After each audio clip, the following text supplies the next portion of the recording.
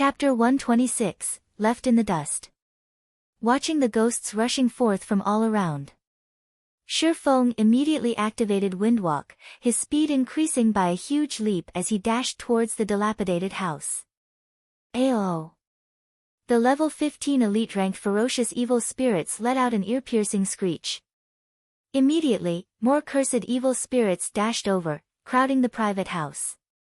Under the command of the ferocious evil spirits, they all stormed into the house in a well-organized manner.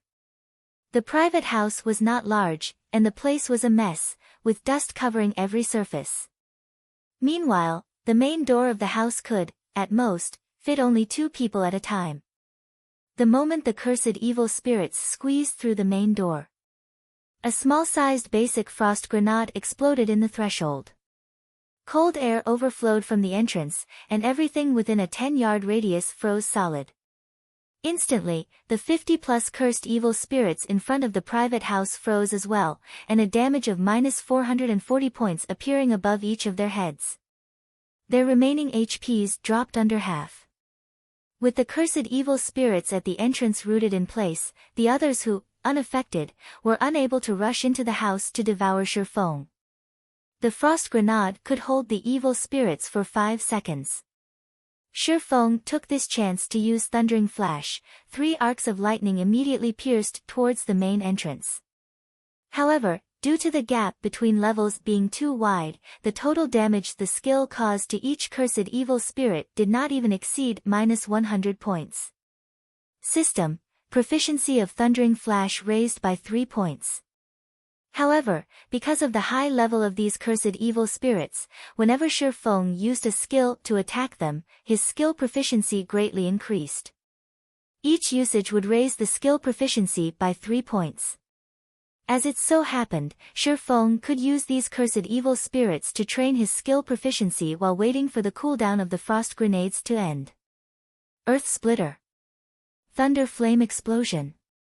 AoE skills landed on the cursed evil spirits, one after another.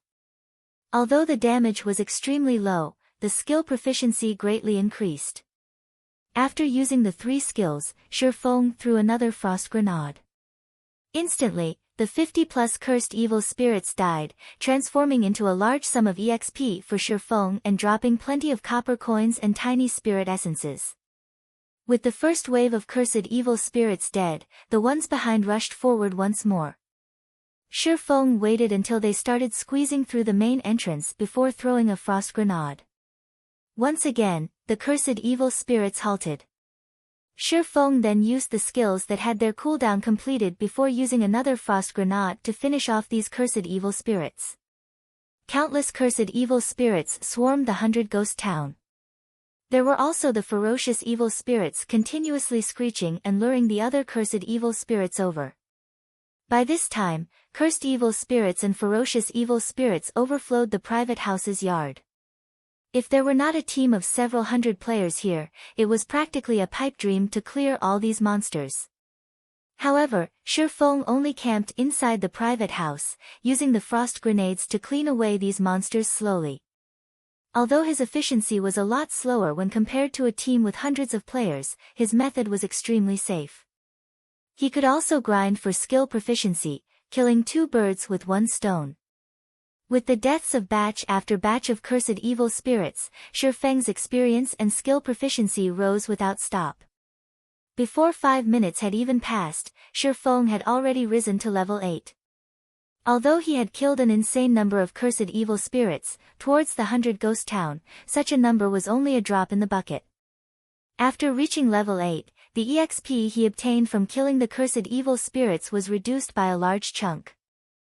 However, the death of each cursed evil spirit still yielded Shi Feng with 4,200 EXP, and his leveling speed was still rising quicker than a rocket. With every wave of monsters killed, his experience bar filled by a large chunk. If others were to see this, their eyes would most likely pop out of their sockets. They could only raise their experience bars by a small chunk after striving for 1 or 2 hours. Yet, Shi Feng's experience bar expanded by a large portion with each passing moment. With the slow decrease of Shi Feng's remaining frost grenades, the number of cursed evil spirits also continuously fell. This situation greatly enraged the ferocious evil spirits, and they worked even harder at summoning their allies. 20 minutes later, a golden flash surrounded Shi Feng's body. He leveled up once more, reaching level 9.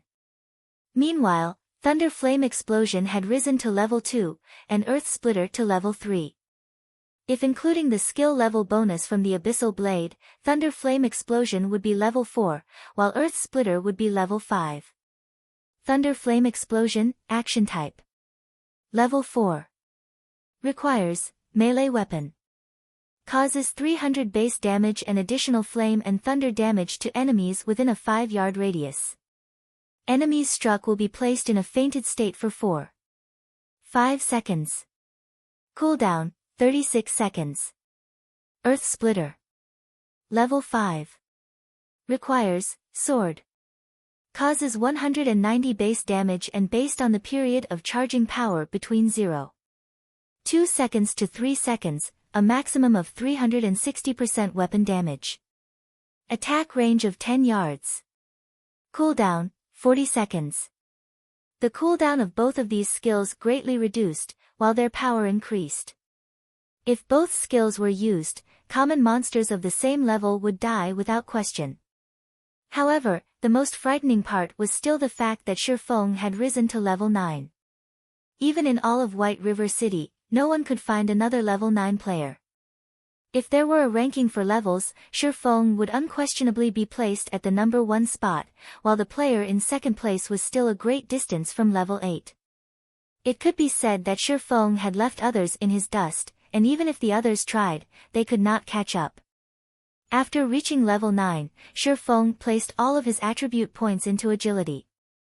With this, Shi Feng's agility finally reached 75 points, satisfying the condition for equipping the Dark Pursuer's cape. After equipping the Dark Pursuer's cape, Shi Feng's attributes greatly increased once more, his agility immediately rising to 80 points. As long as it reached 100 points, he could unlock Agility's special hidden skill, greatly increasing his battle prowess. Besides that, Shi Feng's HP had also increased to 1,200 points, his movement speed to 24 points, and his attack speed to 30 points, allowing him to learn the skill, Silent Steps. The next time he met Absolute Heaven, he would not allow him to escape so easily. Now that Shi Feng was level 9, the level suppression from the cursed evil spirits was no longer as significant as before.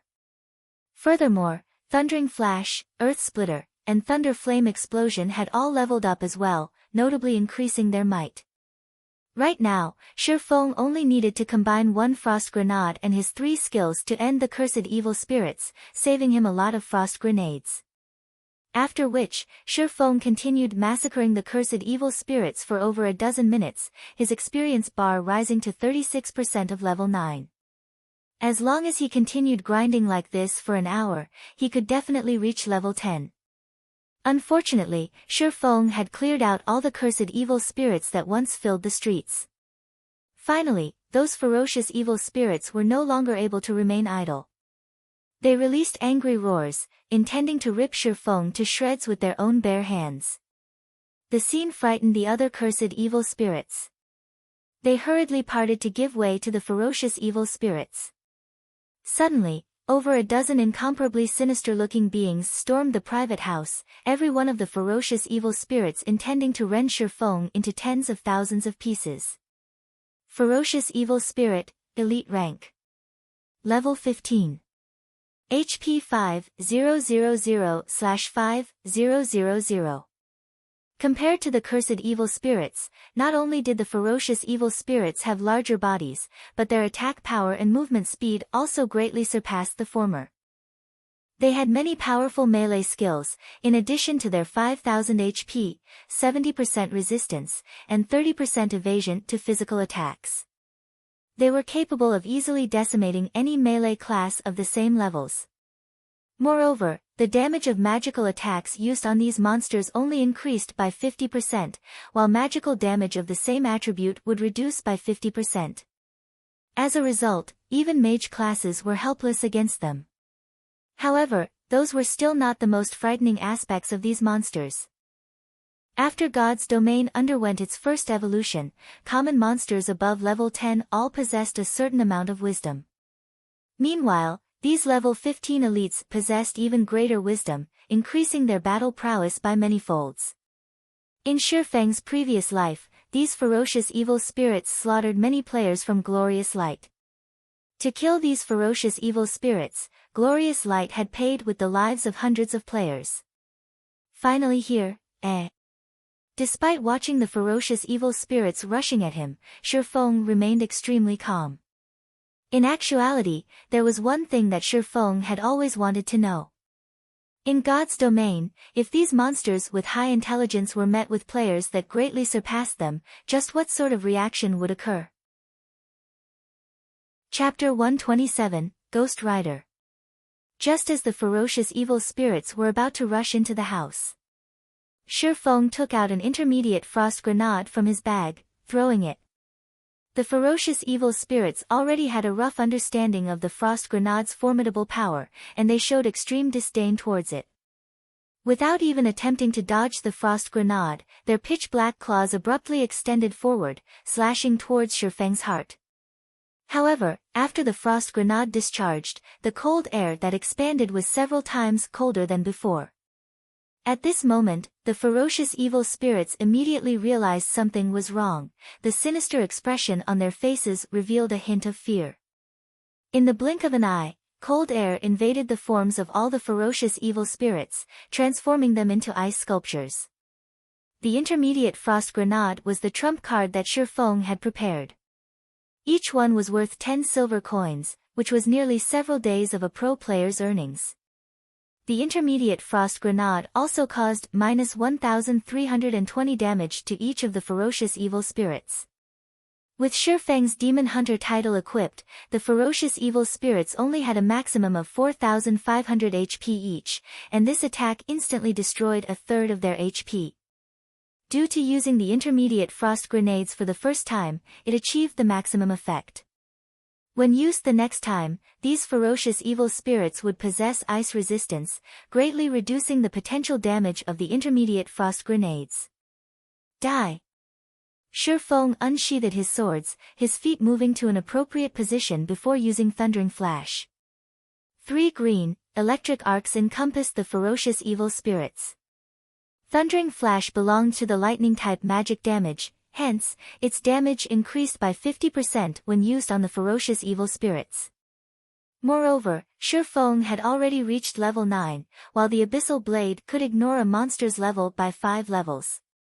In actuality, the ferocious evil spirits were only considered one level higher than Shifeng, and the level suppression on Shifeng was almost non-existent. The level 5 Thundering Flash dealt damages of -176, -230, and -297 to these frozen monsters. The skill also placed an additional amplification effect on the monsters, increasing the damage they received by 30% over the next 20 seconds. With the ferocious evil spirits unable to move for a full 5 seconds, Shifeng was able to launch attacks at them freely. Chop. Double Chop. Earth Splitter. Physical type damage was no different than a scratch to these ferocious evil spirits, and even a fully charged Earth Splitter caused no more than 100 damage. As the seconds ticked by, the ice covering the bodies of the ferocious evil spirits started showing signs of cracking. It would only be a moment before they struggled free of their imprisonment. Shifeng leaped lightly, the Abyssal Blade raised high as it condensed the power of thunder and flame around it. When Shifeng landed in the midst of the group of ferocious evil spirits, an abrupt explosion occurred. Thunder and flame instantly swallowed the surroundings, enveloping the ferocious evil spirits and causing damages of over -500 points. In just a moment, the ferocious evil spirits all lost 2/5 of their HP, and he forced them all into a fainted state. Due to these monsters being high-leveled elites, the fainted state was less effective on them, lasting, at most, 3 seconds. Meanwhile, after Shifeng's attributes had greatly increased explosively, he created 12 sword images. Like a fierce gale, Shifeng swept through the ferocious evil spirits. Multiple damages of roughly -30 points appeared above the ferocious evil spirits' heads, with the occasional -60 points or so damage. Immediately, the ferocious evil spirits' HP reduced slightly once more. As the 3 seconds were about to pass, Shifeng tossed out another intermediate frost grenade, turning these ferocious evil spirits into ice sculptures yet again. This time, the intermediate frost grenade only managed to cause -860 damage to the monsters. However, the damage was enough to reduce the HP of these ferocious evil spirits to a critical level. These ferocious evil spirits truly did not imagine a weakling like Shifeng was so powerful. Within a short time span of less than 10 seconds, he managed to send all of them near death's door. Every one of these ferocious evil spirits revealed expressions of fear. They started to struggle out of the ice with all their might, their hearts filled with thoughts of escape. Unfortunately, their efforts were for naught. As another second passed, Shifeng threw out the third intermediate frost grenade, taking the lives of the dozen-plus ferocious evil spirits. After their deaths, the ferocious evil spirits dropped a pile of loot. System: Level 15 ferocious evil spirit killed.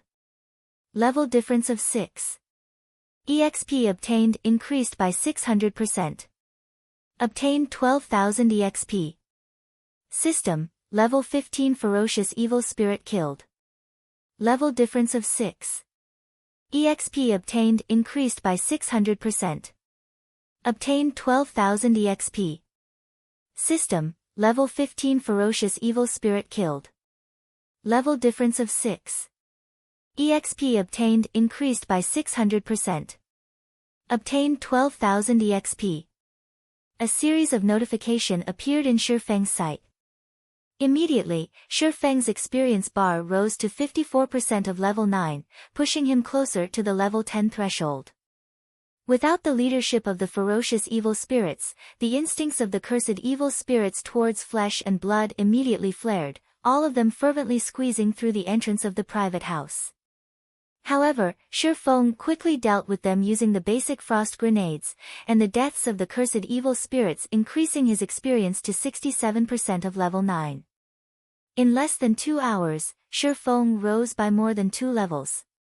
Although his leveling speed was impressively quick, the money he spent to do so was equally astonishing.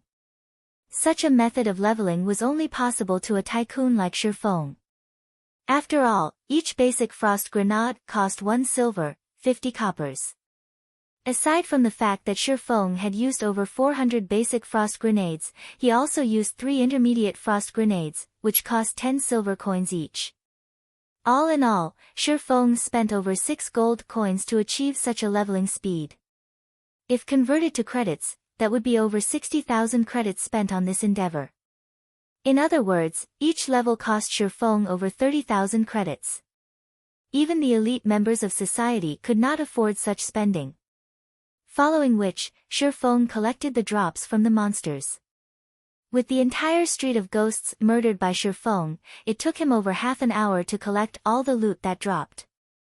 Making a rough calculation, Shifeng discovered that he actually did not take a loss.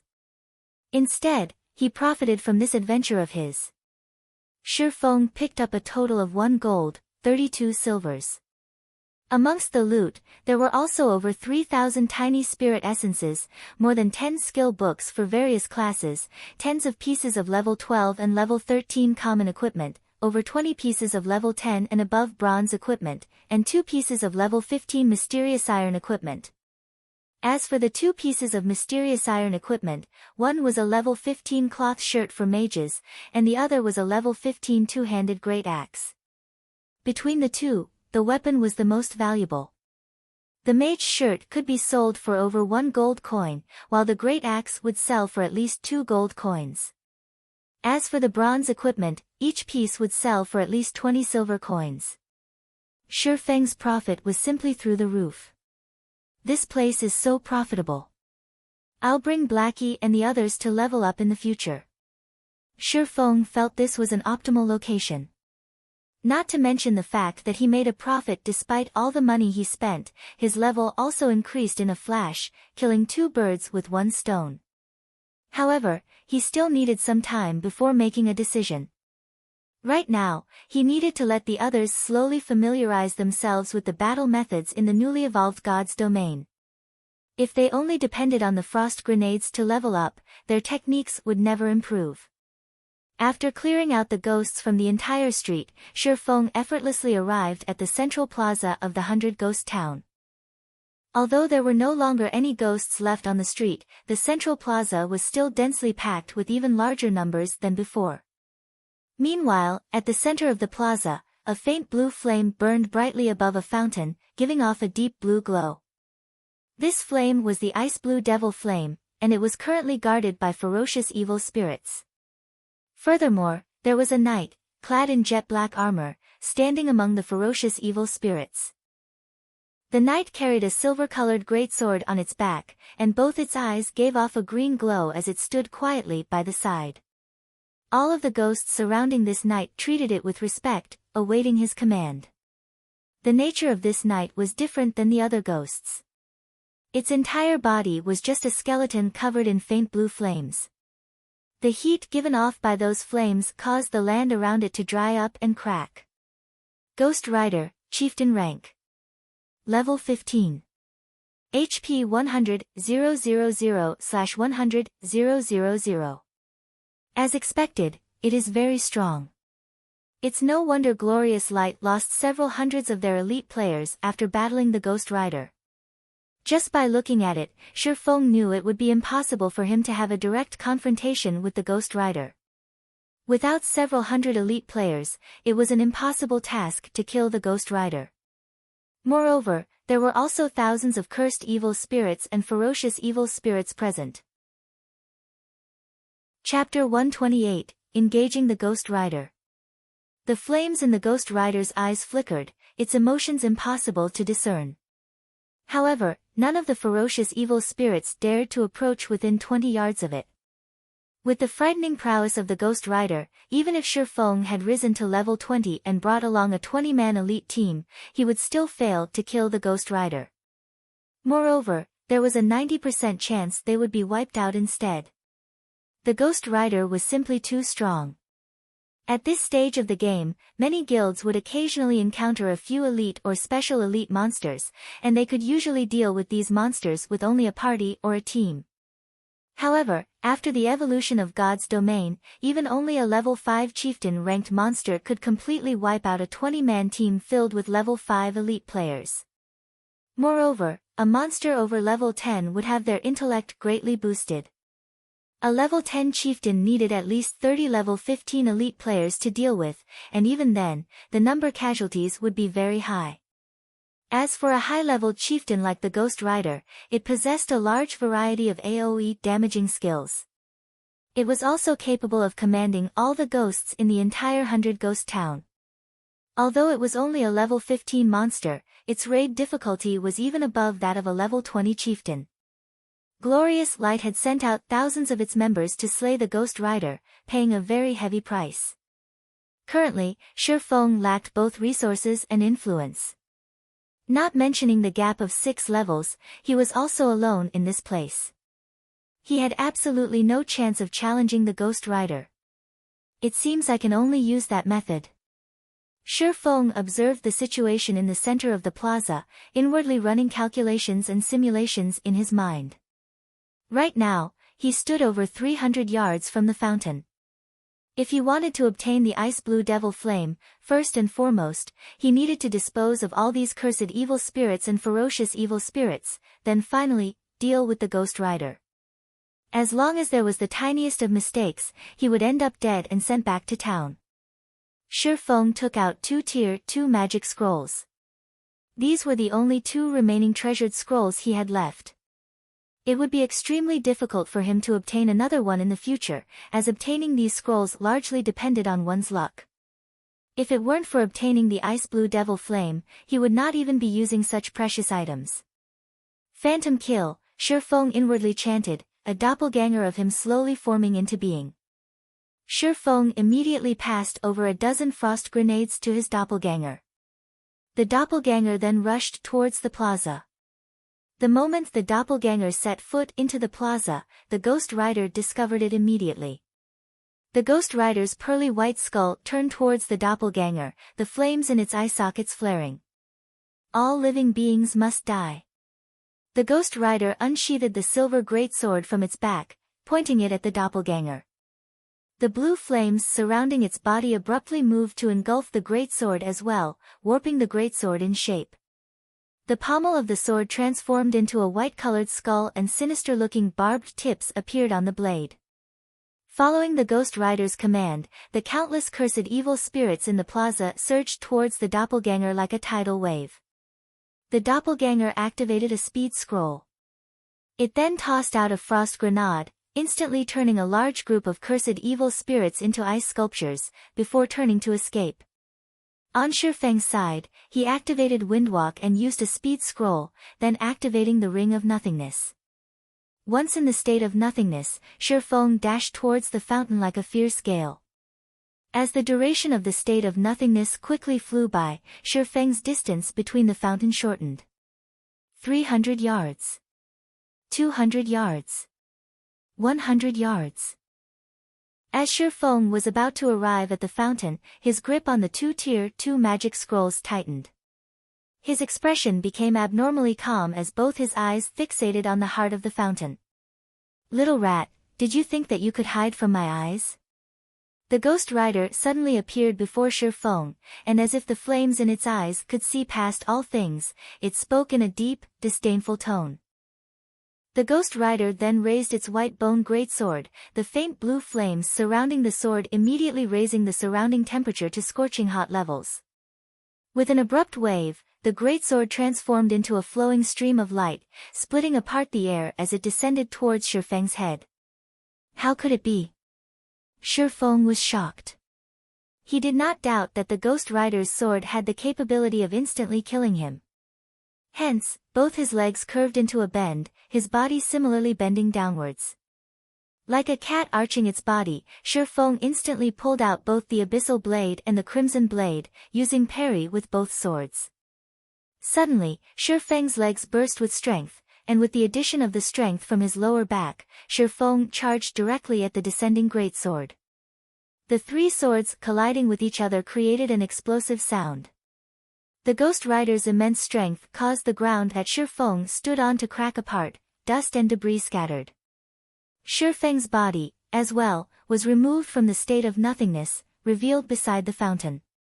Although Shifeng did not receive any damage from the collision, the flames of the white bone greatsword were just too blistering. As the Abyssal Blade was a magic weapon, there were no problems with it. However, the secret silver-ranked Crimson Blade was different. Not only was its durability greatly reducing, but the Crimson Blade itself also turned a glowing red and even showed signs of melting. Meanwhile, the Ghost Rider was slightly shocked that its sword did not yield it an immediate victory. However, it waved its sword for a second strike. The flames on the white bone greatsword soared, rising over 5 meters into the air as the sword slashed at Shifeng. This was the Ghost Rider's Devil Flame Slash.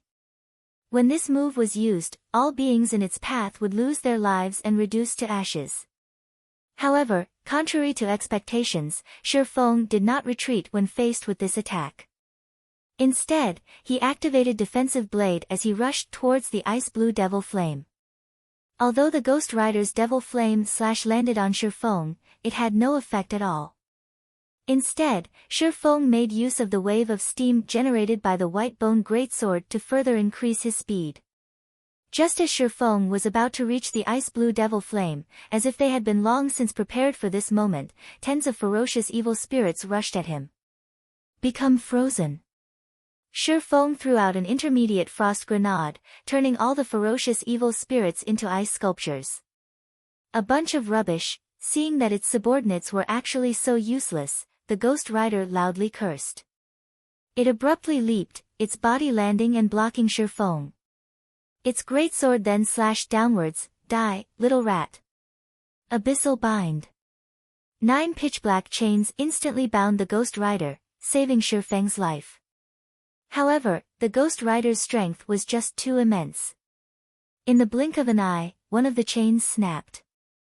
Seeing this, Shifeng dared not stop his movements as he ran towards the fountain. "Wretched little rat, you have truly angered me this time," the Ghost Rider roared as it saw that Shifeng was already beside the ice-blue devil flame. It struggled free from the chains binding it, its body turning into a shadow as it swept towards Shifeng, fully intending to dice him into chunks of meat. Due to the Ghost Rider's flames, the freezing effect of the frost grenades was also greatly weakened. The ferocious evil spirits were quickly thawed from their icy prisons, all of them rushing at Shifeng once more. Shifeng only revealed a faint smile at this sight. He spread open the deep blue-colored Tier 2 magic scroll in his hands. Within an instant, the water-attributed mana from the surrounding environment gathered above the magic scroll. Tidal overflow. Shifeng pointed the magic scroll towards the incoming Ghost Rider and ferocious evil spirits, a dark blue magic circle forming above the scroll. Immediately, a violent torrent poured out of the magic circle, engulfing the Ghost Rider and the ferocious evil spirits.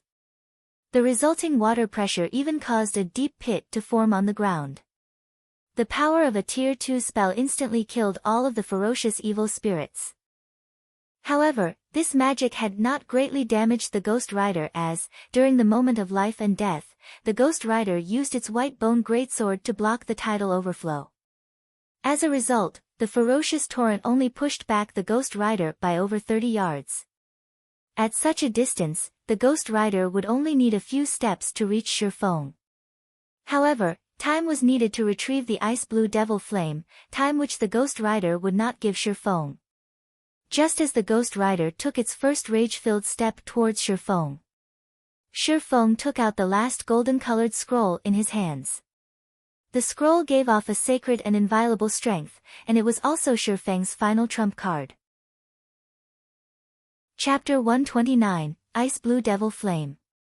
Wretched little rat, feel the wrath of the flames of hell. The flames in the eye sockets of the Ghost Rider were capable of seeing through all things, and when it saw the scroll within Shifeng's hand, it revealed a human-like disdainful expression. Although the might of a Tier 2 magic was great, it was not enough to deal a heavy blow. Furthermore, how many Tier 2 magic scrolls could Shifeng possibly possess? If the other players knew the Ghost Rider's thoughts, they would definitely not think the Ghost Rider was an NPC, but an actual player. However, after the evolution of God's domain, the intellect of these high-ranking monsters was simply that high. At this moment, the faint blue flames surrounding the Ghost Rider all disappeared. The flames had all gathered on the white bone greatsword, boosting the flames by tenfold. All living beings must die, the Ghost Rider bellowed. The berserk roar resounded throughout the entire central plaza as the Ghost Rider abruptly threw the white bone greatsword in its hand. The instant the white bone greatsword left the Ghost Rider's hands, it transformed into a faint blue-colored flame serpent. The flame serpent was over 10 meters in length, and if coiled into a bundle, it would look like a small building. The serpent spread open its mouth, biting towards Shifeng. As the ferocious flame serpent grew closer and closer, Shifeng still had yet to activate the final Tier 2 magic scroll in his hand. This magic scroll was different from the other magic scrolls in that it needed some time to take effect after being activated. Hurry! Please hurry! Hurry, damn it! As the flame serpent flew closer and closer, Shifeng started panicking. However, the activation bar still increased slowly as always. Just as the flame serpent's widened mouth was about to devour Shifeng, the activation bar finished loading. System: a mysterious iron-ranked weapon or above is needed to be sacrificed. Confirm to sacrifice. Without hesitation, Shifeng chose to sacrifice. As for the sacrificed weapon, it was the crimson blade he held in his hand. At this moment, the crimson blade had already reduced to just scrap metal, and it would be meaningless for Shifeng to continue holding onto it. In the blink of an eye, the crimson blade in his hand released a bright golden glow, illuminating the entire central plaza. At the same time, with Shifeng as the focal point, a large golden magic circle appeared. The magic circle then ascended to the skies at high speeds. When the golden glow shone upon the flame serpent, it wailed in agony. Following which, the crimson blade transformed into a stream of light, shooting up to the air. In the next instant, the stream of light transformed into thousands of holy swords of light. The holy swords rained down from the sky, forming a holy domain in a 30-yard radius around Shifeng.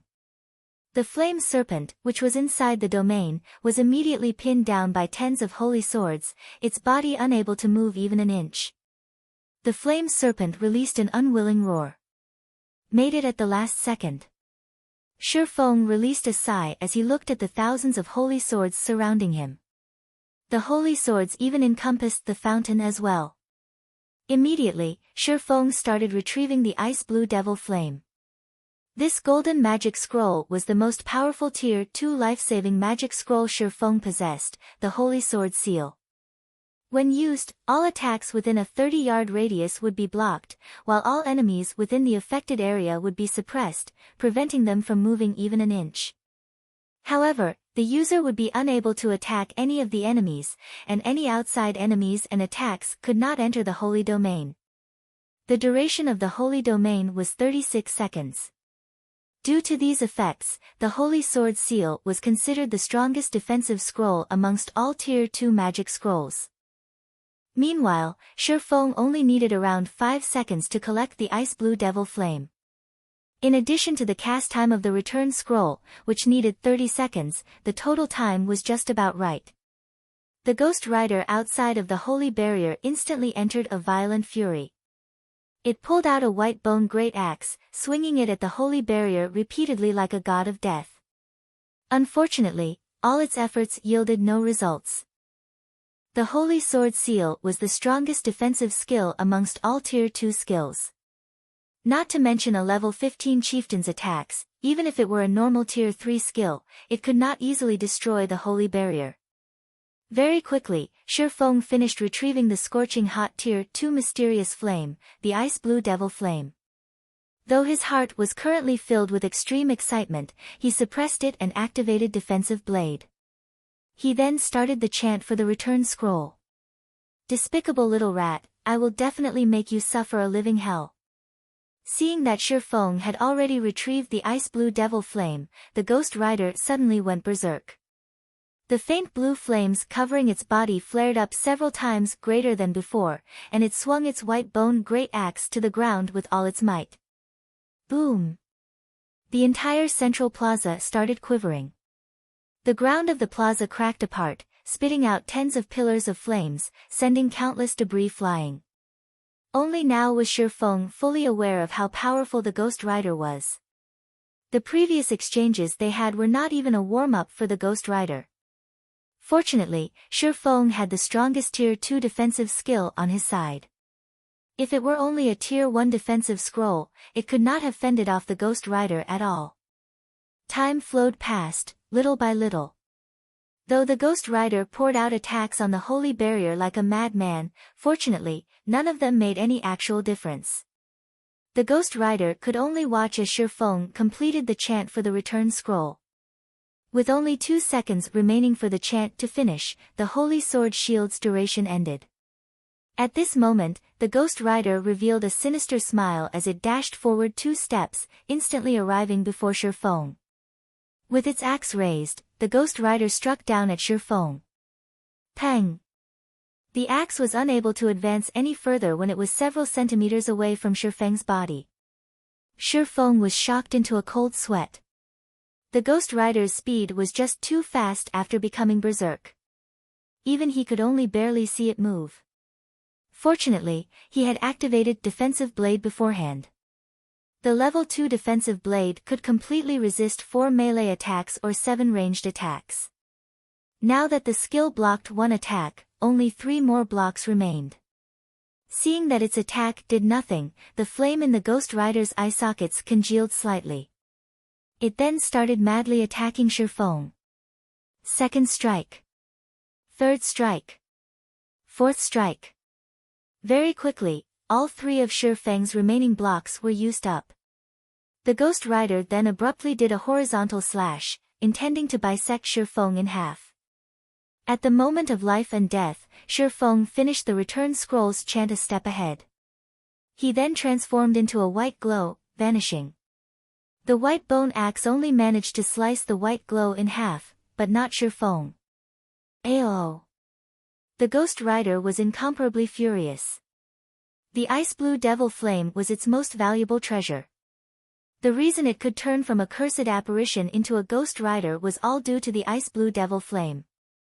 As long as it had another half a year, it could once more evolve and become a lord. With a lord's strength, it could launch attacks at the living beings in the nearby towns, slowly strengthening its army of ghosts. Now, however, the ice-blue devil flame was snatched away by a wretched little rat right before his eyes. So, just how was he supposed to not become angry? After returning to Red Leaf Town, Shifeng could not help but wipe away the cold sweat from his forehead. If he were slower by even a millisecond, he would have definitely died. At that time, not only would he have wasted 2 Tier 2 magic scrolls, he would also need to wait a very long period before he could attempt to obtain the ice-blue devil flame again. However, now that he had collected the ice-blue devil flame, everything returned to his control. As for a high-ranking chieftain monster like the Ghost Rider, it was without a doubt a walking treasure trove. If Shifeng were to kill it off, he wondered just how many good items would drop. Before he went to the 100 Ghost Forest, he once considered forming his own team in the future in order to raid the Ghost Rider.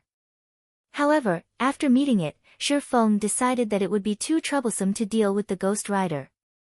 It would be much better if he just sold the information about the Ghost Rider. For example, he could sell the information to Gentle Snow or Stabbing Heart. After all, large guilds all love to hunt for elite monsters in the wild, not to mention a chieftain-ranked monster.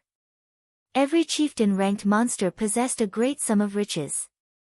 Moreover, only these large guilds could gather hundreds of players in Red Leaf Town within a short amount of time.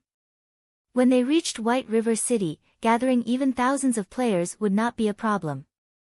There would be no problems if thousands of players were used to deal with the Ghost Rider. Only, the losses in doing so would be somewhat heavy. However, with the information provided by Shifeng, raiding the Ghost Rider would become much easier. Just as Shifeng was about to go to the Forging Association to take a look at the Ice-Blue Devil Flame's attributes, he discovered that many players in Red Leaf Town were currently discussing a single matter. Did you hear? Martial Union has already released an announcement that they will reward 10,000 credits to whoever kills Yifeng once. There is also a reward of 1,000 credits for killing Yifeng's teammates. The person who provides accurate information on Yifeng's whereabouts will also receive 2 silver coins as a reward. With this, Martial Union truly intends to start a blood feud with Yifeng.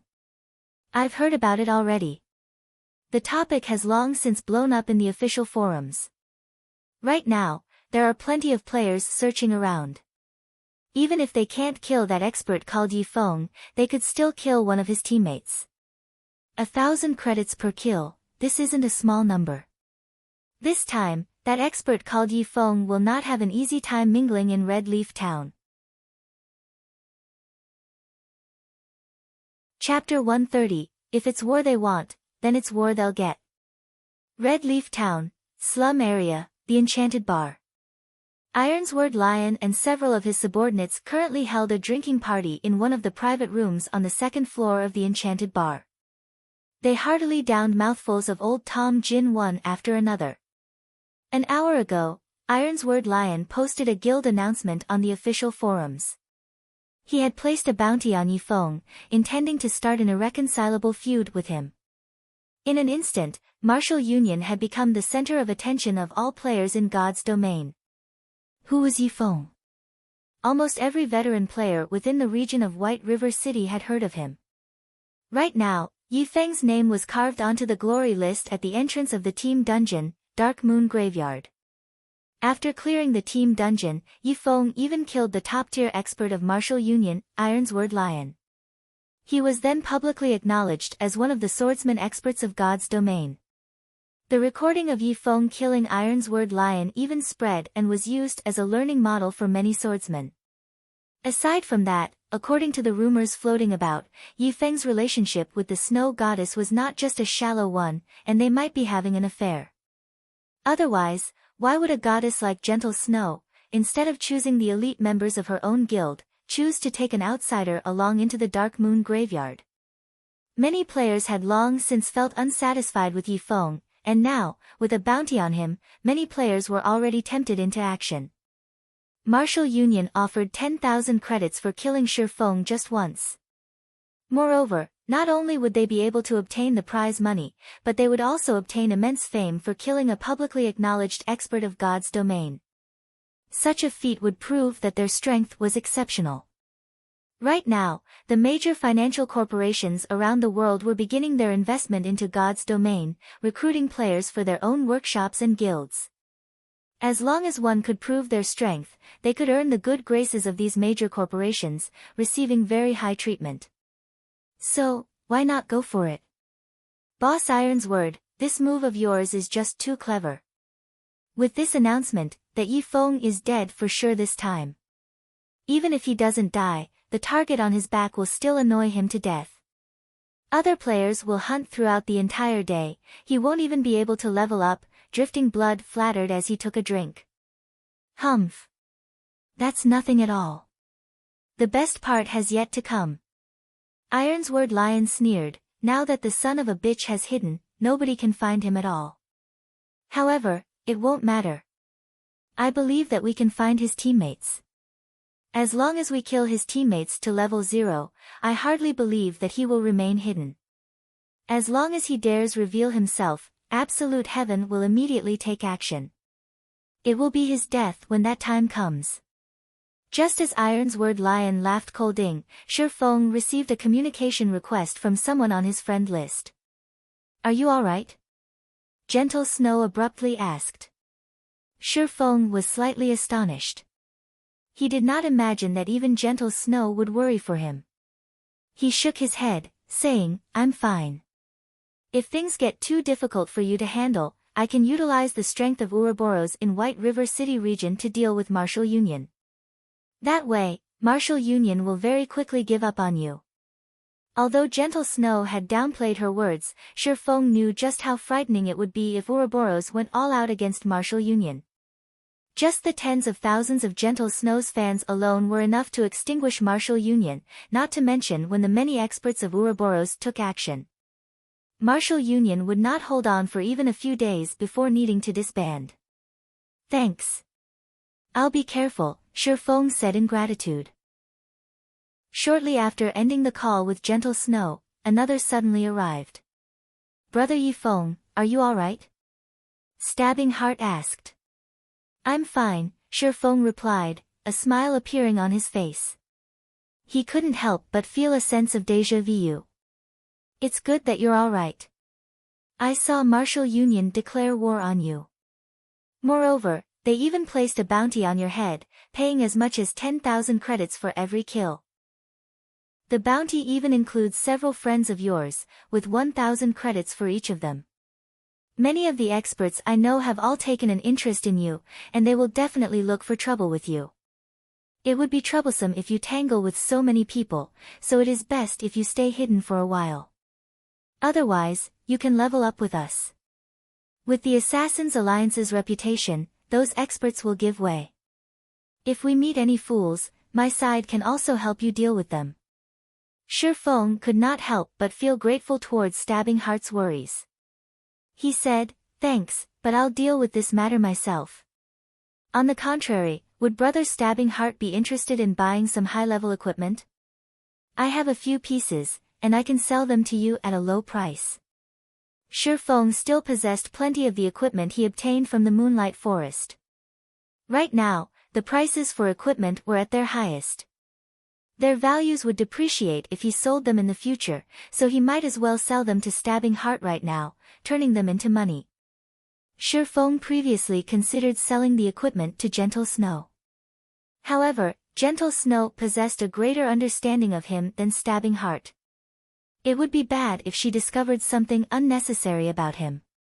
Hence, Stabbing Heart was the best choice to sell the equipment to in this case.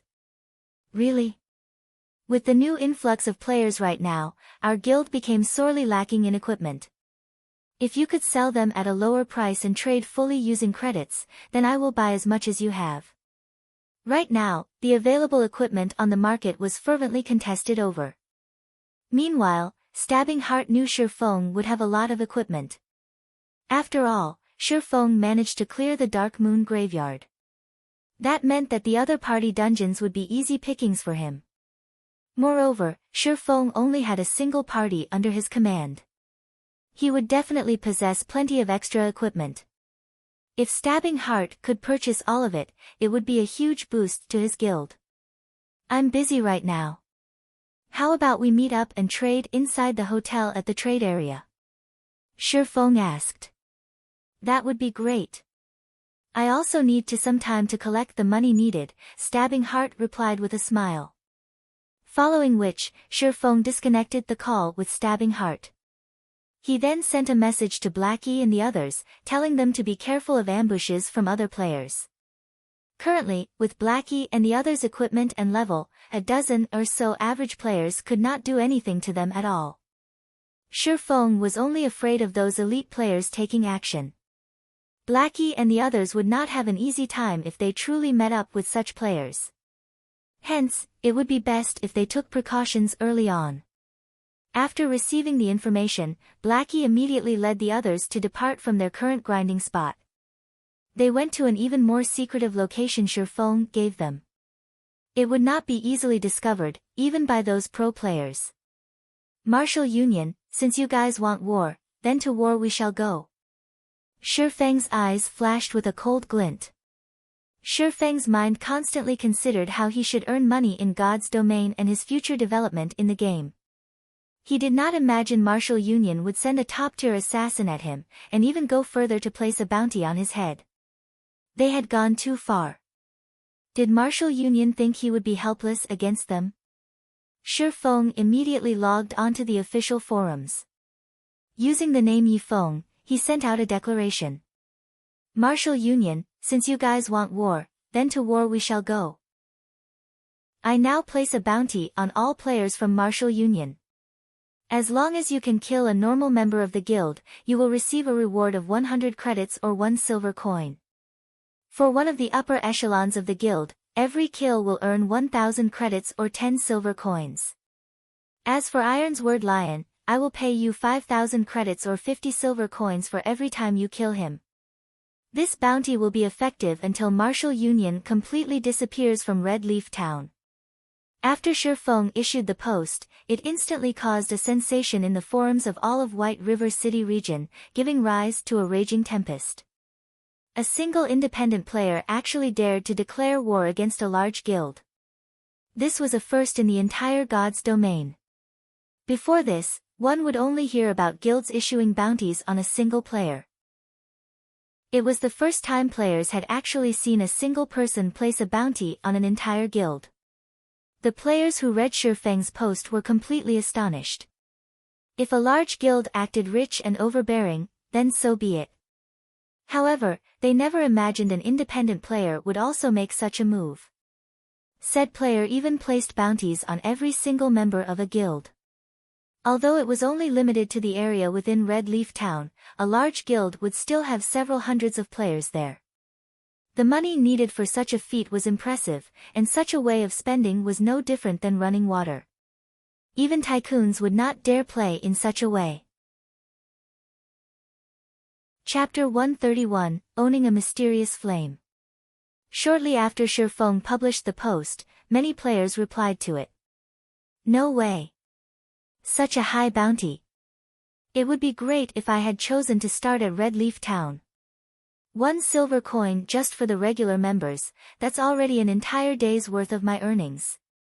If I strive hard an entire day, I could kill at least 7 or 8 of them, which would be 700 or 800 credits. If I continued hunting for an entire month, the amount I can earn would be several times higher than my normal salary. Could it be a scam? Wasn't that Yi Feng an expert in dire straits? Where did he get so much money? The commenter above is right. This is definitely a scam.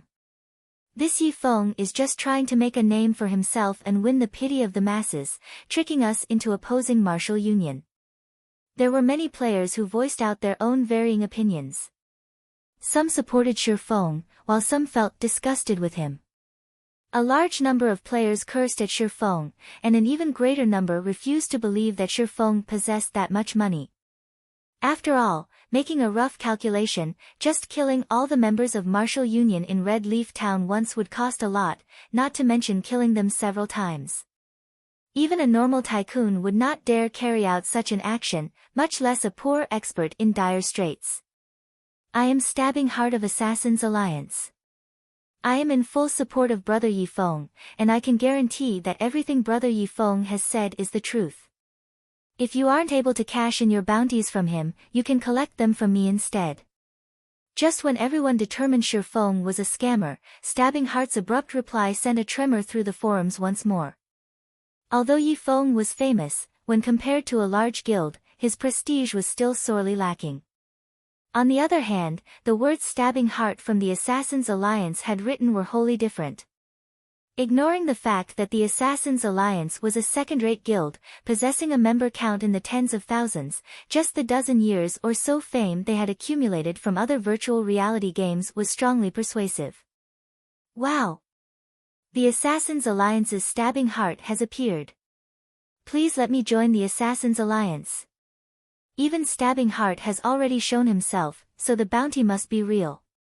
This time, the players of Red Leaf Town are going to make a fortune. Not long after Stabbing Heart's appearance, another reply appeared which instantly caused the number of views on Shi Feng's post to multiply by tens. Yi Feng is my friend. I can guarantee his credibility. If there are any problems, you can find me to deal with them. The reply, indeed, belonged to the snow goddess, Gentle Snow, herself. Moreover, she was willing to make assurances for Shi Feng. Those who cursed at Shi Feng previously immediately shut up after her reply, because if they did not, the snow goddess fans might pummel them into meat paste. Yi Feng, you are my idol. Please take me in as your disciple. I'm willing to do anything you ask. I guarantee it. Big brother Yi Feng, do you have a girlfriend? Little sister is 18 years old, has a beautiful appearance, a sexy body, and wishes to become Big Brother's girlfriend. I can give birth to a bunch of little monkeys for Big Brother. Looking at Gentle Snow's reply, everyone immediately thought Shi Feng was just too awesome. He had received the support of Stabbing Heart of Assassins' Alliance and the Snow Goddess of Ouroboros. This was not a treatment any ordinary expert would receive. Now that God's domain was so popular, Shi Feng's future would be limitless. Slum area, the enchanted bar. Boss Iron's word, this is not good. Yi Feng placed a bounty on our heads, an assassin suddenly rushed into the private room. Currently, Iron's word Lion happily drank away, his face flushed red. He did not think the alcohol in a virtual world could get a person get drunk. The alcohol had such a rich and mellow taste. Compared to the alcohol available in the real world, what he drank right now was much better. It was no wonder those players that tread on the path of darkness all loved to hang around in this place. At this moment, the person who rushed into the room shouting had immediately interrupting Iron's word Lion from enjoying his drink. Annoyed, he said, "Why are you shouting? It's not like the sky is falling. Which son of a bitch was it that placed a bounty on me? Let's see if I don't hack him into pieces." "Boss, I heard it was that Yi Feng who placed the bounty on us," Drifting Blood said in a daze. Yi Feng? With him alone, he wants to place a bounty on us, Martial Union? Who would even believe his words? Iron's word Lion laughed in contempt, swallowing another mouthful of Old Tom Gin. Boss Iron's word, it's true. If you don't believe it, take a look at Yi Feng's post. Right now, views on it have exceeded 1 million already, the assassin helplessly said. Originally, he did not believe that an independent player would dare place a bounty on a large guild either. Anyone who dared would just be digging their own graves. Without great enmity against a guild, no one would not carry out such an action. Such an action was a major threat to the reputation of a guild, and they would definitely not let off any players who dared provoke them. If they did not kill the player until he quit the game, they would not let the matter rest. However, reality told him otherwise, as such an incident had truly occurred. Ironsword Lion still did not believe his subordinate's words. To place a bounty on the members of Martial Union, was this Yifeng seeking death? Hence, Ironsword Lion checked out the official forums. Immediately, Ironsword Lion was dumbfounded. Yifeng actually dared place a bounty on all of Martial Union. He really intended to fight until one side was gone. However, Ironsword Lion had forgotten that he was the one who first placed a bounty on Yifeng.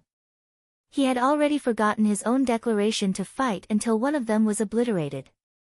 After taking a closer look at the contents of the post, Ironsword Lion was truly shocked. Those who originally called Yifeng a scammer had all shut their mouths now, and they all itched to slaughter the members of Martial Union. It was like they discussed competing over vegetables on the forum. When Ironsword Lion saw the price tag of his own bounty, he nearly exploded with anger. He had spent 1,000,000 credits to hire Absolute Heaven to assassinate Yifeng, and the bounty of 10,000 credits he publicly declared was just for entertainment. He was not hoping that someone would kill Yifeng at all, his main goal was to kill Yifeng's teammates. Now, however, Shifeng had tagged him with a bounty of 5,000 credits. In doing so, wasn't Yifeng stating that he was far from being his equal? The most unbelievable thing was that Stabbing Heart and Gentle Snow had also stood out to show their support for Yifeng. Ironsword Lion simply could not understand this situation. The bounty he placed was only on Yifeng, yet, why did these fellows mind other people's business? Gentle Snow was one thing, but why had Stabbing Heart appeared as well? He and the Assassins' Alliance had always minded their own business, and he had never provoked the Assassins' Alliance before. So, why was Stabbing Heart showing his support to Yifeng? Good.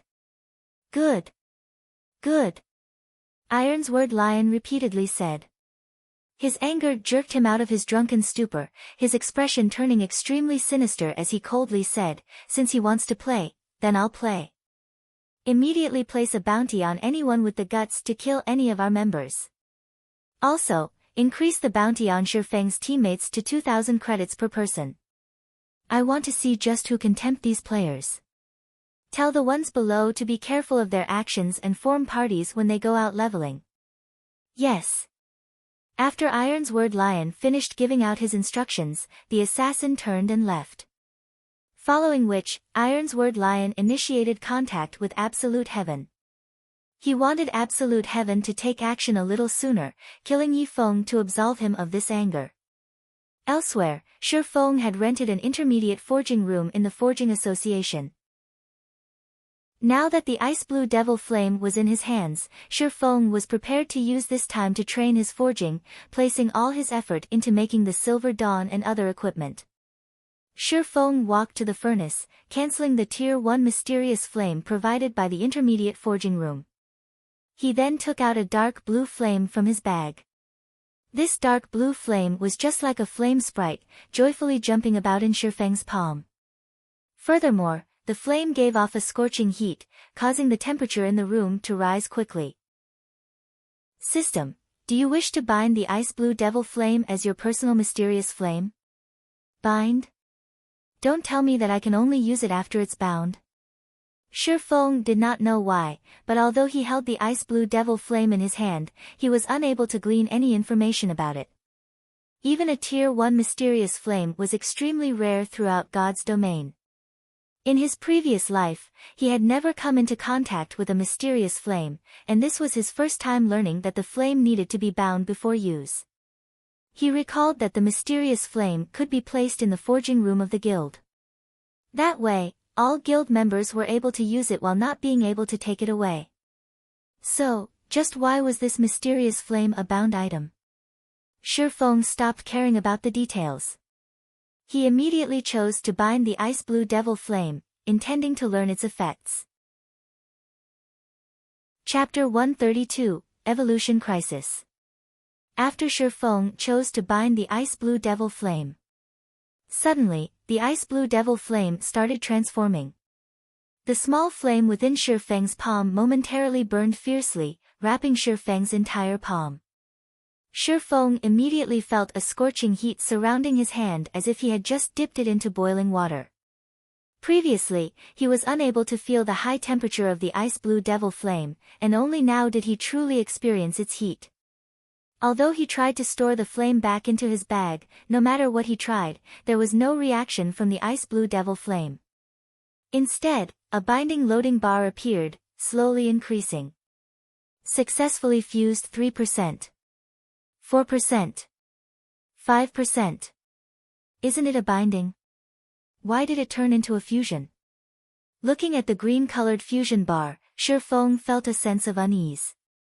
He could barely endure just the pain he currently felt. However, the temperature of the flame constantly rose, while the fusion rate of the flame was extremely slow. If this situation were to continue, Shifeng would, sooner or later, die from the pain alone. Just when Shifeng had called out the pain perception system's interface, intending to turn off all his senses of pain, his flaming hand no longer felt hot. Instead, he felt a cooling feeling on his palm as if it submerged in ice-cold water. Is the fusion complete? Shifeng took another look at the fusion bar. It showed 8%, still very far from reaching 100%. However, since it was no longer hot, Shifeng gave up the notion of turning off the pain perception system. However, another moment later, his flaming hand grew colder and colder as if it were inside an ice cube. Shifeng could not help but shiver at the chilling temperature. Just when he was unable to endure the cold any longer, the flame surrounding his hand turned hot once more. In such a way, the flame constantly alternated between hot and cold. Shifeng was also able to understand the reason for this phenomena. Just like its name, the ice blue devil flame possessed both ice and fire attributes. However, Shifeng no longer wished to endure torture by the ice blue devil flame, so he chose to turn off the pain perception system. During the fusion process of the ice blue devil flame, if pain perception falls below 20%, fusion will fail and cause a fixed amount of damage to the player. Are you sure you want to turn off the pain system? Crap.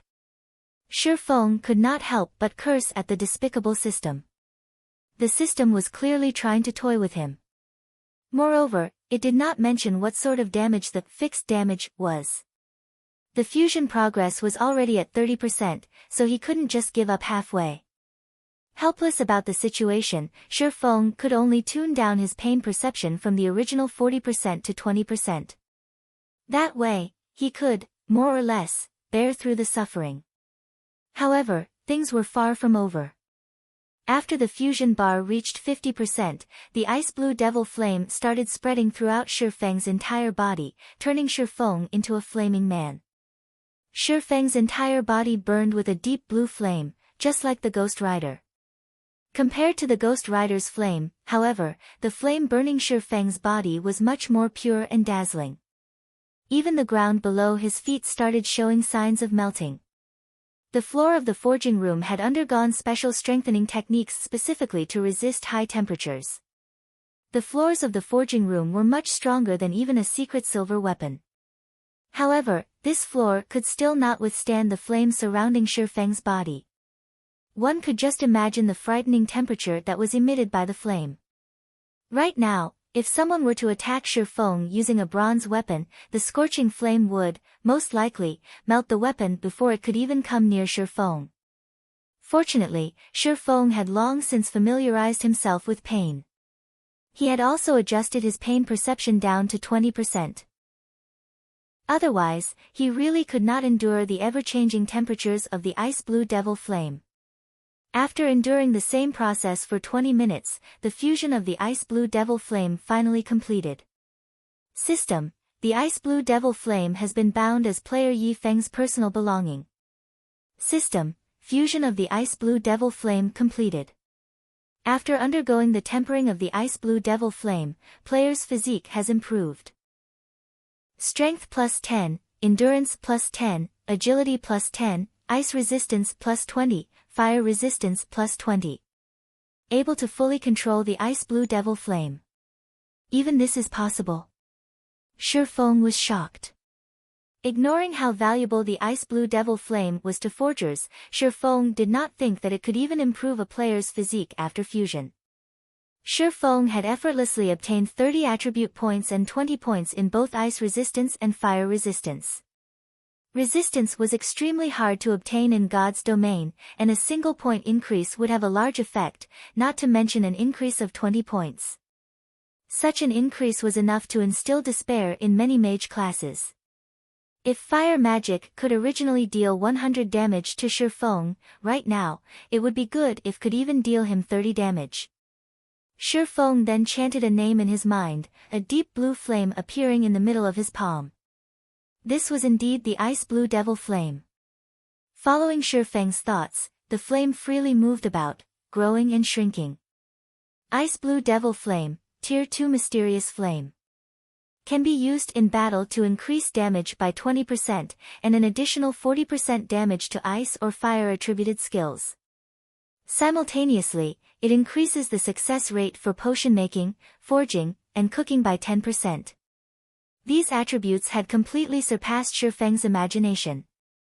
In his previous life, he had never received any information regarding mysterious flames being capable of increasing a player's battle prowess. It was also impossible for the mysterious flames to only increase a player's battle prowess in this life.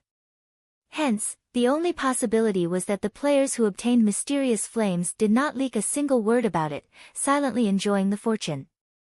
Just the mysterious flame's ability to increase the success rate of forging and potion making was sufficient to send all the major powers in God's domain into an uproar. If the information about it being capable of increasing a player's battle prowess leaked, the competition over mysterious flames would become much more intense. Forgers and potion makers would have no chance to obtain a mysterious flame for themselves at all.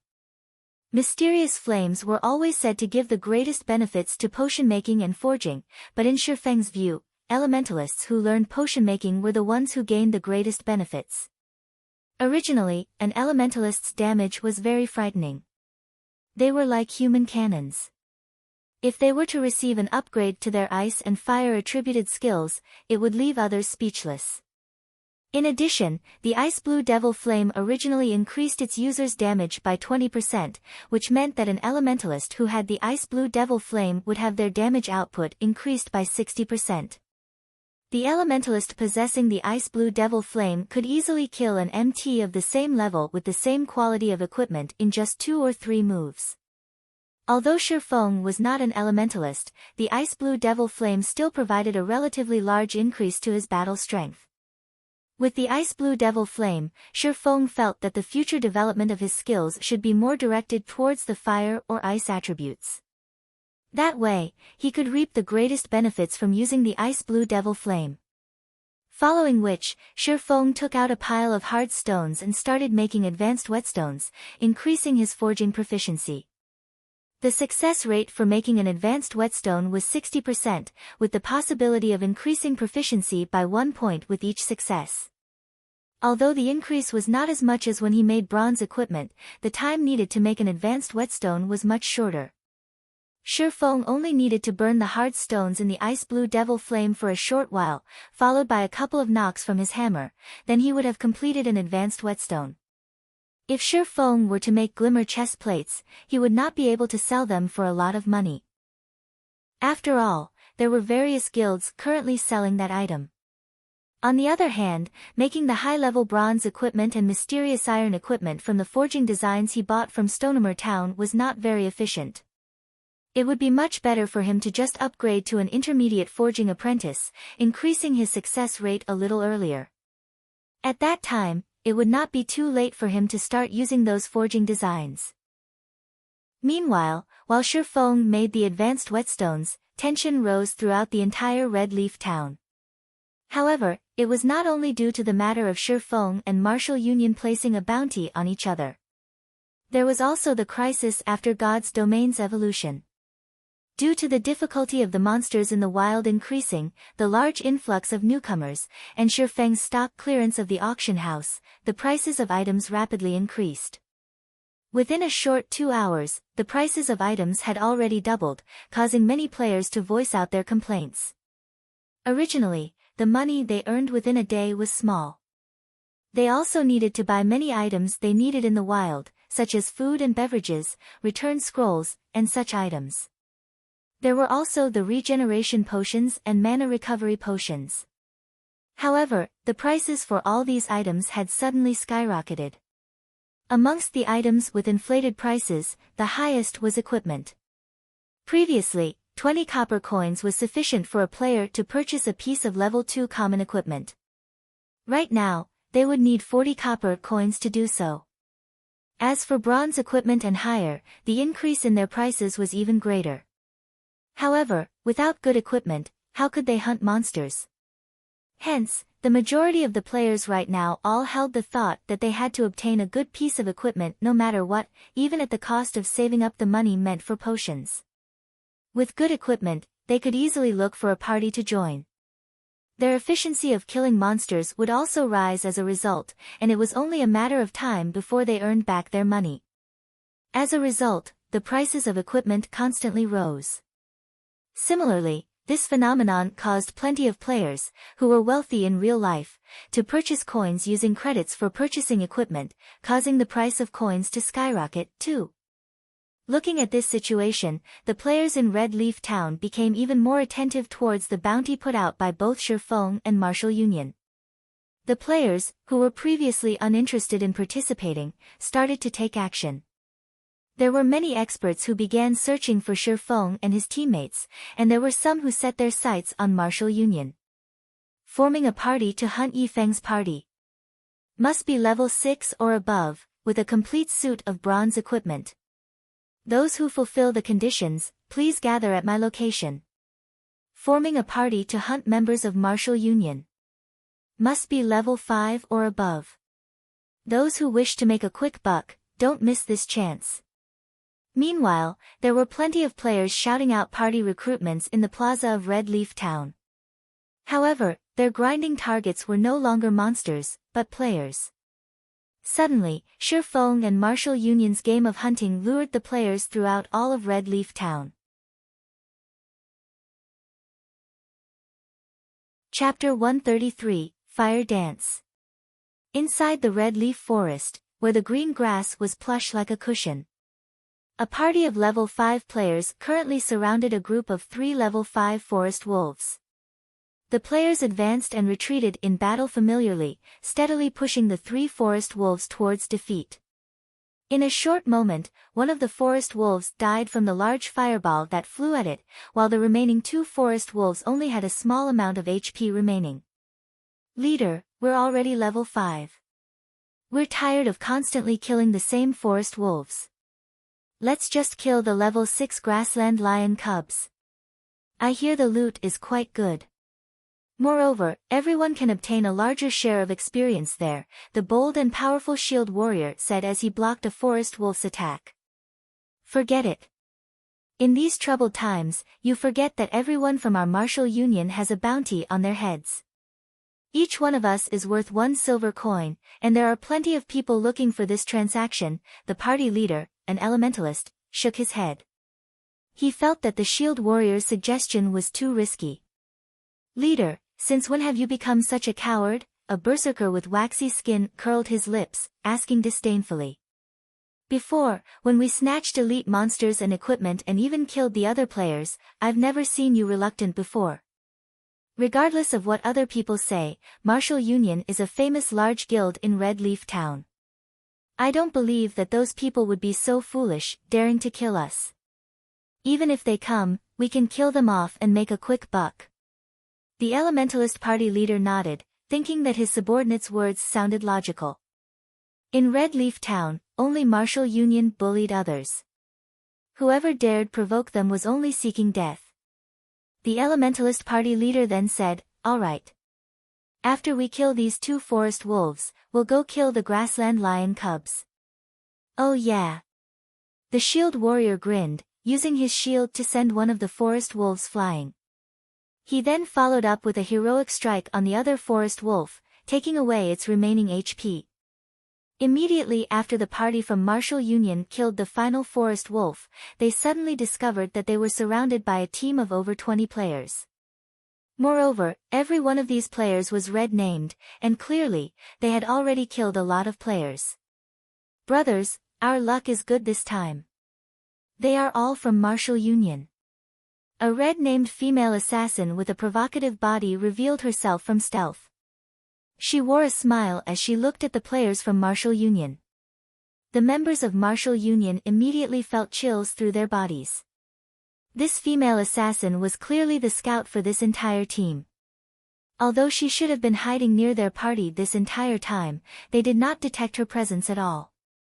"What are you all trying to do?" the Elementalist party leader asked in a cold tone, his eyes observing his surroundings. "What are we doing?" the female assassin gleefully smiled at the party leader from Martial Union, saying with a laugh, "Of course, we are here to do some happy things with you." "Sister Fire Dance, why are you wasting your breath on them? Let's just kill them and be done with it," one of the rangers standing in the encirclement said, feeling restless. His bow was already knocked and aimed at Martial Union's cleric. The shield warrior from Martial Union knew that they were not a match for these group of players. Hence, he intimidated, "You guys better think through this. You will not have a good ending if you become Martial Union's enemies. By the time we take care of that Yifeng, we will take revenge on those who dared attack the members of our guild. You guys best consider your actions properly. Don't make a mistake. Is Martial Union really that amazing?" The female assassin named Fire Dance played with the dagger in her hand. Curling up her lips slightly, she said, "Why have I heard that you guys suffered a crushing defeat at the hands of my idol, Yifeng? Moreover, since you guys dared make trouble with my idol, it's no different than seeking for trouble with me. You should all just die, right here. Brothers, take action. Don't let any of them escape." Hearing Fire Dance's command, the 20-plus players surrounding Martial Union rushed forward. Meanwhile, the female assassin named Fire Dance suddenly appeared behind the party leader from Martial Union. She immediately knocked the elementalist unconscious, her icy-cold dagger slashing across his neck. She then followed up with a backstab and eviscerate, instantly taking the party leader's life, her techniques both quick and efficient. The other members of Martial Union were extremely shocked by this scene, their hearts stopped beating completely. Immediately, they turned and ran. However, would it be that easy to run away? Immediately, the ice walls of elementalists blocked their escape, followed by ice spheres reducing their movement speeds. Several berserkers separately used charge on their targets, followed by breaks, greatly reducing the movement speeds of the members of Martial Union once more. With their fleeing speed slower than even a tortoise, the members of Martial Union died within moments. "Tidy up the loot quickly. We'll be looking for our next target," Fire Dance issued her command. "These fellows sure are fat. They have contributed 3 pieces of bronze equipment to our inventory. It really makes you wonder just how fat Yifeng's party, which is much more powerful, is," a lean berserker said as he collected the dropped items. He couldn't help but drool when he gazed at the bronze equipment the members of Martial Union left behind. Water Buffalo, are you having ideas about my idol's teammates?" Fire Dance looked at the berserker, smiling faintly as she asked. Immediately, the berserker called Water Buffalo quivered, hurriedly laughing as he replied, "How would I even dare? I was only fantasizing in my mind a little. If I really did look for trouble with them, I would only be there to die at their hands." "Humph. At least you know your limits," Fire Dance snorted. She then turned, departing in search of her next target. Red Leaf Town, Slum Area, the Enchanted Bar.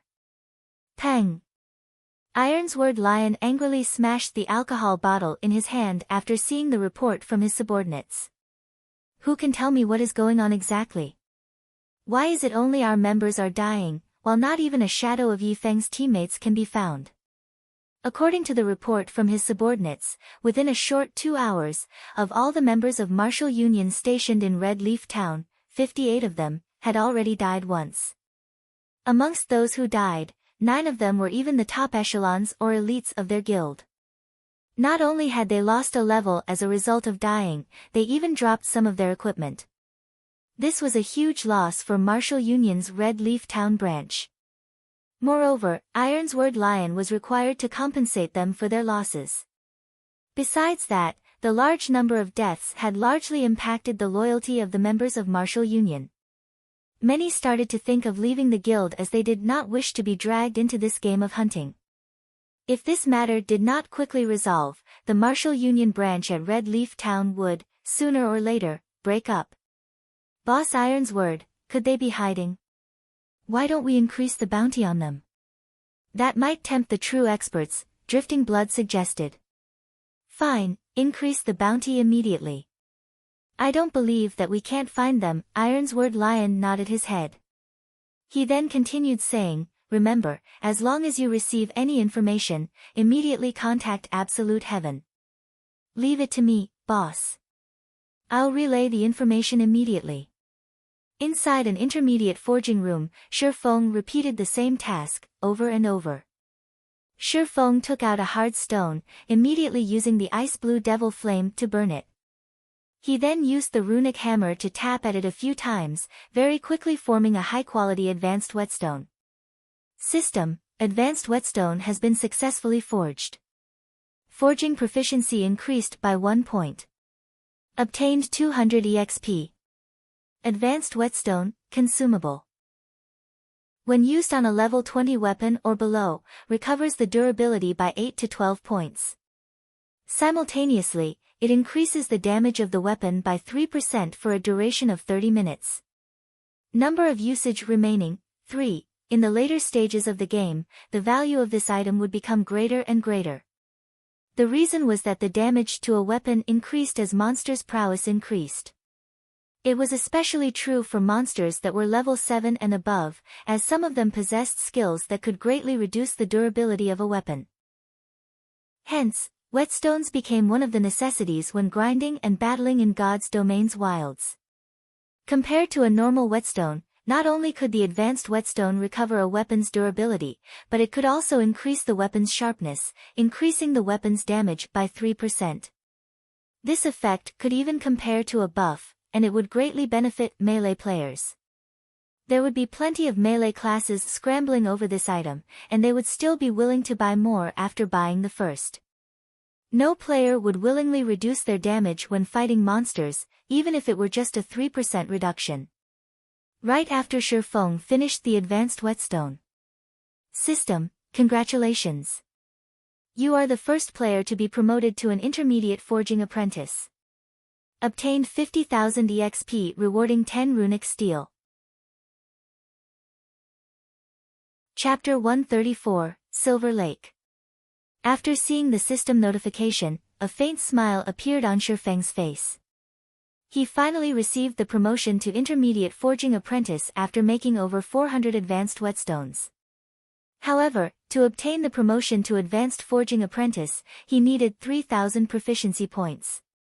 He could not achieve such an amount in a short period. Shifeng looked at his experience bar. It was currently at 94% of level 9, only 6% away from the level 10 threshold. As long as he strived a little further, he would break through that threshold. In God's Domain, there was a huge boost in attributes every 10 levels. When players obtained their first 10 levels, it was an indication that they could enter a city. In a city, players could enjoy various benefits. Not only could they purchase resources not sold in towns, but they could also obtain plenty of high-leveled quests. Players could even purchase bronze equipment at a low price, though that depended on the player's luck. It would also be much easier for players to make money once they reached a city. Furthermore, players could use the teleportation gates available in the city to transfer to high-level monster areas. They would not need to waste a huge amount of time on travel, quickly arriving at level 10 or higher monster areas. Moreover, the game of God's Domain only truly began after entering a city. When that time came, the players from tens or hundreds of towns would gather in a city. A single city would have, at the very least, over 100,000 players.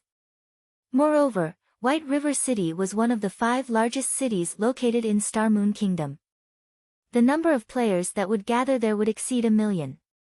At that time, the various guilds could centralize their influence completely, displaying the true strength of a guild. This would also increase the competition between guilds. It would be a lot less peaceful when the various guilds competed over the limited resources available.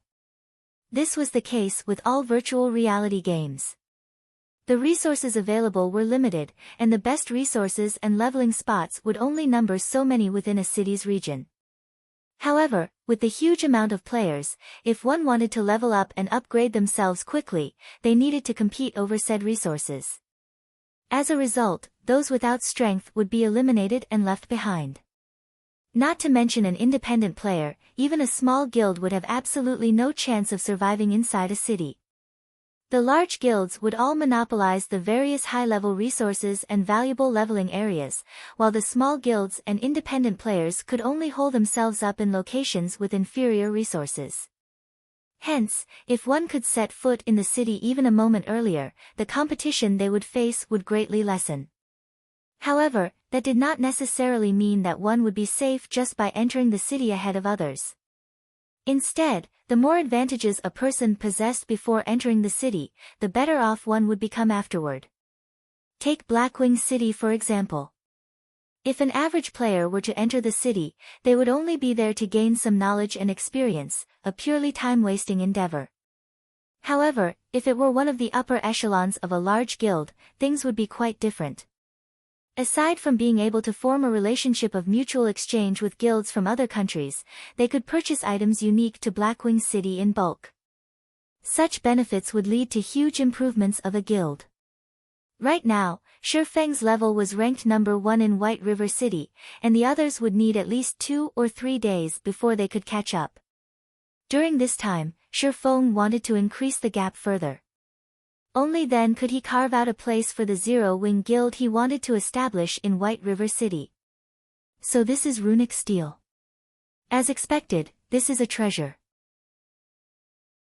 Shifeng took out a piece of blue steel, filled with magic, from his bag, joy filling his entire being. In Shifeng's previous life, many forgers competed madly for just a piece of runic steel. Even if they managed to buy one, they would treat it like their baby. They would not use it lightly. Meanwhile, Shifeng possessed 10 pieces of runic steel right now. Runic steel, fine gold rank consumable. When used to forge level 50 fine gold equipment or below, increases success rate by 10%.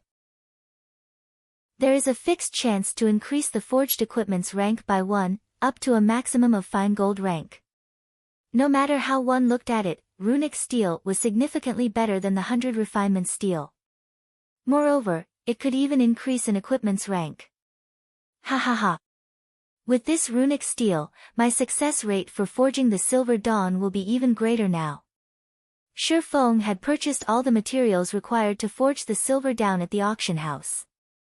In addition to the materials he had purchased before, he could forge a total of 16 Silver Downs. Just the cost alone for a single Silver Dawn was over 37 silver coins. Even an elite party needed to raid a hard mode party dungeon half a dozen times before collecting such an amount. Hence, Shifeng only chose to forge the Silver Dawn after he was promoted to intermediate forging apprentice. Shifeng took out the forging design for the Silver Dawn, clicking to learn it. He began the process of forging his first Silver Dawn. Previously, before he had obtained the Ice Blue Devil Flame, his success rate for forging the Silver Dawn was only 32%. After the addition of the Ice Blue Devil Flame, the success rate increased to 42%. If Shifeng used the runic steel, he could further increase it to 52%. A mere intermediate forging apprentice's chance of successfully forging a secret silver weapon was just over 50%. Even a master forger would be flabbergasted at this success rate. The reason was that a basic master forger only possessed a 30% success rate when forging a secret silver equipment, and only a grandmaster forger had a 50% success rate.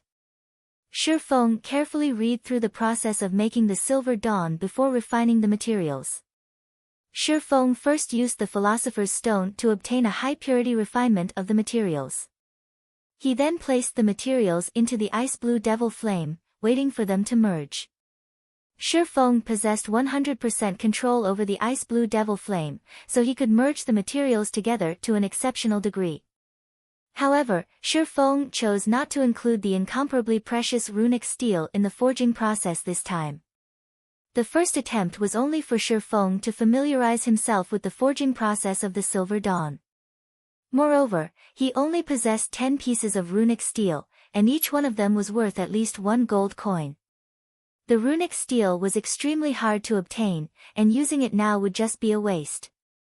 If other forgers knew that Shifeng intended to use the runic steel to forge the Silver Dawn, they would curse at Shifeng in anger. The Silver Dawn was only a level 10 secret silver weapon, yet, Shifeng actually thought of using the runic steel to forge it. Such an action was simply maddening. 10 minutes later, the refinement process was complete. Shifeng looked at the product of his refinement with satisfaction. He then placed the piece of metal on the anvil, using the runic hammer to pound at it. Sparks flew about as the sounds of the hammer striking the metal resounded throughout the forging room. Shifeng was extremely careful with every strike, afraid that a single misstep would affect the final shape of the Silver Dawn. After striking at the metal hundreds of times, sweat drenched Shifeng. Satisfied, he clicked the generate button.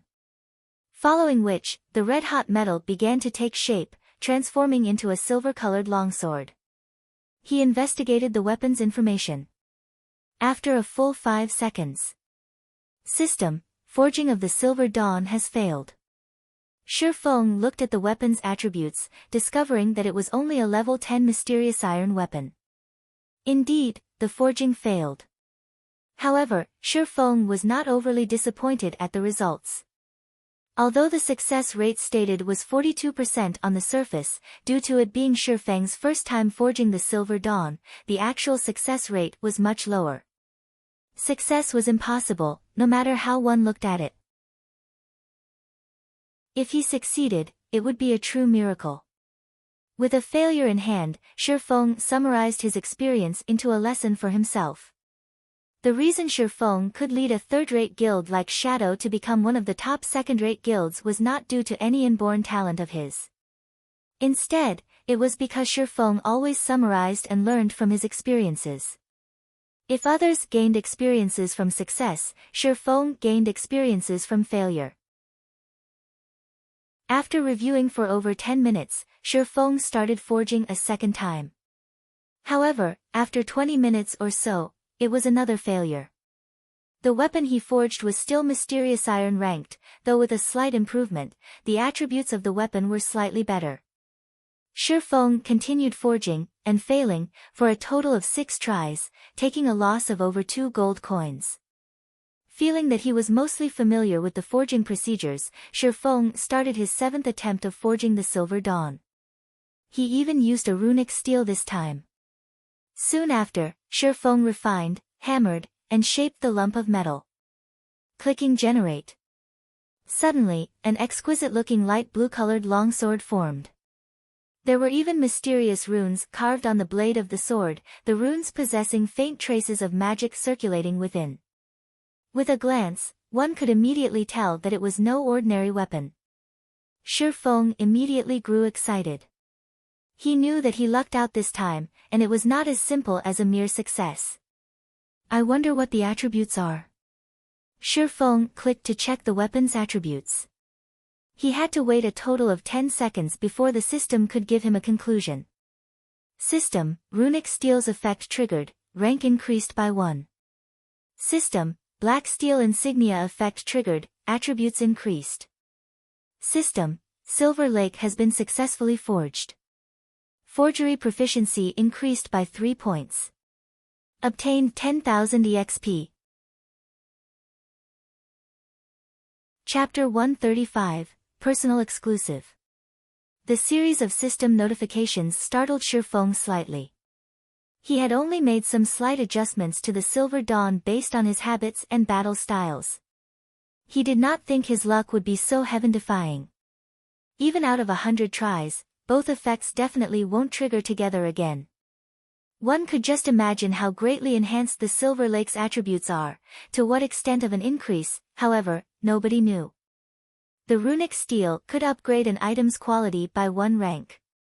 That meant that secret silver rank could be upgraded to fine gold rank. As for black steel's insignia, it could increase the attribute values of a piece of equipment, and the increase would normally be between 5% to 25%. If the weapon's attributes rose by 20%, it would be the equivalent of having upgraded the weapon's quality by an entire rank. If both effects stacked with each other, the refined light blue longsword would, at the very least, be a top-tier fine gold weapon, with the possibility of even being a dark gold weapon. A level 10 dark gold weapon. At this stage of the game, aside from magic weapons, it was the most powerful weapon available, period. Immediately, Shi Feng held up the silver lake that gave off a blue glow, checking its attributes. Silver lake, fine gold rank, one-handed sword. Level 10. Equipment requirement, strength 45, agility 80. Attack power plus 78. Strength plus 18, agility plus 22. Attack speed plus 1. Durability 70/70ths. Additional passive skill. Flowing shadow, creates an afterimage effect while attacking. Simultaneously, the faster the attack speed is, the greater the damage caused.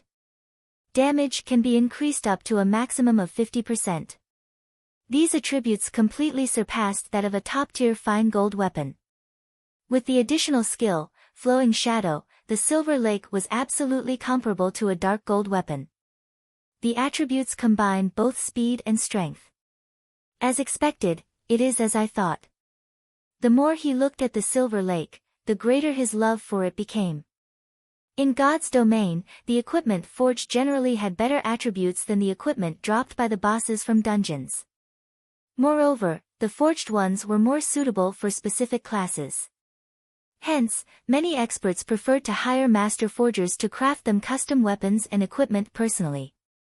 Hence, master forgers were extremely welcomed and respected in God's domain. The experts of God's domain, especially, loved to make friends with master forgers. Master forgers also held great influence within a guild. Within God's domain, nobody would rashly offend a master forger. Who knew which expert a master forger had forged a weapon for before? If one carelessly provoked a master forger, they might end up assassinated or hunted by a large number of experts. After all, these experts all wished to earn a favor from a master forger, calling it in for custom equipment. Only suitable equipment would be the best equipment. Although these personalized weapons and equipment were only slightly better than equipment dropped from dungeons, the battle prowess a player could display while using the equipment would increase manyfold. Regarding these sorts of weapons and equipment, they were all referred to as exclusive equipment.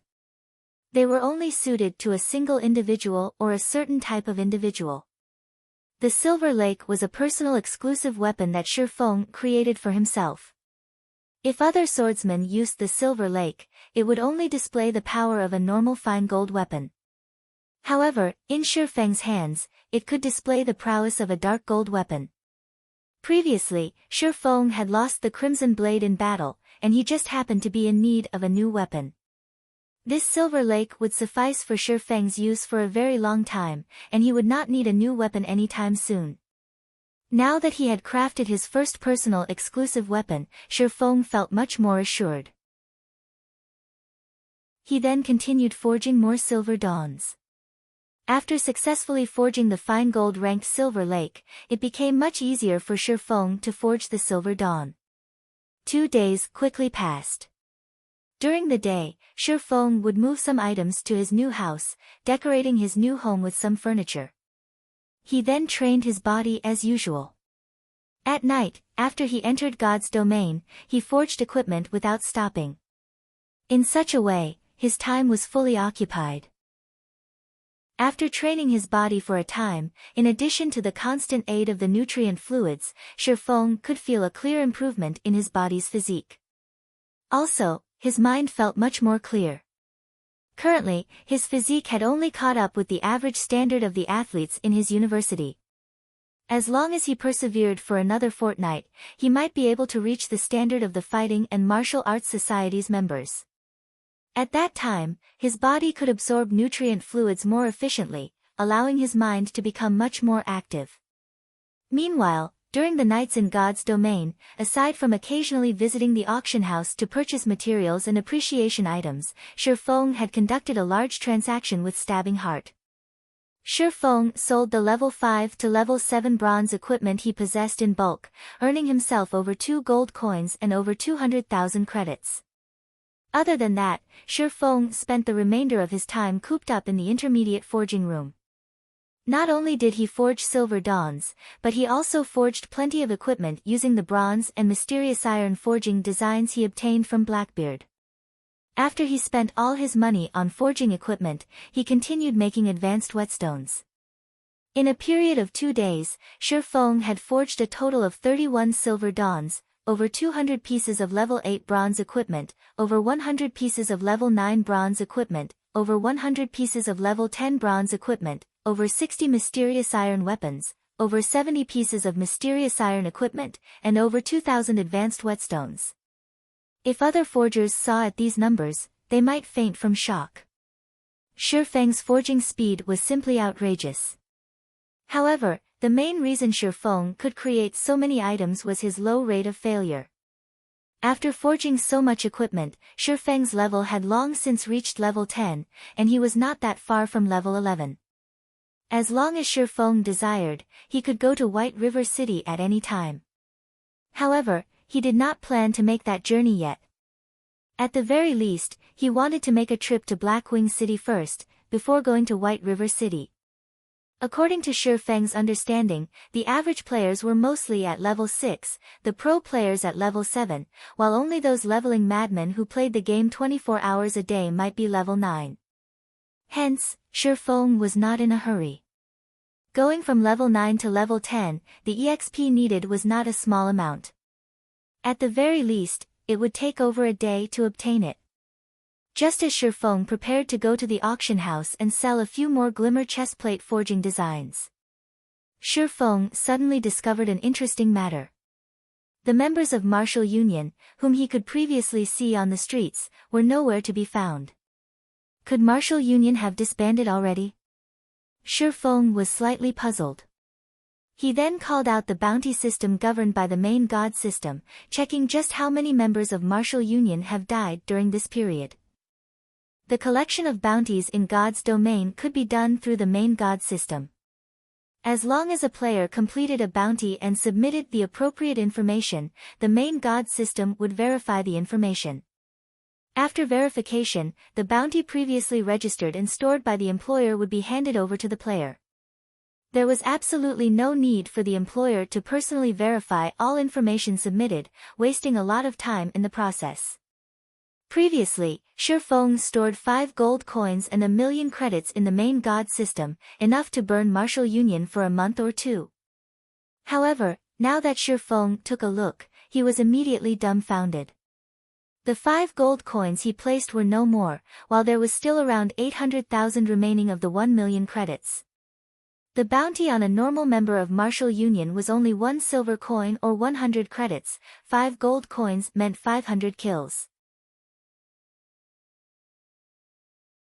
This was a devastating and irrecoverable strike to Martial Union in Red Leaf Town. It was no wonder there were no players from Martial Union on the streets. After looking at the numbers and video evidence, Shi Feng only had one word in his heart. Awesome! Having suffered to such a degree had definitely crippled Martial Union. Among all the kill counts, a female assassin held the record for the most kills. She slaughtered over 50 members of Martial Union and none were repetitive. This attracted Shi Feng's attention. After watching the recordings of the female assassin in action, Shi Feng was incomparably shocked. The girl's techniques were extremely skilled, and in battle, her usage of skills was simply perfect. She was absolutely one of the rare expert assassins. Fire dance? Shi Feng looked at the name displayed at the number 1 spot, his mouth softly reciting it. According to his memories, there didn't seem to be an expert female assassin called Fire Dance. At this moment, a call request suddenly came from Blackie. What happened, Blackie? Feng knew that Blackie would not randomly call without a purpose. The only possibility was that something had happened. Brother Feng, I don't know what happened, but those bastards from Martial Union found us. They also sent many of their elite players to surround us. Among them, there were also a few experts from Martial Union that I have never seen before. We went all out to break out of the encirclement, but because of my inability, Kola sacrificed himself and stayed behind to cover for us. The others also died as they tried to open a path.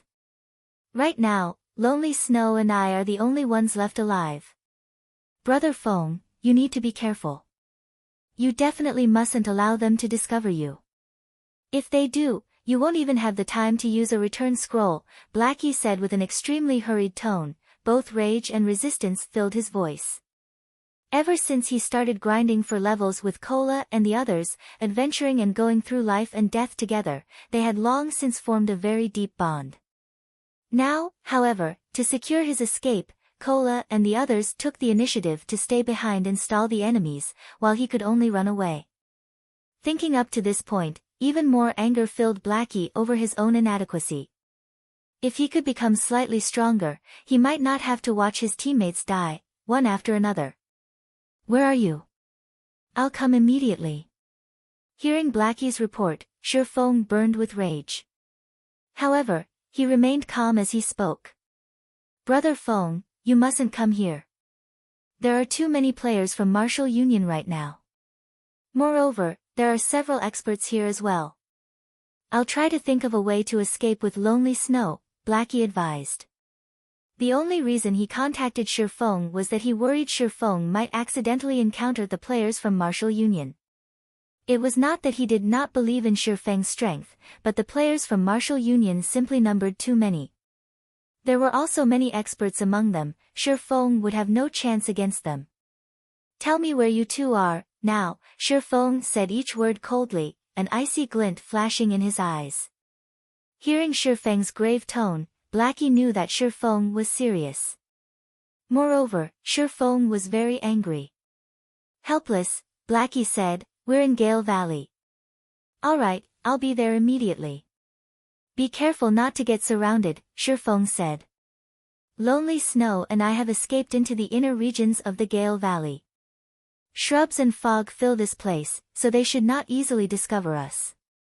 Blackie felt that he should not have contacted Feng. That way, he wouldn't have dragged Feng into this mess as well. Good, then.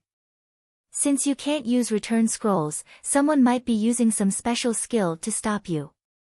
However, you two can still use isolation scrolls.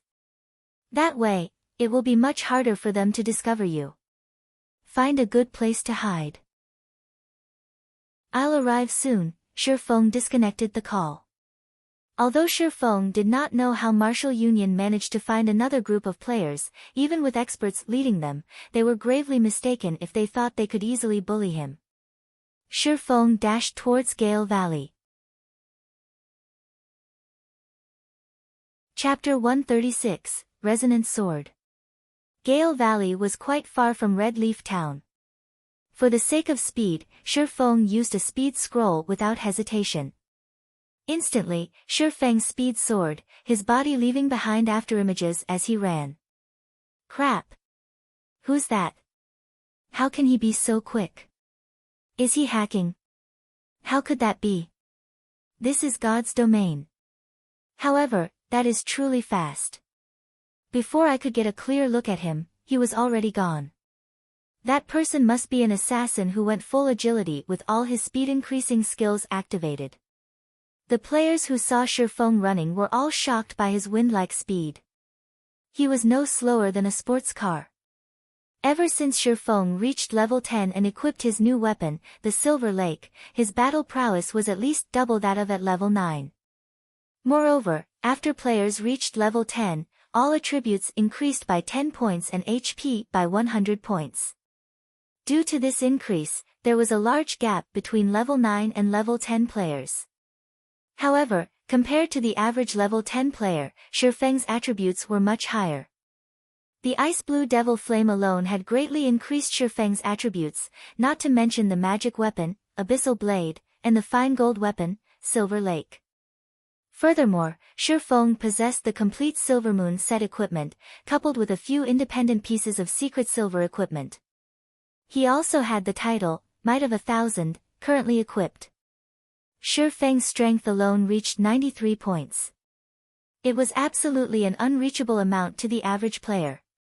Moreover, Shifeng's agility had broken through the 100-point threshold, activating the intermediate agility hidden passive skill. Like the wind. It was renowned as a godly skill for battling in the open. With this new passive skill, players' movement speed increased by 15%, attack speed increased by 5%, and the shrubs and brambles of roads and forests would no longer affect him. Simultaneously, consumption of stamina had slightly reduced, greatly improving a player's survivability and ability in battle. Originally, Shifeng needed to travel for about 2 hours to reach Gale Valley. However, with this new passive skill, it took Shifeng less than an hour to arrive. The outer region of Gale Valley was a level 8 area, while its inner regions were level 9. Not only was there a large number of monsters in Gale Valley, but the monsters here also traveled in groups. Without a certain amount of strength, one could only seek death by coming to this place. Right now, only a small minority of players dared come here to level up. The Gale Valley was long and narrow. If over 500 players were present, they could perform an inch-by-inch search as they advanced. However, based on the information Blackie provided, Martial Union had only sent around 200 players. It was not enough to create a perfect encirclement of the area, and it would not be easy for them to locate Blackie and Lonely Snow. Moreover, if these 200 or so players wished to locate Blackie, they would have to spread out and form search parties. In regards to jungle battles such as this, Shifeng had experienced plenty in the past.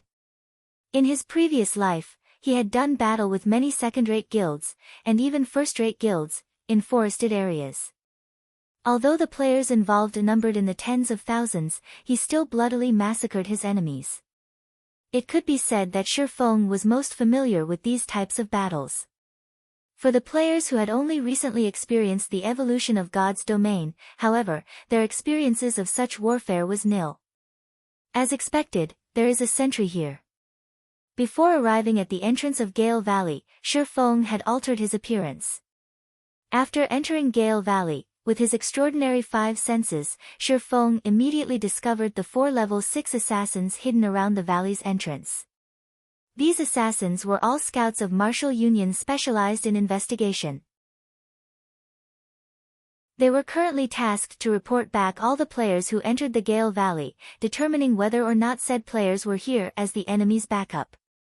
With this information, they could allow their members to prepare beforehand and set up an ambush. Unfortunately, Shifeng had long since guessed this, hence his alteration of his appearance before entering the Gale Valley.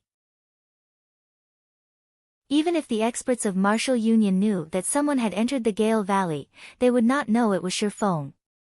They would only see him as an independent player, here to level up, and they would not be wary of him.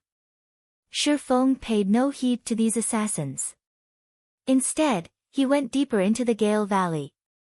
Based on Shifeng's strength alone, it would be extremely easy for Shifeng to kill these 4 level 6 assassins. However, he would not. Doing so would only alert the enemy of his presence.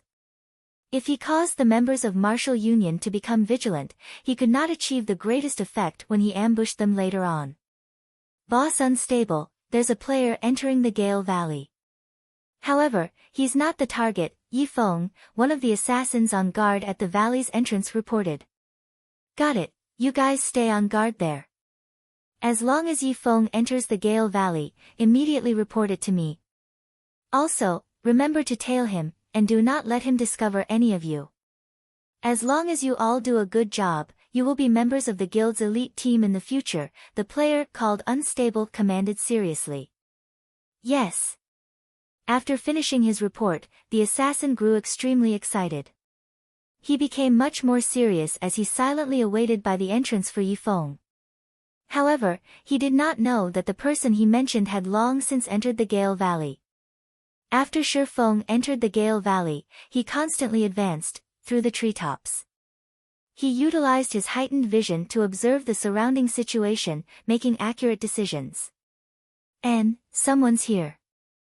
Very quickly, Shifeng detected sounds of battle from the forest a short distance ahead. Moreover, it did not seem like a small battle. Immediately, Shifeng stealthily closed in on the origin of the sounds, intending to discover more about the situation. If it were only a battle between players and monsters, there would not be so much movement. Moreover, the closer Shifeng was, the clearer the sounds of metal clashing against metal and the ear-piercing screech of blades and swords interweaving with each other. Could they have discovered Blackie? Shifeng shook his head, feeling that the possibility was extremely low.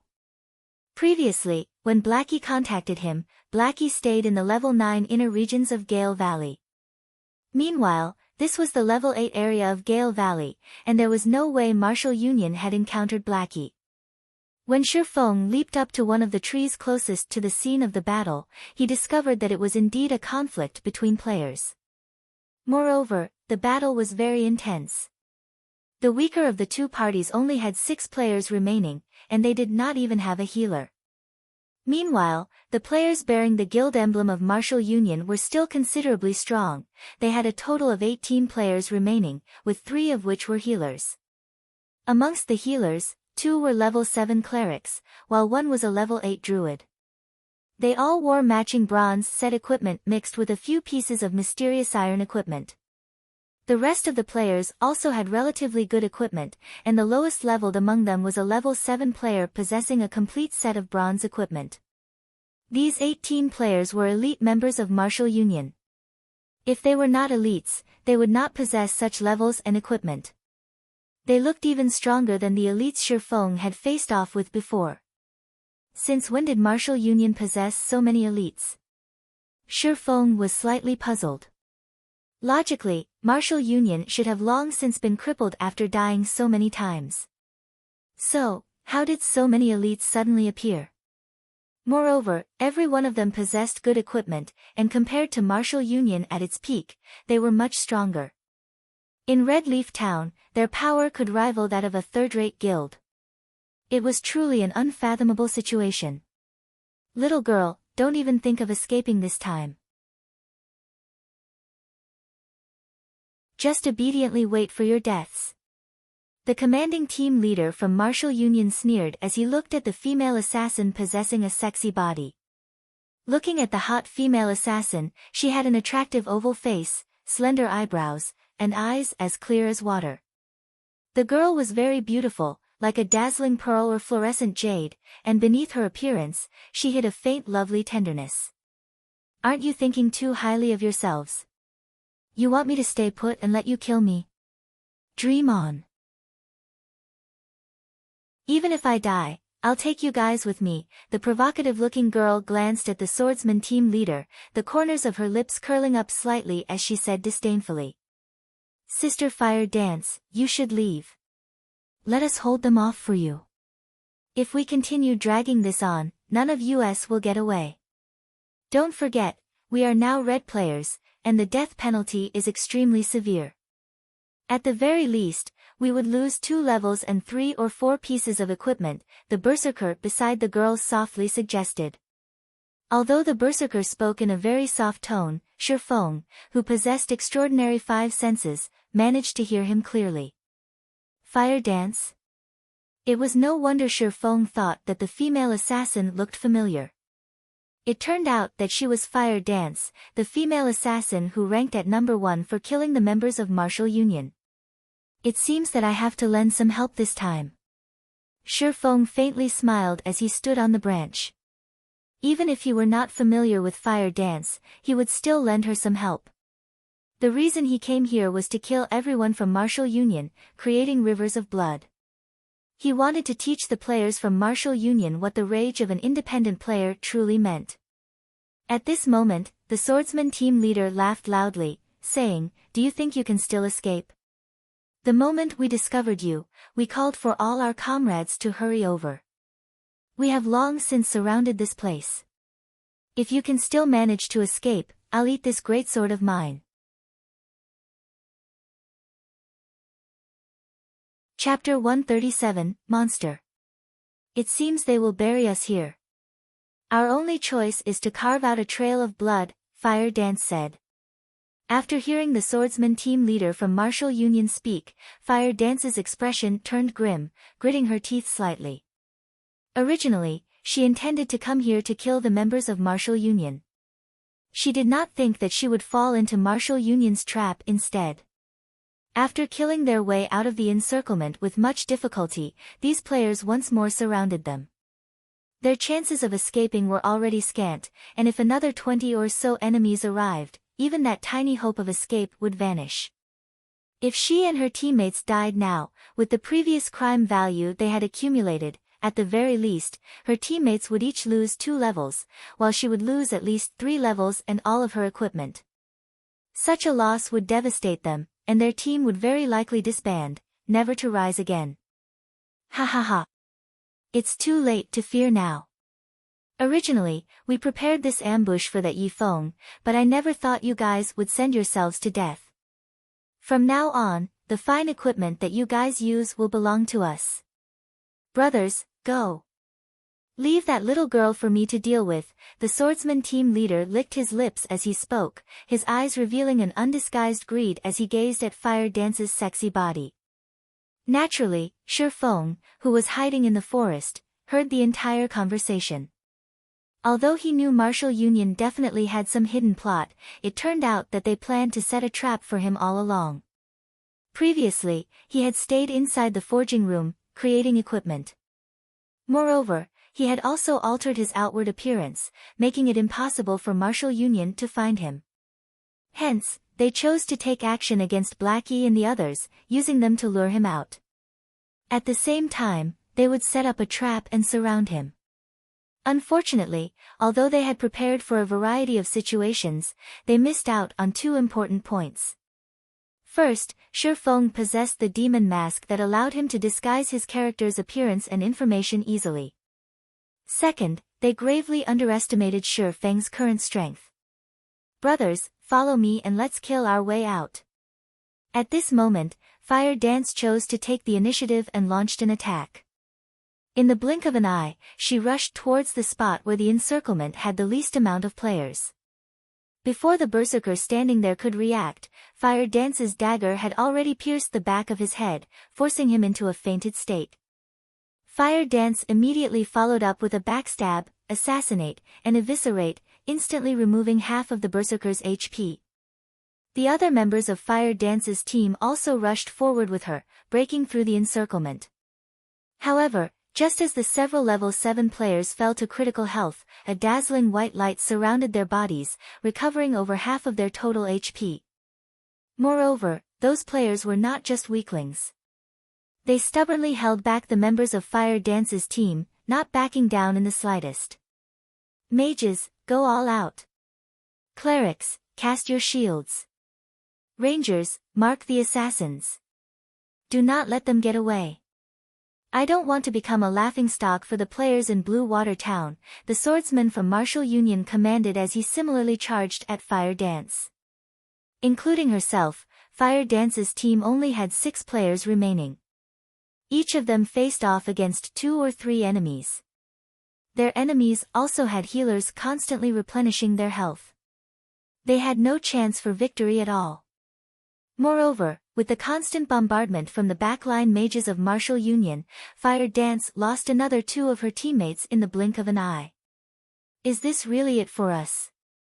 Fire Dance watched her comrades fall in front of her eyes, her heart bleeding at the sight. However, Fire Dance had no time for anger as she faced off against 3 enemies at once. One of the 3 was also the team leader from Martial Union. However, in addition to being outnumbered, she also had to deal with the constant attacks from the mages.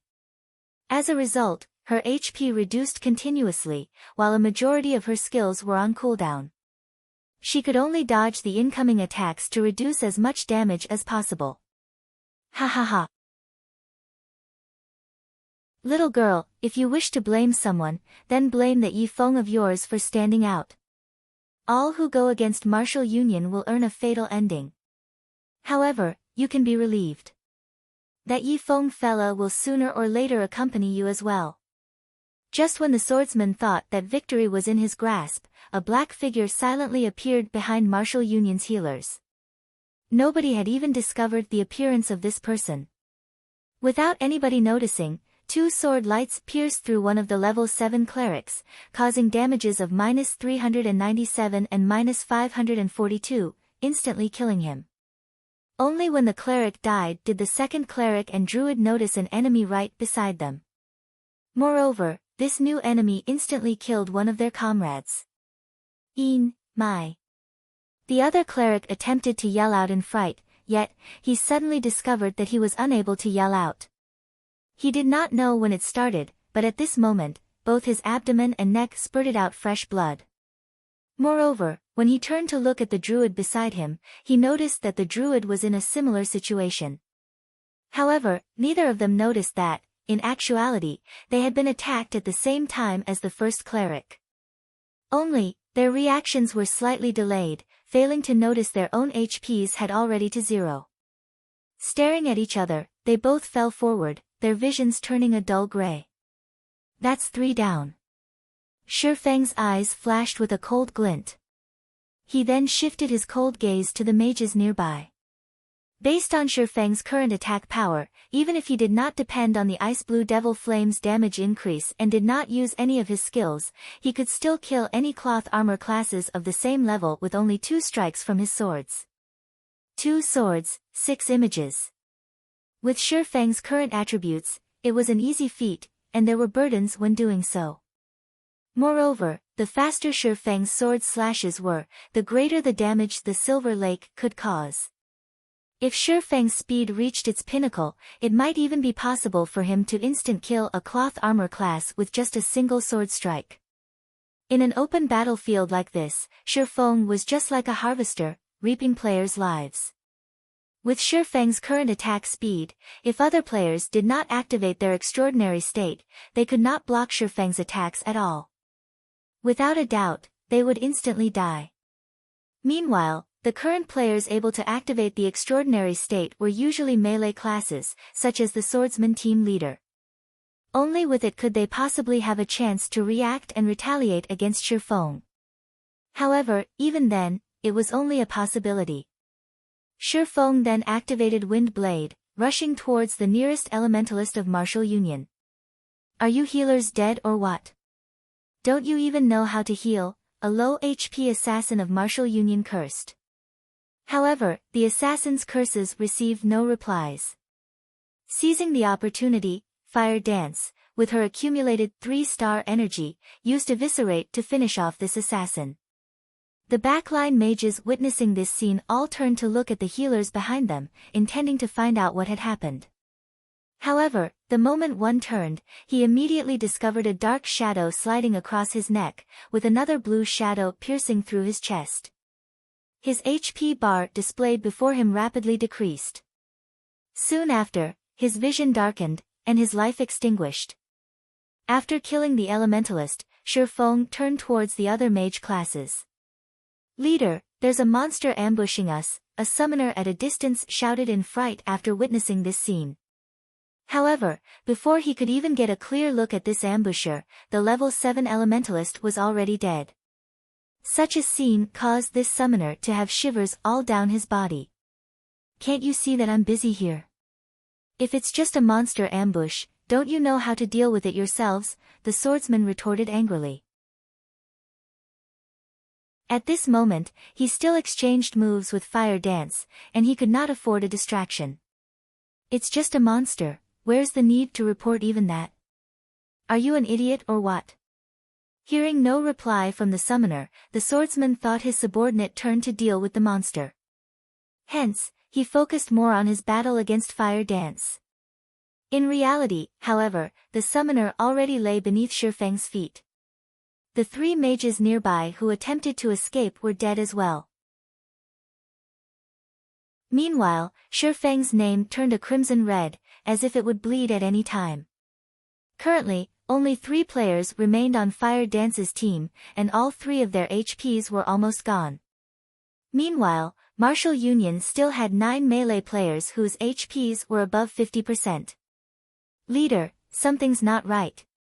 I'm already at half health, but the healers haven't healed me yet, a berserker shouted. Crap, what are you healers doing? Do you not want to play anymore? The swordsman bellowed after discovering the problem as well. However, just after he finished his bellow, he suddenly felt a chill down his back. He hurriedly rolled to a side, dodging. Immediately after, 3 sword images pierced through the space he stood before. The 2 other players in front of him were not as lucky. Both of Shifeng's swords pierced through their backs. Without even knowing the cause of their deaths, both of their bodies fell lifelessly to the ground, their eyes wide open. As the leader, the swordsman was the strongest among the entire team. However, when he saw this scene play out before him, he suddenly felt cold throughout his body. Being able to kill both of his comrades instantly and without using any skills to boot, just how heaven-defying was this person's attack power? Who are you? Why are you acting against us?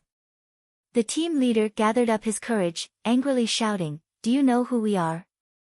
We are members of Martial Union. If you don't wish to die, leave this place immediately.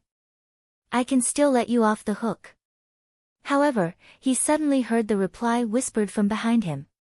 The ones I'm here to kill are precisely you from Martial Union. The swordsman team leader turned his head, his complexion turning pale instantly.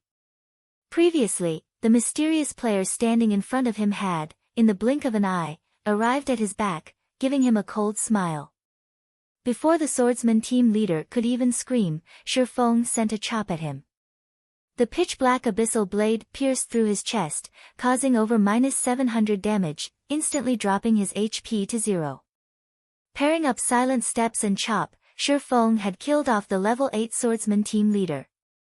Meanwhile, Fire Dance, witnessing this scene from a distance, was utterly dumbfounded. This mysterious player had instantly killed the swordsman team leader, whom she had difficulty dealing with. Is this mysterious player truly a player? He can't be a ghost of God's domain, right? After the team leader of Martial Union died, the other members were all fear-stricken. After witnessing Shifeng's extraordinary speed and frightening damage, they all felt unprecedented fear. Is this even a player? He can't be a monster, right? This way of thinking reverberated in the minds of these players, causing them to tremble with fear. Although Fire Dance had good technique, at this moment, she did not dare to make any careless movements. She could only watch in silence, and unknowingly, a streak of sweat rolled down from her forehead. When faced with this mysterious player before her, Fire Dance's instincts were telling her that, if this mysterious player wanted to deal with her, death would be the only outcome for her. Chapter 138, Hidden Expert. Fire Dance's eyes flickered when she saw Shifeng's figure. Aside from the immense pressure that she felt from him, she could also smell the stench of death on him. From the moment Shifeng appeared, she was aware of Shifeng's existence. However, Shifeng's movements and battle techniques were just too quick, to the point where she even questioned her own senses.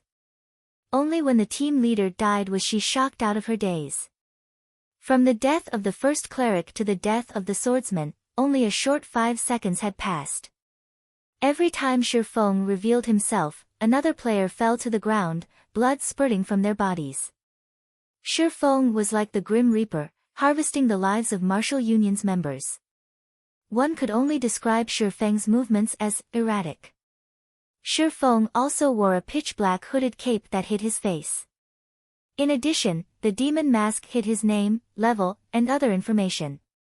Aside from his HP bar, there was nothing else to see. It would not be strange even if he received the same treatment as a monster.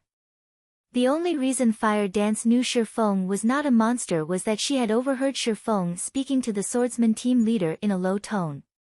However, the fact that Shifeng was not a monster, but instead, a player, shocked Fire Dance even more. Just how high were Shifeng's attributes for him to be so strong? Meanwhile, Shifeng felt nothing unexpected about the feats he had just accomplished. The attributes of these players was not even half of his own. Virtual reality games were just that cruel. Although the gap of attributes between each level was small, when accumulated to a certain degree, the gap in total strength would be massive. Quick, escape. That's a monster.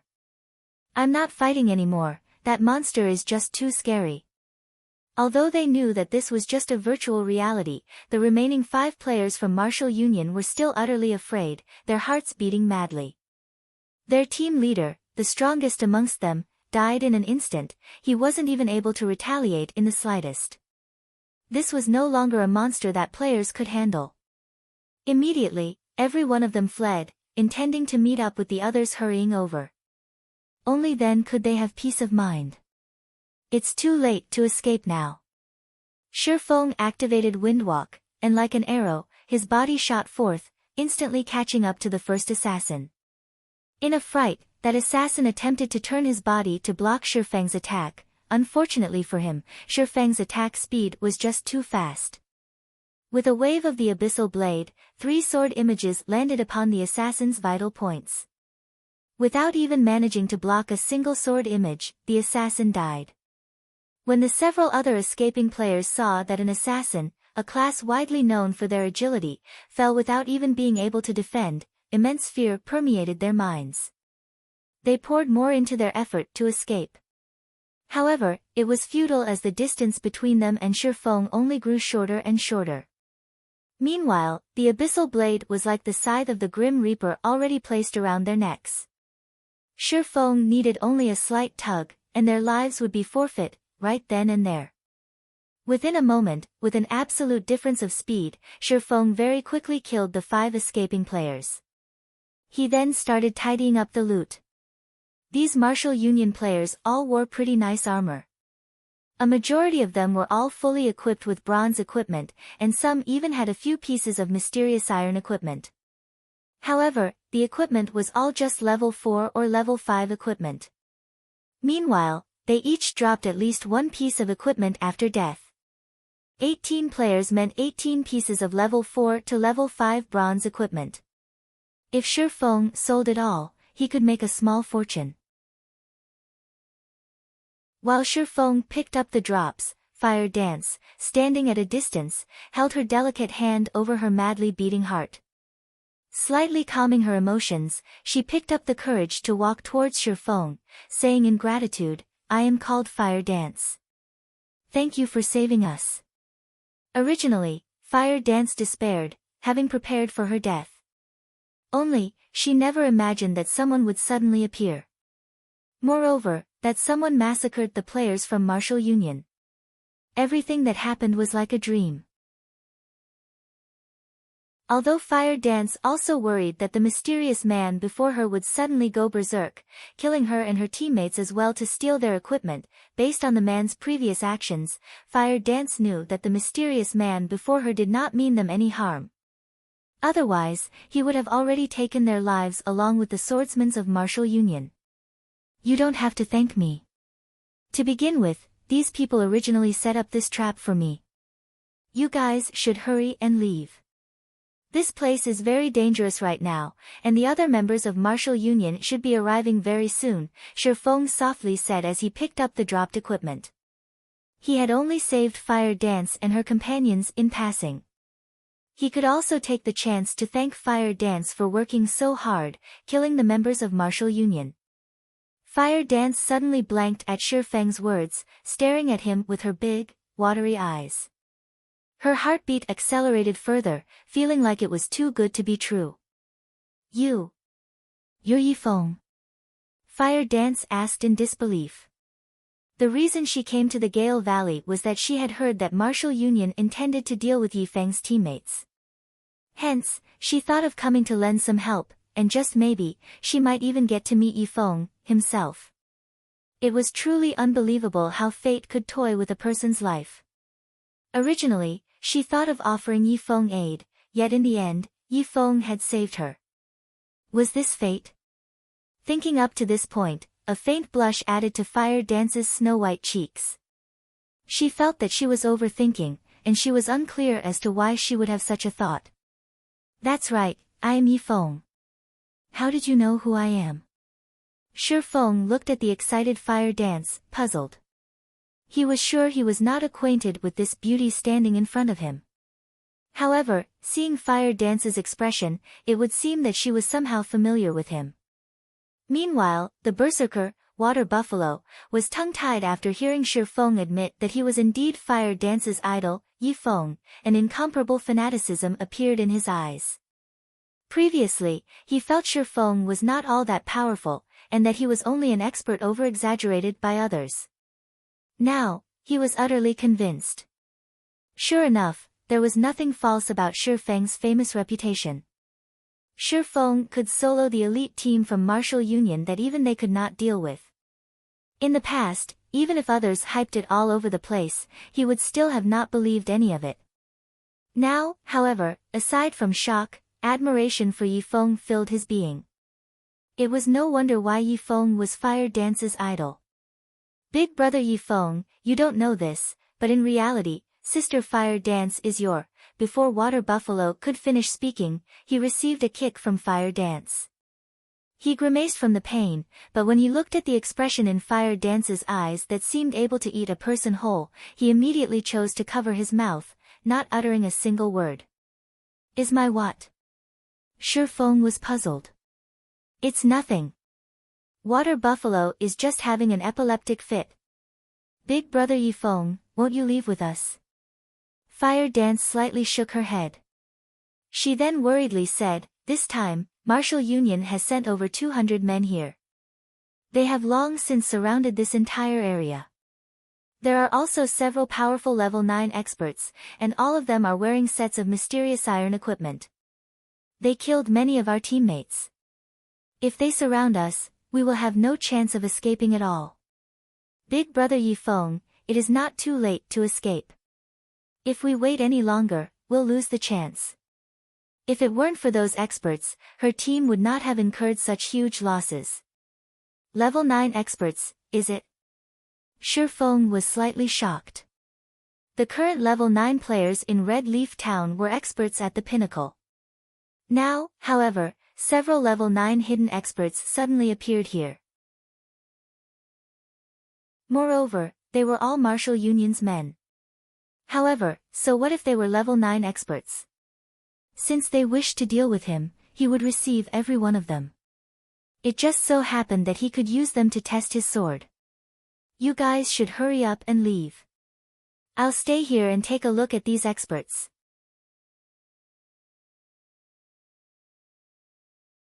Chapter 139, Unstable Devastation. After he finished speaking, Shi Feng snuck into the forest. Sister Fire Dance, what do we do now? Do we leave? Water Buffalo asked. Fire Dance rolled her eyes at Water Buffalo. She looked towards the direction Shi Feng departed, saying, Brother Yi Feng is the one who saved our lives. Of course, we have to help. Although Fire Dance believed in Yi Feng's strength, she had personally witnessed how powerful those other players were. If they surrounded Yi Feng, he might end up in a very dangerous situation. If something occurred, a little help from her might allow Shi Feng to escape. Immediately, the two snuck into the forest as well, following Yi Feng. In the deeper regions of the dense forest, among the overgrown shrubs, level 8 shadow leopards hid in the shadows. At this moment, a 50-man team from Martial Union currently cleared away the shadow leopards in their path while they pushed forward. Brother Unstable, won't we waste time if we go after that little girl called Fire Dance instead of continuing our search for Yi Feng's teammates? Ironsword Lion asked, disgruntled, his eyebrows scrunched up tightly as he looked towards the center of the team at the handsome youth humming a song with overflowing interest. The humming youth was around the age of 27 or 28, and he was indeed the brother Unstable who Ironsword Lion called out to. He was also the vice leader of Martial Union, Unstable Devastation. Be it status or strength, Unstable Devastation far surpasses Ironsword Lion, and even Ironsword Lion had to refer to him as brother respectfully. Ironsword, you are still such a simple person. It is no wonder that Brat Yi Feng toyed with you. You even entangled the guild in this huge mess. Thanks to you, Martial Union's reputation has suffered, utterly tarnished, do you understand that? Unstable devastation suddenly halted his steps. He looked towards Ironsword Lion, growling angrily. If I had not discovered this so soon, Martial Union might have had no place in Red Leaf Town by now. Ironsword Lion lowered his head in silence. Your poor management has already destroyed Red Leaf Town's Martial Union. Right now, in order to help clean up this mess of yours, I have no choice but to transfer all of the elites from the other 3 towns to Red Leaf Town to redeem our reputation. Yet, you still have the gall to speak up. Unstable devastation reprimanded Ironsword Lion in front of everyone else, not leaving Ironsword Lion any face. Ironsword Lion flushed red with anger. However, he did not dare reply, only enduring in silence. The other leaders from the 3 towns sneered at this sight. Every time Martial Union switched to a new game, the guild's hierarchy also reshuffled. In the past, Ironsword Lion was always able to go wild, but not this time. Currently, Ironsword Lion was only level 8, while they were all level 9. Moreover, the guild's development in their respective towns progressed fairly well, and they managed to recruit many newcomers with valuable potential. Compared to the current state of the guild branch in Red Leaf Town, with only a few weaklings remaining, their branches were stronger by leaps and bounds. Ironsword, do you truly think that, after I have spent so much effort cornering Yi Feng's teammates, I would let 2 of them escape? You should know that Yi Feng is our main target, his teammates are simply lures. If all his teammates died here, do you think he will still show? We have already confined his teammates within Gale Valley, so we have achieved our initial goal. Right now, what we ought to do is to take revenge, and show the players in the town what the consequences are for challenging Martial Union. Meanwhile, that little girl is the best option as an example. She has killed so many of our people, many players are bound to pay attention to her. As long as we kill her back to level 0, Martial Union's reputation will definitely recover to its peak. If we manage to kill Yi Feng, then Martial Union can also use this chance to leap through the threshold of a third-rate guild. Unstable Devastation had long since possessed a plan of his own. Ironsword Lion had always been one of the guild leader's most trusted aides. Many of the elders in the guild also supported the guild leader. If Unstable wished to become guild leader, he needed to increase both his influence and fame. Meanwhile, Yi Feng was a player with a certain amount of fame within White River City. He was a publicly acknowledged swordsman expert, and his fame even far exceeded that of the guild leader, Nameless Pride. Hence, Yi Feng was his best choice. As long as he could kill Yi Feng and upload the recording, he would instantly become an apex expert, famous throughout White River City. Moreover, it would allow the guild branch in Red Leaf Town to rise back up to prominence. When that time came, the elders in the guild would side with him, and the day he became the guild leader of Martial Union would only be around the corner. Yi Feng, you will become my stepping stone. Unstable Devastation proudly said with a laugh. He did not believe that an independent player could survive once surrounded by so many. Only, even until now, Feng had yet to show himself, annoying Unstable. Just as Martial Union slowly advanced, Feng, traversing through the treetops, discovered Unstable Devastation and the others. After some silent observation, he discovered that these players were all elites. The lowest amongst them was level 7, and a majority of them were level 8. There were also 4 players who had reached level 9. They all wore mysterious iron equipment, and the weakest of their weapons was also mysterious iron rank. Meanwhile, the handsome youth leading these players wore a secret silver rank longbow across his back. Isn't that Unstable Devastation? Feng immediately recognized the bow-carrying youth. In Feng's previous life, he had clashed many times with Unstable Devastation. Unstable Devastation was a cunning and cruel individual. His battle prowess ranked within the top 5 throughout all of Martial Union. Compared to Ironsword Lion, he was much stronger. Feng was also familiar with the other 3 level 9 players. They were all experts comparable to Ironsword Lion, and they were all branch leaders in other towns. No wonder Martial Union suddenly has so many players. It turns out that they've called over the elites from 3 of the towns nearby. Shifeng came to a realization. These 3 level 9 branch leaders were very strong. Only, in Shifeng's previous life, Ironsword Lion had managed to obtain the pass to Blackwing City, allowing him a lead against the others. He then gradually widened the gap, finally becoming the guild leader of Mini Martial Union. However, the tracks of history had already changed. In this life, not only had Shifeng killed Ironsword Lion twice, but he also obtained the Blackwing City pass that Ironsword Lion possessed. Ironsword Lion's life was fated to end in a tragedy, and he naturally was much weaker than the other 3 branch leaders. If it were during the previous life, if Shifeng met any one of these leaders, he would have had to proceed with extreme caution. If he met 2 of them together, he would definitely need to avoid them.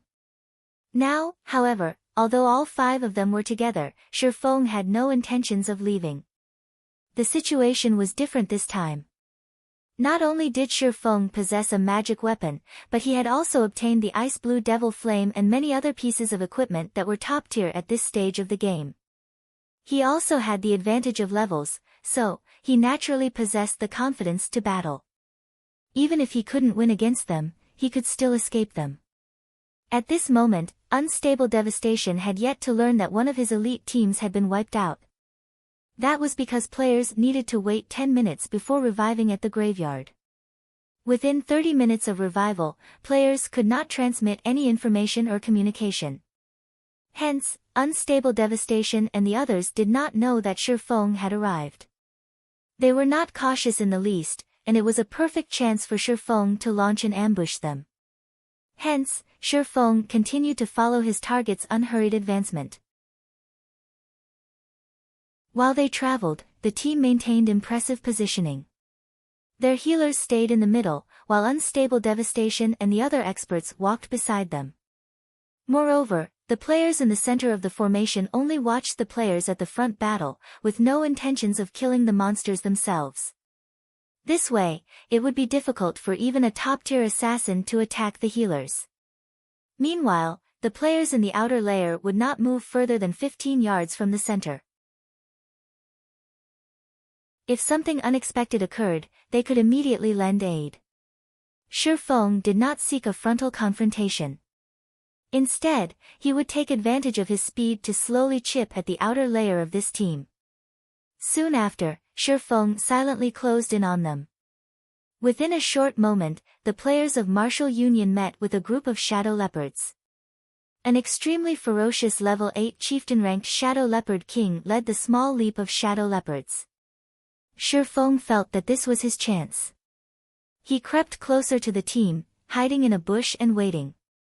Time passed, bit by bit. The guards around the Shadow Leopard King were all dead, and the king was the only one left. The players of Martial Union grew very excited. Seeing as good equipment was about to drop, they all became much more serious and focused on the battle. They remained completely unaware of Shifeng, already positioned on the tree above their heads. Make sure to dodge its skills, don't let its claws land on you.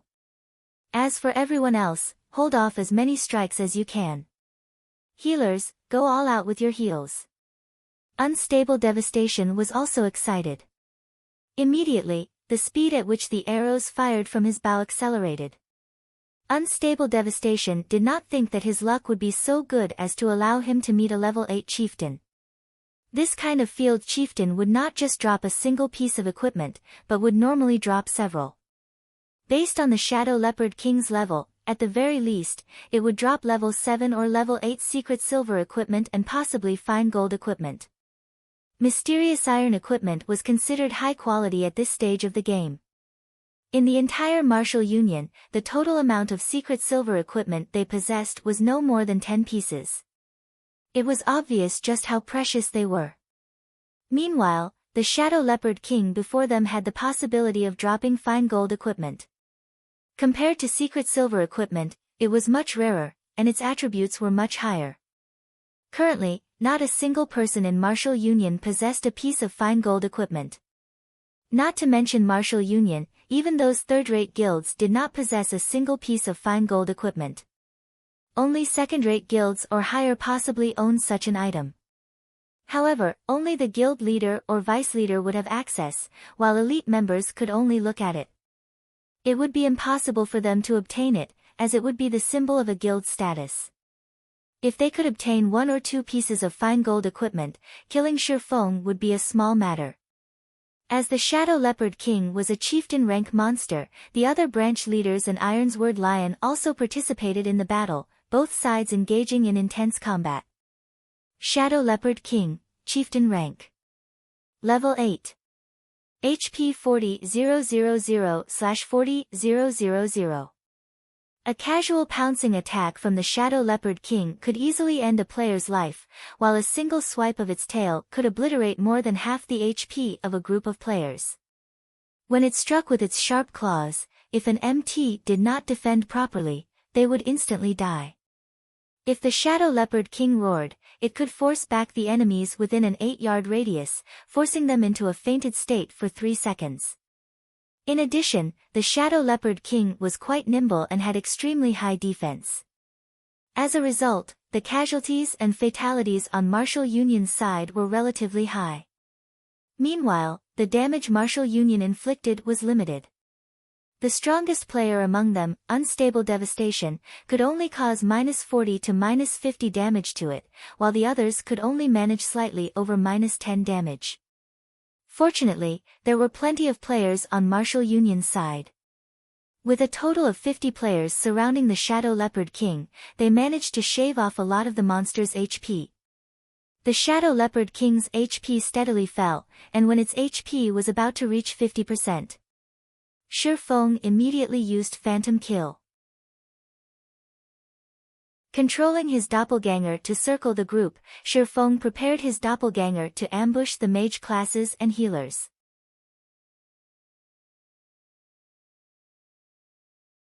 Chapter 140, Shadow Leopard King. The Shadow Leopard King was a level 8 chieftain-ranked monster. As long as its HP fell below 50%, it would enter a berserk state. Both its attack power and attack speed would then increase by 20%, and even an MT geared with a full set of level 5 set equipment could hold it off. Guardian Knights, pay attention to cast Protection Blessing on the Shield Warriors. Shield Warriors, prepare to activate Shield Wall at any time. As long as we can endure its berserk period, we will be victorious. Unstable Devastation knew about the berserk state. Hence, he hurriedly gave commands as he saw the Shadow Leopard King's HP reaching 50%. Protection Blessing could reduce the damage an ally received by 50%. A Shield Warrior's Shield Wall could also reduce damage by 50%. With both effects stacked, the Shield Warrior would only receive 25% of the total damage. Even if the Shadow Leopard King went berserk, the Shield Warrior could hold it off completely. Finally, the Shadow Leopard King's HP dropped below the 50% threshold. Oh! The Shadow Leopard King bellowed, its body abruptly expanding. Everything was within Unstable Devastation's grasp. Just as he was about to reveal a victorious smile, the situation suddenly changed. At this moment, the Shadow Leopard King summoned 2 more level 8 elite-ranked Shadow Leopards, each of them possessing 3000 HP. The 2 new arrivals roared as they abruptly pounced, arriving behind the healers on the back line. Before any of these healers could react, the 2 Shadow Leopards pinned them to the ground. Shift focus. Get rid of these 2 elite Shadow Leopards first. Unstable Devastation's expression turned grim. Just after he finished speaking, the elite Shadow Leopards annihilated 2 of their healers. However, the level 9 branch leaders were not to be trifled with. Just after the 2 elite Shadow Leopards killed the healers, they moved into position to fend off the attacks of these 2 monsters, preventing the damage from extending any further. However, with the loss of 2 healers, the pressure the core MT faced greatly increased. Even with Protection Blessing and Shield Wall, every attack he received from the Shadow Leopard King exceeded over -300 points. On the other hand, his own HP did not even exceed 1200 points. Moreover, The attack speed of the Shadow Leopard King was very quick. If it were not for him constantly dodging its attacks, he might have long since died already. Just with the Shadow Leopard King going berserk, Martial Union had lost over 5 players in the blink of an eye. The Shadow Leopard King's tail swipe took out 3 melee players. All 3 were instantly thrown and died while in midair. Hold on for a little longer. Its berserk period will be over soon. Watching his team members die, one after another, Unstable Devastation became very depressed and annoyed. The players he had brought with him were all elites, and every death was a huge loss to Martial Union. Fortunately, they could revive these players, greatly reducing the lost EXP. However, as long as they could kill the Shadow Leopard King, all of the losses would be worth it. Just when everyone from Martial Union thought the situation had stabilized, Shi Feng's doppelganger used Wind Blade, arriving behind a Cursemancer. The Cursemancer had completely concentrated on the Shadow Leopard King, chanting incantations. He paid no attention to the surrounding situation at all. Due to all of Gale Valley falling under Martial Union's control, the risk of an ambush was non-existent. Hence, the Cursemancer was very much at ease. However, such a way of thinking was a big mistake. After the doppelganger's sword pierced through the Cursemancer's back, it then followed up with a chop to the Cursemancer's head. The doppelganger followed up with another normal attack. Although the doppelganger only possessed 50% of the original body's attributes, just 50% of Shi Feng's attributes was terrifying. It could compare to a level 10 swordsman geared with a complete set of level 10 bronze set equipment. Moreover, the doppelganger's target Cursemancer was only level 7, wearing only level 4 and 5 bronze equipment. The difference between them was like the difference between heaven and earth. In the blink of an eye, 3 damages of -189, -468, and -266 appeared above the Cursemancer's head. Shi Feng's doppelganger instantly killed the Cursemancer, whose HP was less than 700 points. The Cursemancer's death quickly alerted the other mage classes. "Someone's kill-stealing," an elementalist shouted, startled. The surrounding mages all felt a heavy pressure weighing down on them. This intruder finished off a level 7 Cursemancer in just 3 moves. If this mysterious swordsman closed in on them, only death awaited. Without delay, Shi Feng's doppelganger used Thundering Flash. 3 streaks of lightning arced towards the nearest 4 mages, immediately sending all 4 of them into a fright. Among them, 2 elementalists instantly reacted, using Blink to dodge the lightning.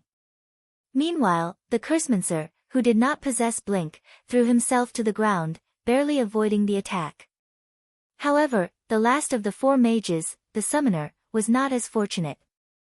As he was closest to the attack, even though he, too, attempted to dodge, he was late by a breath. Without a hint of suspense, the level 5 Thunder Flash instantly fried him to a crisp. Although the doppelganger only managed to kill a summoner, a smile appeared on its face. The goal of this Thundering Flash was not to kill someone but to open a path. At this moment, there were no obstructions between Shi Feng's doppelganger and Martial Union's healers. The doppelganger activated Windwalk, dashing over. As long as it killed 1 or 2 more healers, Martial Union's entire team would fall into a huge predicament. Don't even think about killing the healers. At this moment, Ironsword Lion used Wind Blade and rushed to block the doppelganger. The swords from both parties collided, and as they attacked, they maintained their extraordinary states, battling with 4 sword images each. The doppelganger could not help but halt its momentum, forced to block the attacks. After exchanging several moves, Ironsword Lion was incomparably shocked. He felt that the swordsman, whose information displayed as unknown, facing him was a powerhouse. This mysterious swordsman actually blocked all of his attacks. Moreover, every time their swords collided, Ironsword Lion could feel an immense weight bearing down on him, causing both his arms to go numb. Occasionally, there were even few sudden stabs aimed at his vitals, forcing him to activate Defensive Blade to block. Ironsword, it seems that you have truly fallen. You can't even get rid of an average player trying to kill Steel, a level 9 berserker geared in silver-gray battle armor snidely remarked. Crap. 5 rats, you come try, if you have the ability. Originally, he was already greatly aggrieved due to the constant pressure from Shi Feng's doppelganger, and his HP constantly fell. Now that he received jeers on top of it, he immediately enraged. Since you want me to join, then I'll join. The level 9 berserker, 5 rats, used charge at Shi Feng's doppelganger. Charge carried with it a fainted effect. Moreover, the surrounding mages were already in the midst of chanting incantations for their spells, sending fireballs and frost arrows at the doppelganger. The doppelganger activated Defensive Blade. It dodged the incoming magical attacks while it gradually closed in on Martial Union's healers. The level 2 Defensive Blade aided the doppelganger in mitigating the damage from the attacks it received. However, 5 rats followed up his charge with a break, greatly reducing the doppelganger's speed. You 3, get rid of him, Unstable Devastation commanded the 3 assassins, pointing. He did not have the time to think about an idiot who was attempting to kill, stealing a team with around 40 players remaining. After receiving the command, their assassins immediately rushed at Shi Feng's doppelganger. Receiving the focused fire of over a dozen players, although the doppelganger managed to dodge a majority of the attacks, it still received a relatively significant amount of damage. The doppelganger's HP continuously fell, and within a moment, only 30% remained. Ha ha ha. I didn't think that it would be a fat fish with brain problems. Judging on the exchanges made and damage caused, 5 rats determined that this mysterious swordsman's equipment was exceptional. As long as he could kill the swordsman, he would definitely drop a lot of good equipment. The reason 5 rats thought so was that a single normal attack from the mysterious swordsman dealt him around -100 damage. Meanwhile, his normal attacks also chipped away 100 of the swordsman's HP. However, the problem lay in the fact that the mysterious swordsman used a one-handed sword, while he used a two-handed sword. In God's domain, a two-handed weapon's attack power was much higher than that of a one-handed weapon, and the damage a two-handed weapon caused was normally around twice that of a one-handed weapon. Due to the strong power stored within a two-handed weapon, every attack from the weapon could cause a devastating amount of damage. Meanwhile, the damage a one-handed weapon could cause was much less. However, its attack speed was much quicker.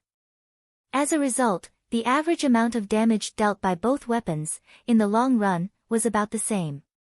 However, 5 rats had only managed to deal -100 damage to the mysterious swordsman. It showed just how good the mysterious swordsman's equipment was. Unfortunately, it is still too little. It would be great if they could send more people over. In the distance, hidden within a bush, Shi Feng was slightly depressed as he saw that a dozen or so players attacked his doppelganger. He bitterly thought, forget it, I shouldn't be too greedy. I should reel in the net, now. Abruptly, Shi Feng's doppelganger burst with power. It suddenly leaped into the air. The abyssal blade in the doppelganger's hand then started to emit flames and thunder, immediately releasing a blast of elements towards the most crowded location.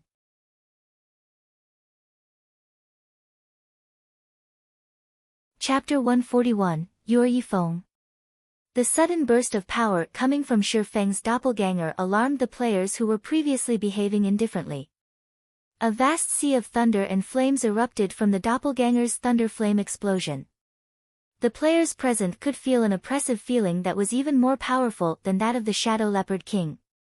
As for the ones who were in direct confrontation with the doppelganger's thunder flame explosion, no! A few players immediately cried out in fear when confronted with the approaching fire and thunder. They all turned around and fled immediately.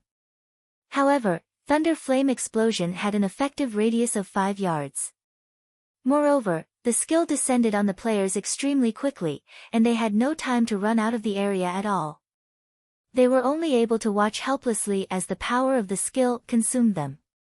The players who possessed life-saving skills immediately activated them. Assassins used wind steps, swordsmen used parry, berserkers used block. As for those who had their life-saving skills on cooldown, all of them were swallowed by the thunder and fire. Without life-saving skills, those with already low HP immediately died. In the end, 4 members of Martial Union died from the doppelganger's thunder flame explosion, while the remaining survivors all heaved a sigh of relief. Humph. Brat, you're dead now for sure, so just accept your fate.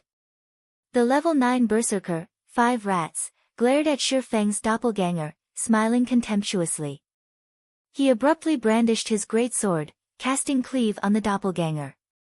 The other survivors also used their explosively powerful skills, launching their attacks towards Shi Feng's doppelganger. Shi Feng's doppelganger suddenly smiled. The doppelganger did not attempt to defend against any of the attacks. Instead, it used Earth Splitter, slashing its sword towards the players from Martial Union. Witnessing Shi Feng's ludicrous actions, the players from Martial Union were all dumbfounded. Did he want them to perish together with him? The might of the Earth Splitter was extremely great, and the attacking players were all caught by surprise. In the blink of an eye, 2 low HP players were killed by the doppelganger's sword, with 3 having their HP reduced to a critical level. Only Ironsword Lion and 5 rats still had over half of their HP. However, Shi Feng's doppelganger was similarly struck by everyone's skills, and its HP continuously fell. Within the blink of an eye, its HP was close to reaching 0. You're truly a lunatic. However, your equipment, I'll gladly receive. Greed flashed across 5 rats' eyes as he looked at Shi Feng's dark black equipment. This mysterious swordsman had taken the initiative to attack them, even managing to cull quite a lot of their numbers, so he had definitely become a red player, a huge one at that. If he were to die, he might even drop every single piece of equipment on his person.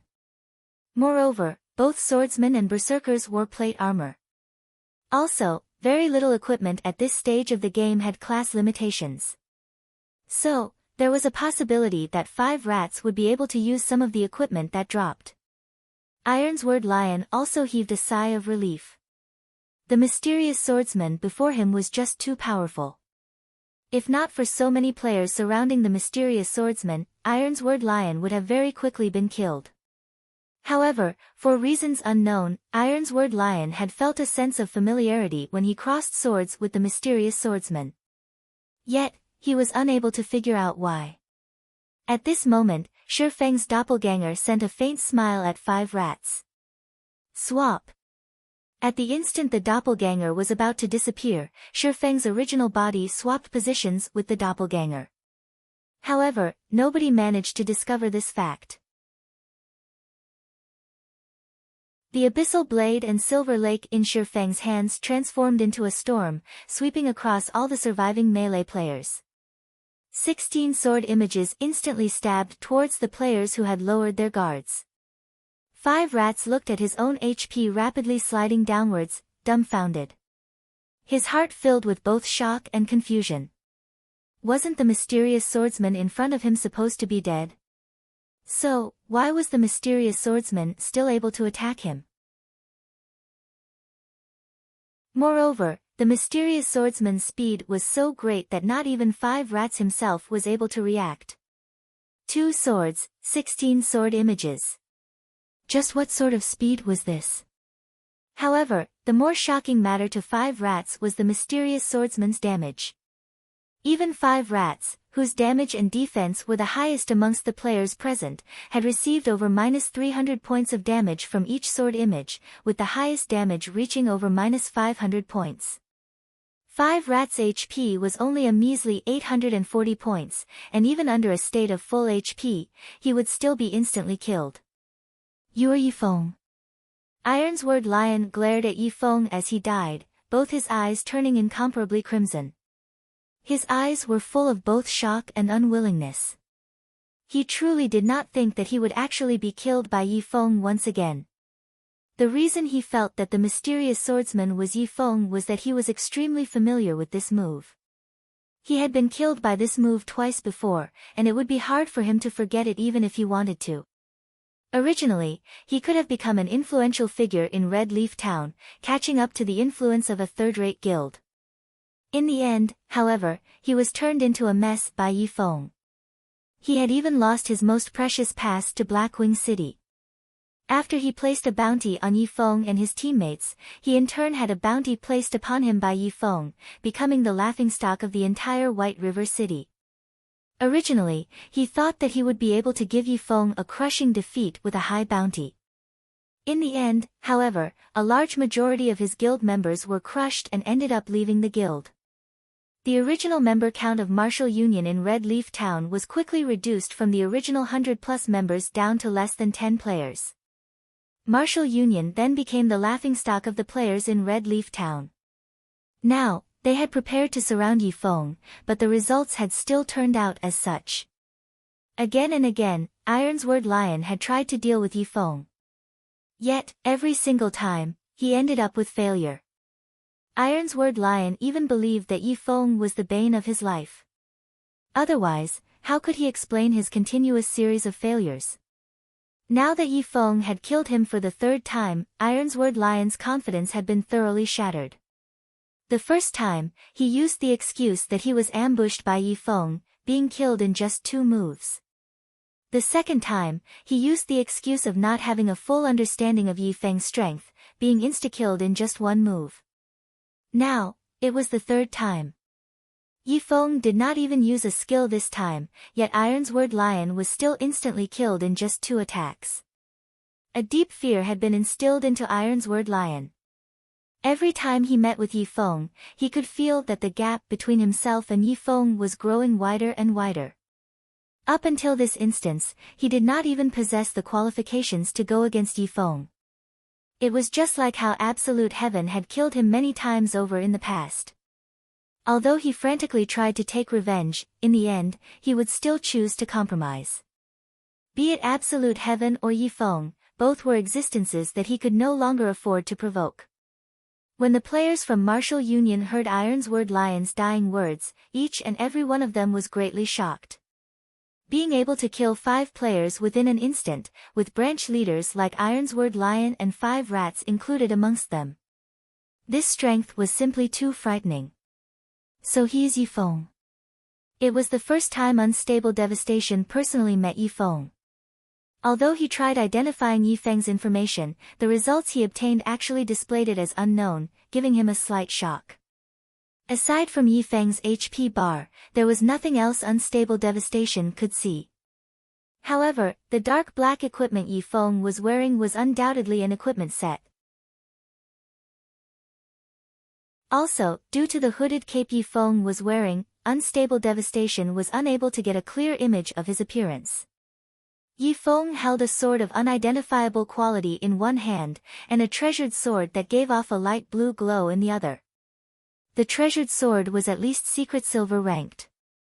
Judging from Yi Feng's performance in the battle before, Yi Feng was much stronger than what Ironsword Lion had stated.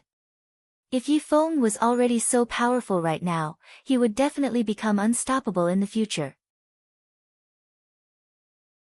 If Unstable Devastation were to meet Yi Feng before, he definitely would not have provoked Yi Feng, no matter what.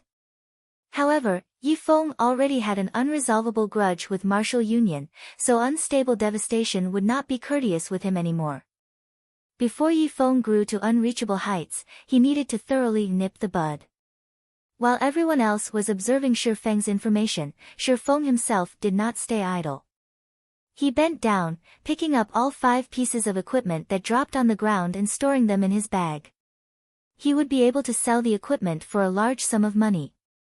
Seeing Yi Feng take away 5 pieces of equipment that were above level 5, Unstable Devastation trembled in rage.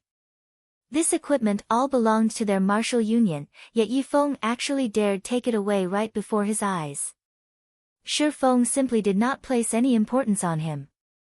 Originally, I was still worried that you were an extraordinarily calm person, and that you would not show up no matter what.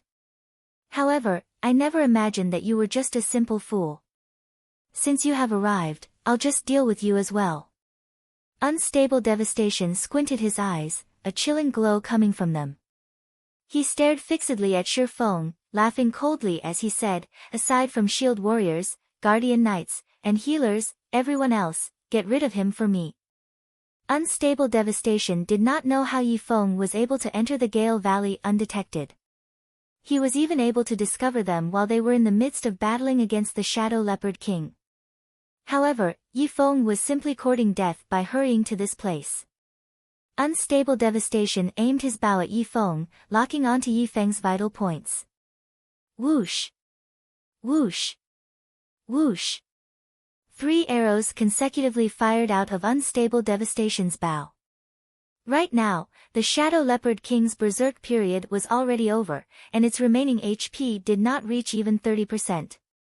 The 2 elite Shadow Leopards that the Kings summoned previously were also dead now, so it was only a matter of time before the Shadow Leopard King itself would die. Unstable Devastation was not afraid of Yi Feng's disturbance at all. At this moment, the other players all started sending attacks at Shi Feng. Fireball, Frost Arrow, Dark Arrow, Charge, and many more attacking and restricting skills. Shi Feng smiled as he looked at everyone attacking him, not moving a single step. He then used silent steps to quietly appear behind the healers of Martial Union, very quickly dodging everyone's attacks.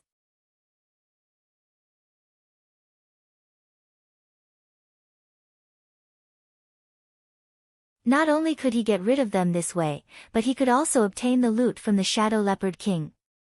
Killing 2 birds with 1 stone, who wouldn't go for such a good deal? Thinking up to this point, Unstable Devastation decided to give up on the Shadow Leopard King. Instead of letting Shi Feng gain an advantage, he would rather give up. That way, neither side would gain anything. Right now, the Shadow Leopard King still had 20% of its HP remaining.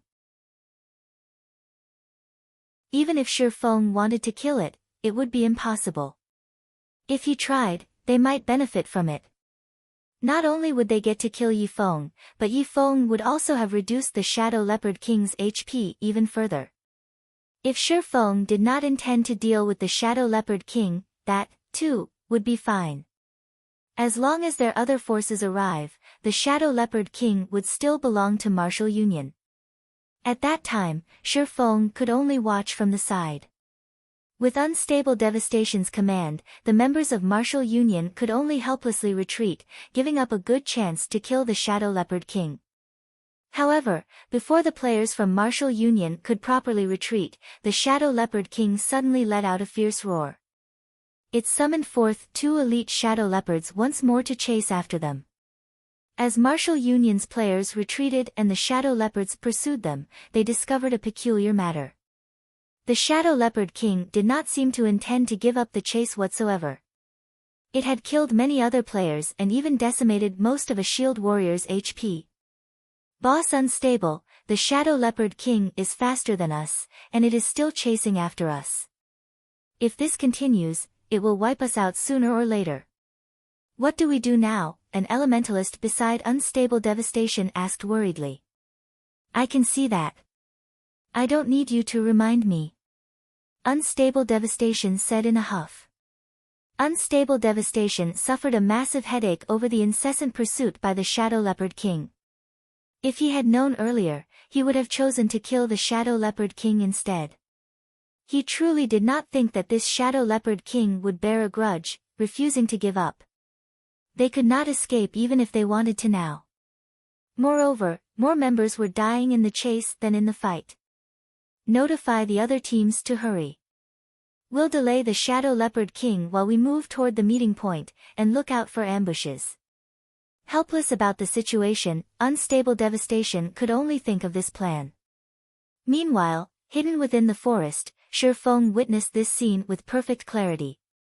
Although Unstable Devastation's decision was an intelligent one, he could not outdo Shi Feng. Shi Feng had long since known that the Shadow Leopard King would ceaselessly chase after Martial Union. Otherwise, he would not have chosen to depart. He was merely awaiting the perfect chance to take action. After God's domain evolved, the range of monsters' activity had also greatly increased. For chieftain-ranked monsters such as the Shadow Leopard King, its range of activity might even encompass a large half of the entire Gale Valley. Unless everyone from Martial Union left the Gale Valley, or they entered the core area of the Gale Valley, the Shadow Leopard King would not let them get away. As time slowly passed, the number of players the Shadow Leopard King killed grew higher and higher. However, it only had 10% HP remaining now. Meanwhile, Martial Union's previous 50-man team had only 16 players remaining. One could not help but admit that the losses they suffered were incomparably bitter. Are they still not here? Unstable Devastation paid attention to the surrounding movements as he attacked the Shadow Leopard King, his heart filled with wariness for Shifeng's ambush. Now that the Shadow Leopard King had less than 10% HP remaining, it was definitely an opportune time for Shifeng to launch an ambush. Hence, Unstable Devastation's expression turned exceptionally grave. "Boss Unstable, they said that they are only 10 minutes away." 10 minutes? Why don't you tell them to go die instead? Unstable Devastation cursed. This was a crucial moment. The Shadow Leopard King in front of them was about to die, and Shifeng would appear at any given moment. If they waited for another 10 minutes, the Shadow Leopard King would already be dead. He truly regretted not bringing more players with him. Now, Shifeng, who was hiding in a dark corner, possessed the advantage of initiative, while they were completely helpless against him. It was truly depressing. After a period, the Shadow Leopard King's HP fell below 2%. However, there were still no signs of Shifeng's assault, causing Unstable Devastation to become incomparably excited. Everyone surround the Shadow Leopard King and focus all firepower on it. It is about to die, so look out for Yifeng. Unstable Devastation said with a loud laugh. If Shifeng had appeared sometime earlier, there was an 80% chance of them team wiping. Now that the Shadow Leopard King was about to die, however, even if Shifeng dared to show himself, Unstable Devastation was confident at holding him at bay, allowing his teammates to kill the Shadow Leopard King. Finally, the Shadow Leopard King's HP fell below 200 points.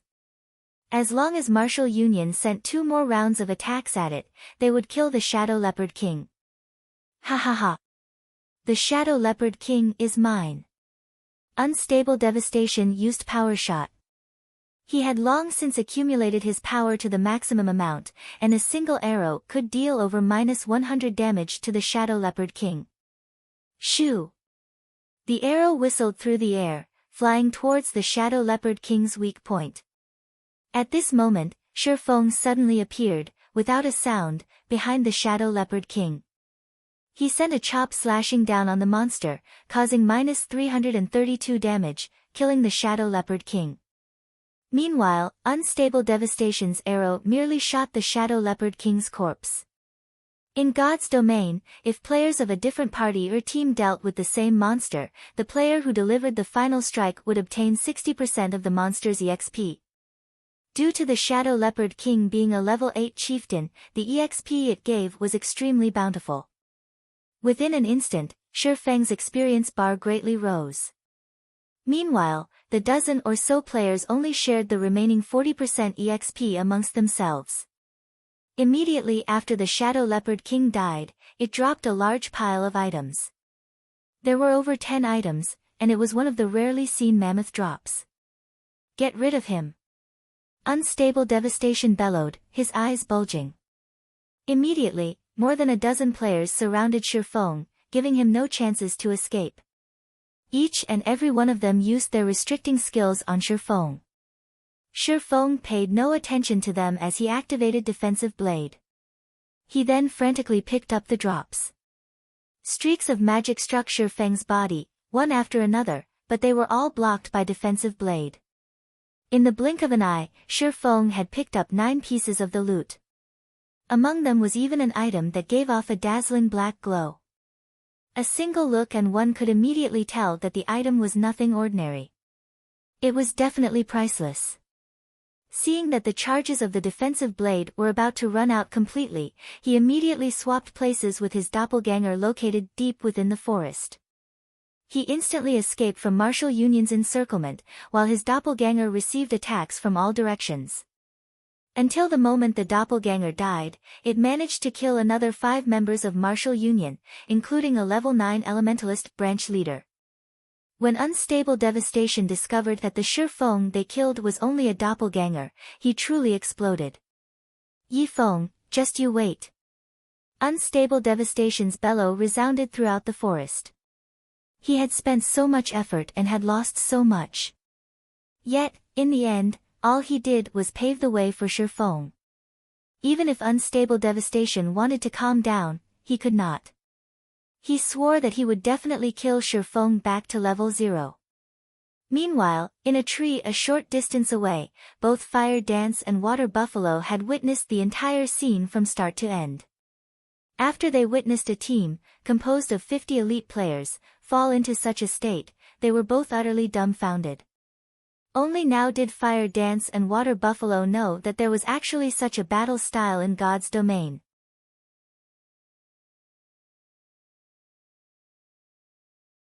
Chapter 143, Shadow's Blessing. While Fire Dance and Water Buffalo were both inwardly shocked, a deep voice came from behind them. "Why haven't you guys left yet?" The voice startled them both. They hurriedly jumped, spinning around to dodge while unsheathing their weapons. They stared at the figure that had appeared behind them. Big Brother Yifeng. Fire Dance let out a sigh of relief after identifying the newcomer. She pulled back her dagger and returned it to its sheath at her waist. The men from Martial Union were all over Gale Valley. If a battle were to occur, they would immediately call to their companions, and there would be no end to the enemies that Fire Dance needed to kill. "We came to help.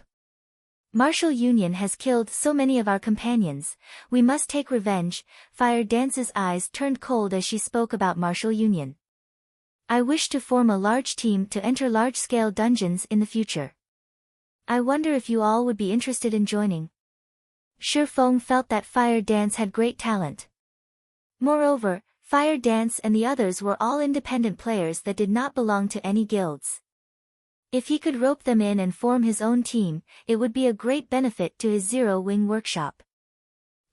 Fire Dance was slightly hesitant after hearing Shifeng's proposal. Water Buffalo also turned taciturn. "Do you guys already have your own large team?" Shifeng inwardly lamented. After entering White River City, there would be many large-scale dungeons. They were the main source of equipment, materials, and many other resources. If an independent player wished to obtain good equipment, they needed to raid these large-scale dungeons. Moreover, if a guild wished to level up, conquering large-scale dungeons was a must. Hence, if one wanted to develop at all in God's domain, conquering large-scale dungeons was one of the necessary conditions. However, it was extremely difficult for independent players to form a large team capable of raiding a large-scale dungeon. The most common large-scale dungeons were all 50-man dungeons, while there were even some 100-man dungeons available. Gathering so many players was a near impossible task. Not to mention whether the entire team possessed sufficient strength, just the degree of trust and the distribution of equipment would be a huge hurdle. In this, however, the elite teams of guilds and large-scale workshops had it much easier. "No, we don't have our own large team. Our team currently only consists of players who prioritizes amusement and don't really care much about other matters. Could you give me some time?" Fire Dance explained. In reality, she, too, wished to develop in God's domain properly. In spite of that, the majority of the players in her current team were not too keen on raiding dungeons. They only wished to play casually. If they joined a large team, they would definitely experience certain constraints and would not be willing to join. Alright. In any case, there is still time. Let's add each other as friends then. When you've made your decision, you can contact me at any time. Shifeng knew that such matters could not be decided upon immediately. If one wished to obtain something, they would have to lose something in return. Shifeng did not wish for just any random person to join him. That's good. I'll contact you after discussing it with them, Fire Dance nodded. She also felt that it was about time to make a decision. Soon after Shifeng added Fire Dance as his friend, he ran towards the deeper regions of the Gale Valley in search of Blackie and Lonely Snow. On his way there, in order to avoid Martial Union's patrols, Shifeng hid in the treetops and waited for the players of Martial Union to move past. Since he had nothing better to do, Shifeng took out the loot from the Shadow Leopard King. He wanted to see just what valuables the monster dropped. Isn't my luck just too good? The profits from a chieftain monster are impressive. Shifeng was slightly shocked after looking at the drops. Among the 9 items, there were 2 secret silver weapons, 3 pieces of mysterious iron equipment, 2 rare materials needed to make secret silver equipment, 1 bronze-ranked cooking knife, and 1 secret silver accessory. The 2 secret silver weapons were a level 8 staff and a level 8 two-handed axe. The mysterious iron equipment was also level 8. Moreover, the usefulness of the bronze-ranked cooking knife was also not small. It could increase the speed and success rate of one's cooking. However, the most valuable item among all these items was the secret silver accessory, the Shadow's Blessing. It was one of the most precious items that the Shadow Leopard King could drop. Shadow's Blessing, secret silver rank, necklace. Level 8. All attributes +5. Luck +3. In God's domain, accessories were extremely rare. Even when players reached level 20 or above, they would, at most, possess 1 or 2 bronze accessories. Moreover, these accessories would all be below level 10. Meanwhile, the accessory in Shifeng's hands was secret silver rank, and it was much more precious than a fine gold weapon of the same level. The luck attribute was extremely rare in God's domain, and it was capable of increasing the drop rate of items when killing monsters. There was once a player who calculated that, with 1 point in luck, the drop rate would nearly double. However, the higher a person's luck was, the less effective every additional point would be. At 3 points in luck, a player's drop rate would only triple. Besides that, the luck attribute also held a great effect for lifestyle classes, so its value would never depreciate. If Shifeng estimated correctly, the Shadow's Blessing would only be worth 2 to 3 gold coins to the average player. However, to Shifeng, this item's value was around 10 gold coins. Immediately, Shifeng equipped the Shadow's Blessing.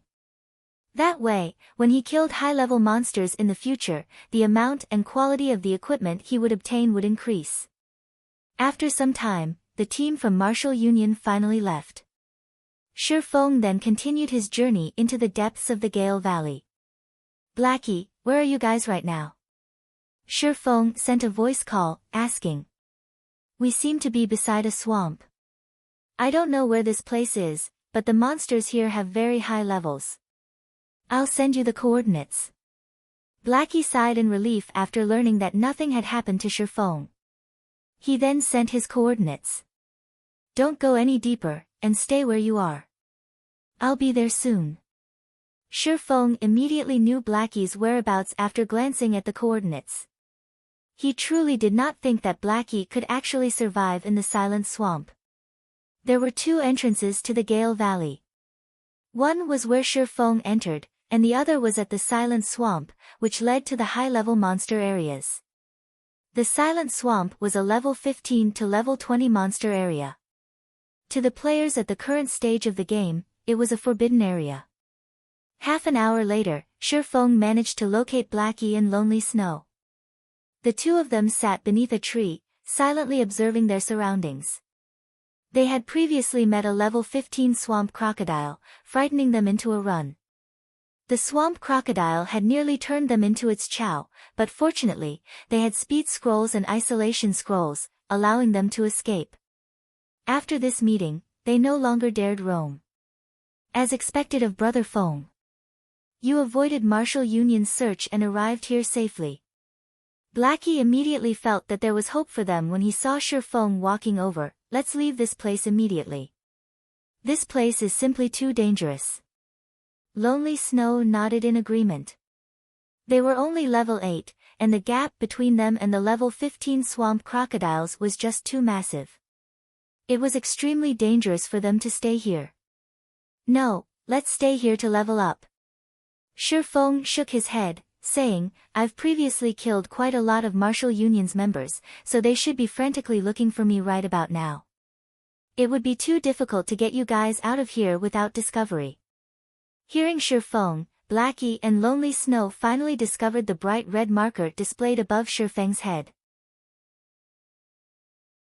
This mark was deeply crimson, and it was a wonder just how many players Shifeng had killed in order to turn it into such a state. However, it was only right when one thought about it. Martial Union's men currently filled the Gale Valley, and it would be impossible for Shifeng to arrive without being seen. Shifeng would have encountered some players from Martial Union on his way. With Brother Feng's skills, he would have no problems facing 3 to 4 players at a time. He has definitely killed a lot of players on his way here.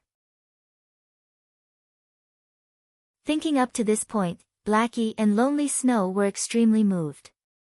Although Shifeng spoke in a casual manner, they knew that his journey must have been filled with extreme dangers.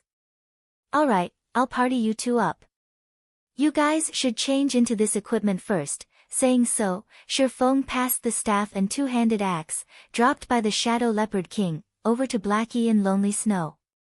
When the two of them received the weapons, they were shocked. Level 8 secret silver weapons were the most top-tier weapons currently available.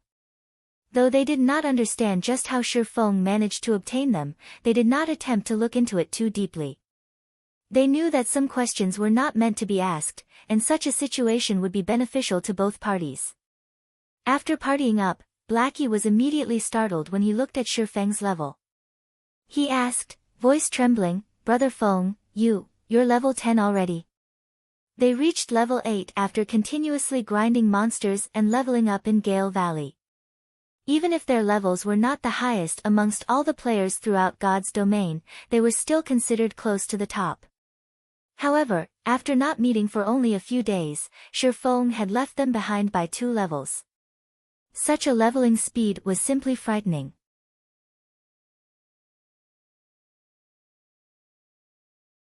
Chapter 144, Forming a Party. In regards to Blackie's and Lonely Snow's shock, Shifeng merely nodded in reply. Brother Feng, your leveling speed is just too fast. The highest leveled player I've previously met was only level 9. Right now, there might not be another who has reached level 10 in the entire White River City. Moreover, since there has not been any information on the official website stating that a player has reached level 10 and entered a city, this means that there are no players who have reached level 10 at all. Brother Feng, now that you've level 10, you are definitely the top player in all of Star Moon Kingdom. Blackie was incomparably excited. Only high-leveled players would know how hard it was to go from level 8 to level 9, not to mention rising from level 9 to level 10. The difference in EXP required was at least several times higher. Right now, Shifeng was far ahead of everyone else. If the players from Martial Union found out about this, their intestines would turn green with regret. Every gamer knew that once you got ahead, you stayed ahead. The small gap during the initial period of the game would only grow wider later on. As long as Shifeng slowly expanded his advantages, little by little, he would sooner or later cause the players from Martial Union to tremble in fear. Meanwhile, Lonely Snow, who stood by his side, was dumbstruck, not knowing what he should say. Previously, he had been worried that it would not bode well for them to continue entangling themselves with Martial Union. However, after he saw that Shifeng had already reached level 10 and possessed a pile of secret silver equipment, confidence filled his heart. If this continued, he could, sooner or later, step on Martial Union, becoming a future tyrant of White River City. Alright, quickly swap out your equipment. We'll look for a place to level up. Shifeng looked at the excited expressions on Blackie and Lonely Snow and smiled helplessly. Due to constant tasks earlier, he was never able to lead his own party personally. Now, he still had quite some time before he had to go to Blackwing City to conduct the trade with Aqua Rose, and in the meantime, he could carry Blackie and the others. In the future, he would have to form a guild. However, a framework was required to establish a guild. Otherwise, the guild would simply fall apart. The members of his current party would become the framework of his future guild, so Shi Feng decided to upgrade the overall strength of his party from now on. If the members of his party could reach level 10 a step earlier and enter White River City, it would be a tremendous help to him in the future. Blackie and Lonely Snow looked at each other, smiles on their faces as they changed into their new equipment. Previously, the two of them wore level 5 to level 6 bronze equipment, mixed in with a few pieces of mysterious iron equipment. Now, however, the majority of their equipment consisted of level 8 mysterious iron equipment, matched with a few pieces of level 8 secret silver equipment. Their strengths greatly increased with this. If they met Martial Union now, they would not end up in such a sorry state. Brother Feng, if we are going to level up here, what will happen to Cola and the others? They say that they're under constant surveillance and going out into the fields to level up is extremely dangerous, Blackie worriedly asked. Relax, I've already told them to do something more meaningful in town. We'll call them over after Martial Union leaves the Gale Valley. At that time, you two might even have a fright when you meet them, Shi Feng said with a smile. Seeing Shi Feng's mysterious smile, curiosity swarmed both Blackie and Lonely Snow about the task Shi Feng had given Cola and the others. Just what sort of quest could it be to shock them? Alright, let's level up then. Shi Feng wordlessly smiled at the two's puzzled expressions. In actuality, having Martial Union focus on Cola and the others was not a bad thing at all. Before, while they had been busy leveling up, Shi Feng stopped them from completing the quest. Now that they couldn't out and level up, they could give the quest a try. If Cola and the others could truly complete it, he would be able to carry out his plan with much less effort and more confidence. Although the Silent Swamp was a level 15 to level 20 monster area, the outer edge of the swamp was only a level 15 monster area, while the inner regions were level 16 to level 18 monster areas. Level 20 monsters would only appear in the core region of the swamp. With the Abyssal Blade, Shi Feng could reduce the level suppression by 5 levels, making the outer region a perfect fit. Let's go there and take a look. Looking at the system's map, Shi Feng pointed to the bubbling black pool of water in the distance. Although Blackie and Lonely Snow did not voice out about it, they were overcome with worry. After all, level 15 monsters owned this place. Even if they received an upgrade to their equipment and could challenge level 10 common monsters without much of a problem, level 15 monsters would still annihilate them. Just as Shi Feng and the others set foot beside the black-colored pool, a mass of bubbles broke out across the surface. A pair of black, shiny eyes surfaced from the pool, staring at Shi Feng's party from a distance. Brother Feng, I don't think this place is safe.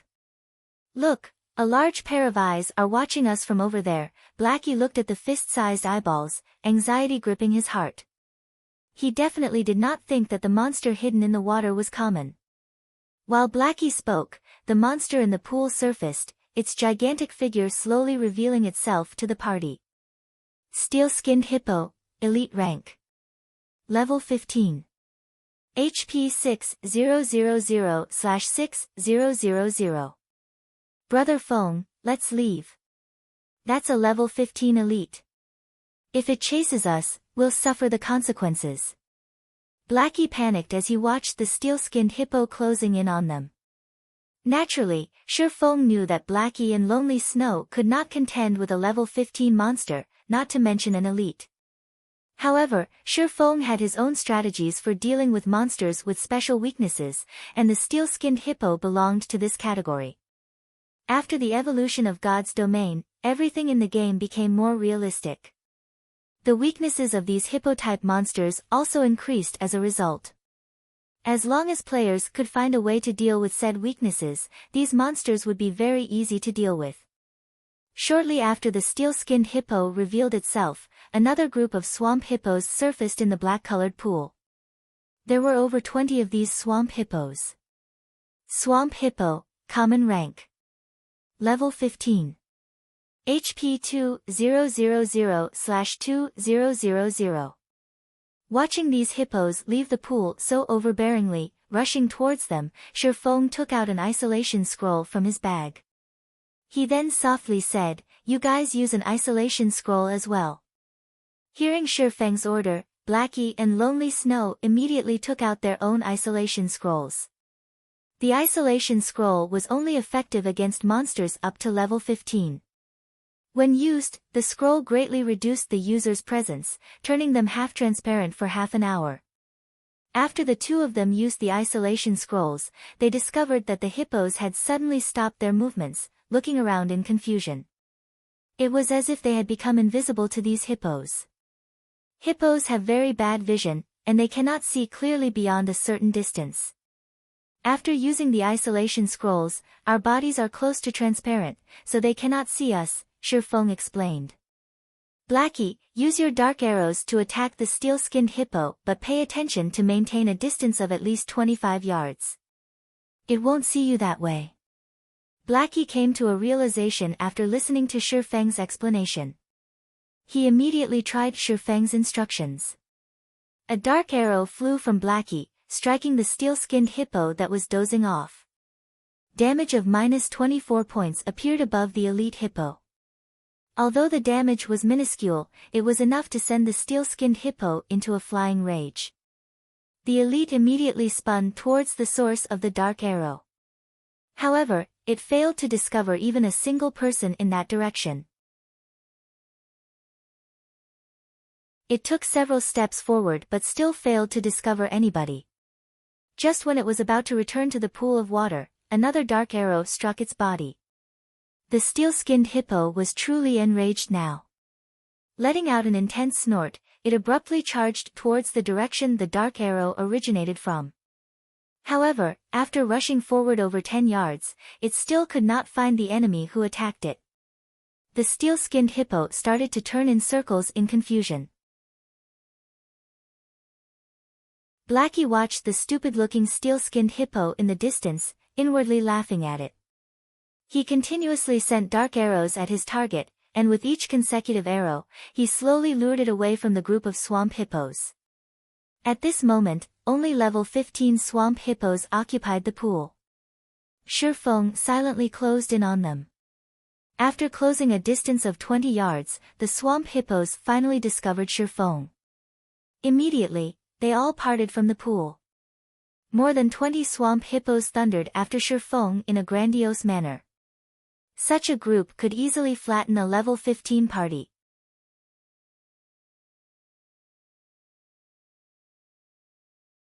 Chapter 145, Might of the Devil Flame, 1. The swamp hippos were each the size of a small car. When over 20 of them charged forward, it was like being run over by 20 cars going full speed. The earth trembled under the combined weight of the swamp hippos. Their imposing aura surged forth, instilling shock and awe into all observers. In the distance, Lonely Snow, who observed this scene, wore a nervous expression. He tightly gripped the secret silver-ranked great axe in his hands. He wondered just what their party leader, Shifeng, intended to do. This was a group of over 20 level 15 swamp hippos. Not only did these monsters possess thick hides and sturdy muscles, but they also possessed 2000 HP each. Just judging by how the earth trembled with each step, one could easily tell just how powerful these swamp hippos were. If that kind of body plowed into Shifeng, the consequences would be unimaginable. However, Shifeng remained extraordinarily calm as he silently awaited the arrival of the swamp hippos. 15 yards. 10 yards. 5 yards. Just as the swamp hippos were right before him, Shifeng finally took action. As Shifeng raised the pitch-black abyssal blade, it released a chilling glow. Green arcs of electricity abruptly appeared on the blade, producing crackling sounds. Shifeng then slashed down, the abyssal blade pointing at the incoming swamp hippos. Thundering flash. 3 electric arcs chained towards the swamp hippos, one after another. When the swamp hippos leading the charge noticed these arcs of electricity moving towards them, their bodies instinctively trembled. Though they tried to halt their feet to dodge these electric arcs, the swamp hippos at the back crashed into them. As a result, none of them managed to dodge the incoming attack. In the end, they received all 3 hits. After the electric arcs flashed by, the squealing of pigs at slaughter filled the surrounding space. The smell of something burning also filled the air. A series of damages appeared above the 20-plus swamp hippos, creating a dazzling sight.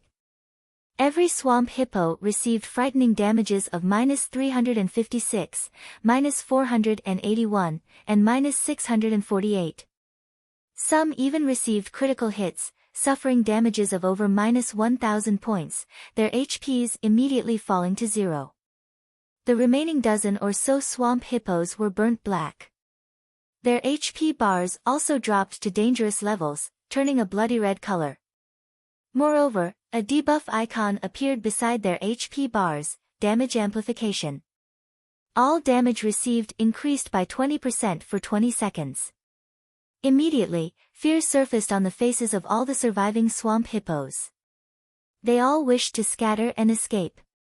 Shifeng gave them no chance whatsoever.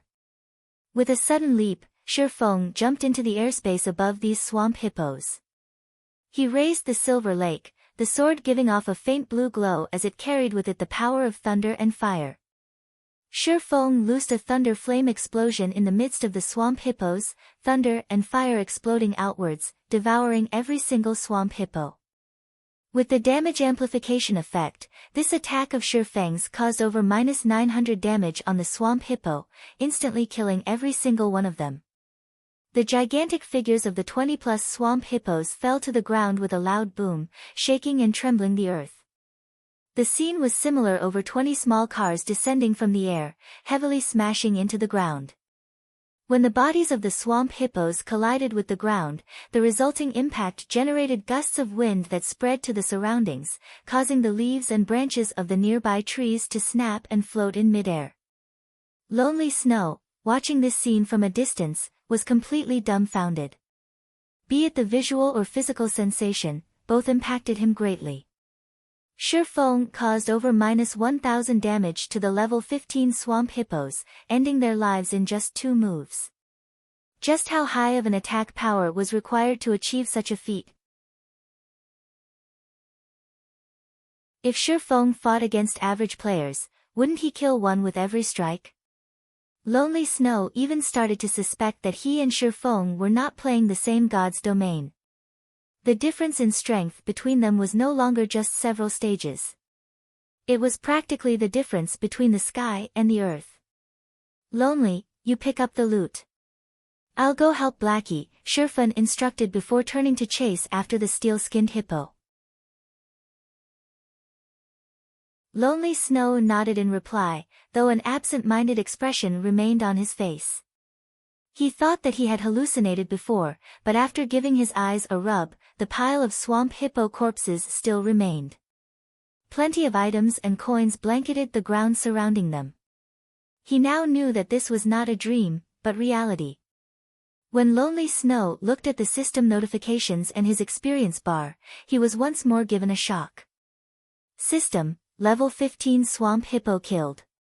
Level difference of 7.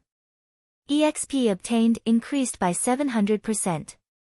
Obtained 1,650 EXP. System, Level 15 Swamp Hippo killed. Level difference of 7. EXP obtained increased by 700%. Obtained 1,650 EXP. System, Level 15 Swamp Hippo killed. Level difference of 7.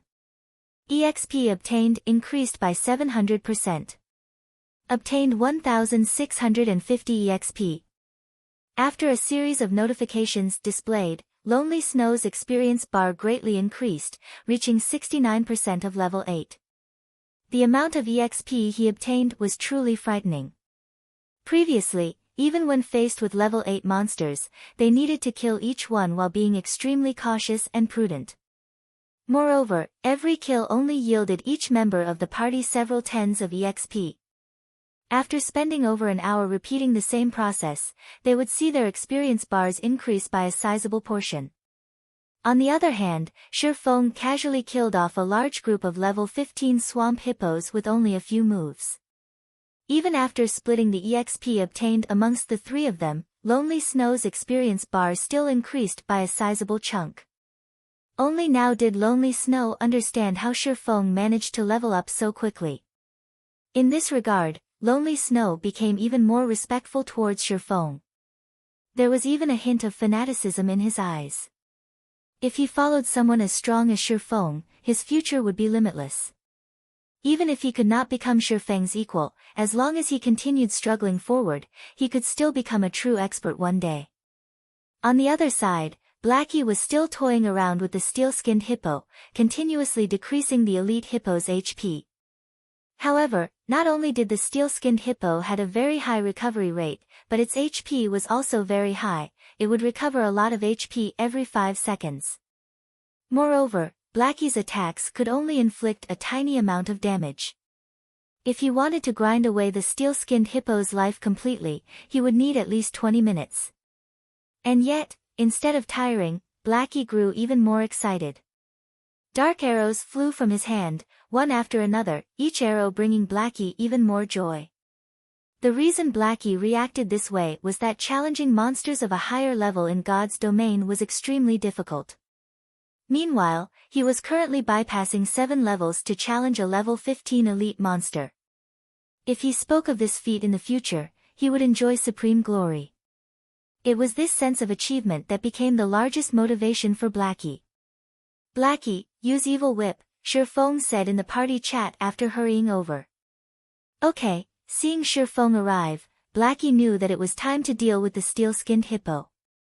As Blackie's chanting came to an end, 9 black barbed vines sprung up and bound the steel-skinned hippo's 4 limbs, restricting its speed. However, the steel-skinned hippo's strength was just too high. In the blink of an eye, one of the vines snapped, while the remaining 8 were only a small matter. At this moment, Shifeng used Wind Blade, rapidly arriving behind the steel-skinned hippo.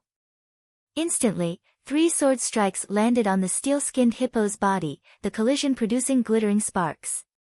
Seeing that the attacks from his swords had only dealt -22 damage each to the steel-skinned hippo, Shifeng was slightly speechless. It was as expected of the steel-skinned hippo. Its physical defense was truly frightening.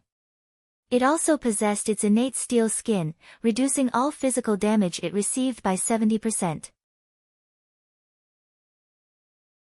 If even Shifeng could only cause slightly over 20 damage to the steel-skinned hippo, a normal physical damage dealer would most likely cause 2 or 3 damage. This rate of damage certainly could not contend with the steel-skinned hippo's regeneration speed. Shifeng's attacks had yet to end.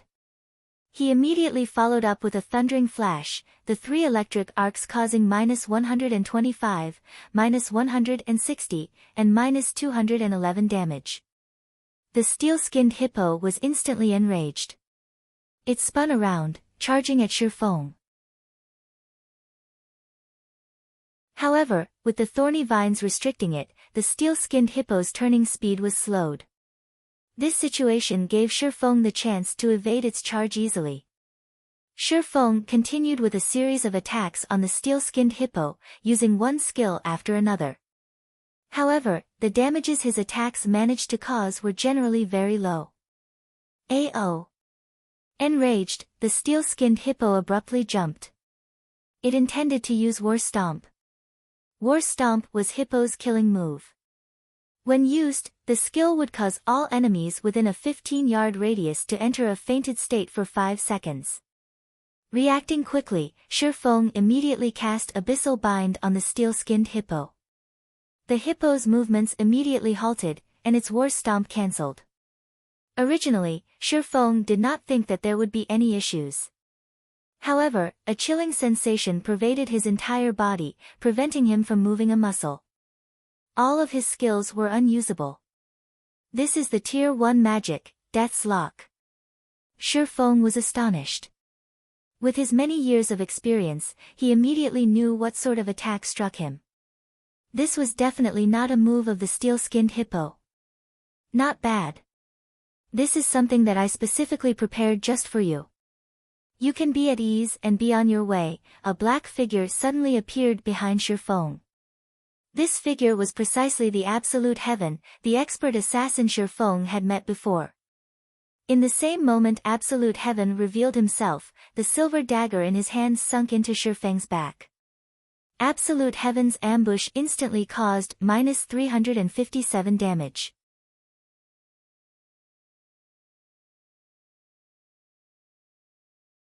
Chapter 146, Might of the Devil Flame, 2. A single ambush instantly devoured 1/4 of Shifeng's HP. Blackie, who stood at a distance, was dumbfounded by this scene. He did not understand why an assassin suddenly appeared here and attacked Shifeng. Although he wished to help Shifeng, time was needed to cast his spells. Moreover, all his restricting skills were already in use on the steel-skinned hippo. He could only helplessly watch as the scene unfolded. The only thing Blackie could do now was to chant and attack with his dark arrows. Such high damage! Watching his HP abruptly decrease by a large portion, Shifeng was inwardly shocked. Previously, when Shifeng faced the level 9 Berserker, 5 Rats, the maximum damage Shifeng received was only slightly over -100 damage. Yet, one of Absolute Heaven's ambushes caused over -300 damage. Compared to 5 Rats, Absolute Heaven's attack power was much stronger. Assassins had very fast attack speeds, so generally, their attack damage could not compete with that of a Berserker's. However, they could complement their low attack damage with the number of attacks they could dish out. To say nothing of Absolute Heaven's attack damage, which far exceeded that of the Berserker 5 Rats, if an assassin could deal the same amount of damage as a Berserker with each attack, their total output would be at least double or triple that of a Berserker's. In the case of Absolute Heaven, his total output would be 3 to 4 times that of 5 Rats. Although Shifeng was shocked, Absolute Heaven was similarly shocked. When he had used his ambush on an MT who possessed a complete bronze set equipment and was the same level, the attack stole at least 2/3 of the MT's HP. Now, however, he only managed to remove 1/4 of Shifeng's HP. Compared to those well-equipped MTs, Shifeng's defense and HP far exceeded them. Die!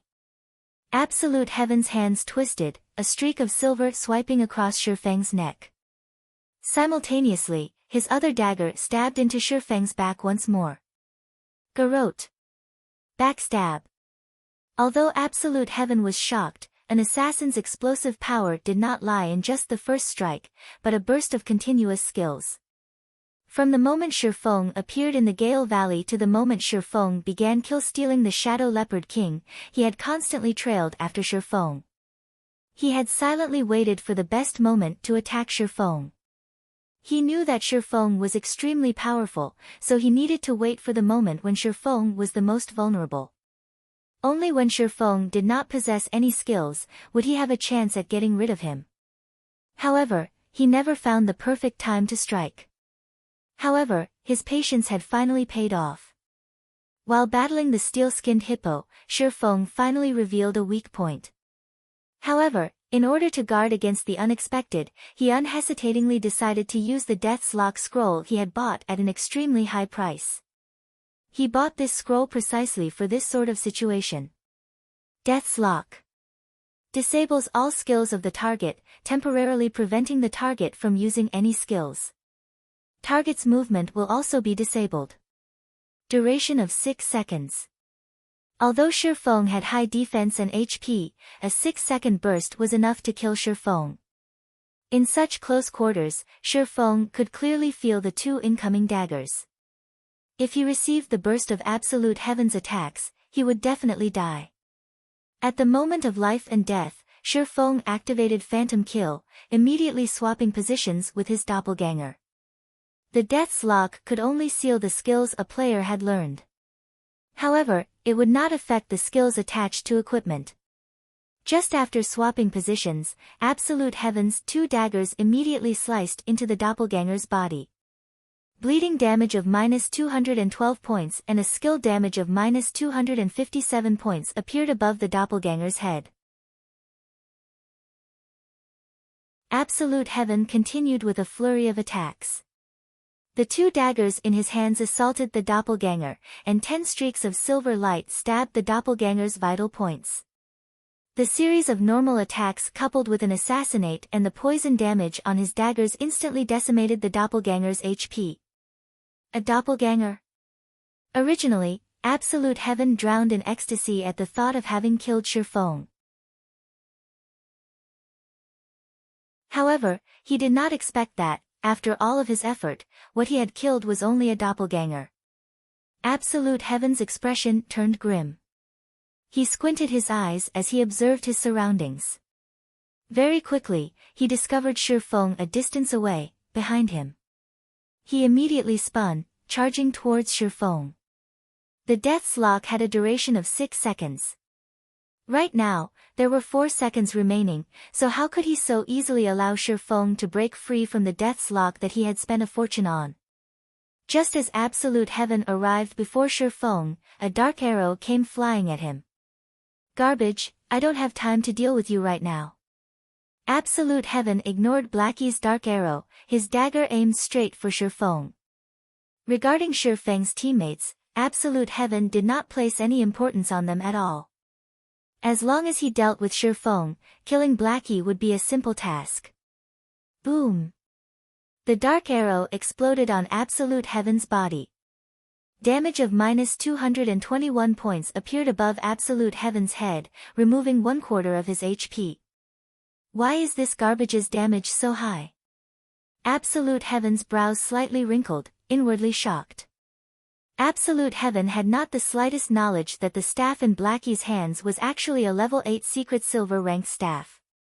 Moreover, Blackie wore a few pieces of level 7 and level 8 mysterious iron equipment. He also used the mysterious iron accessory, the Interpreter's Pendant, that Shifeng had given him. Blackie's magical damage had long since reached the apex.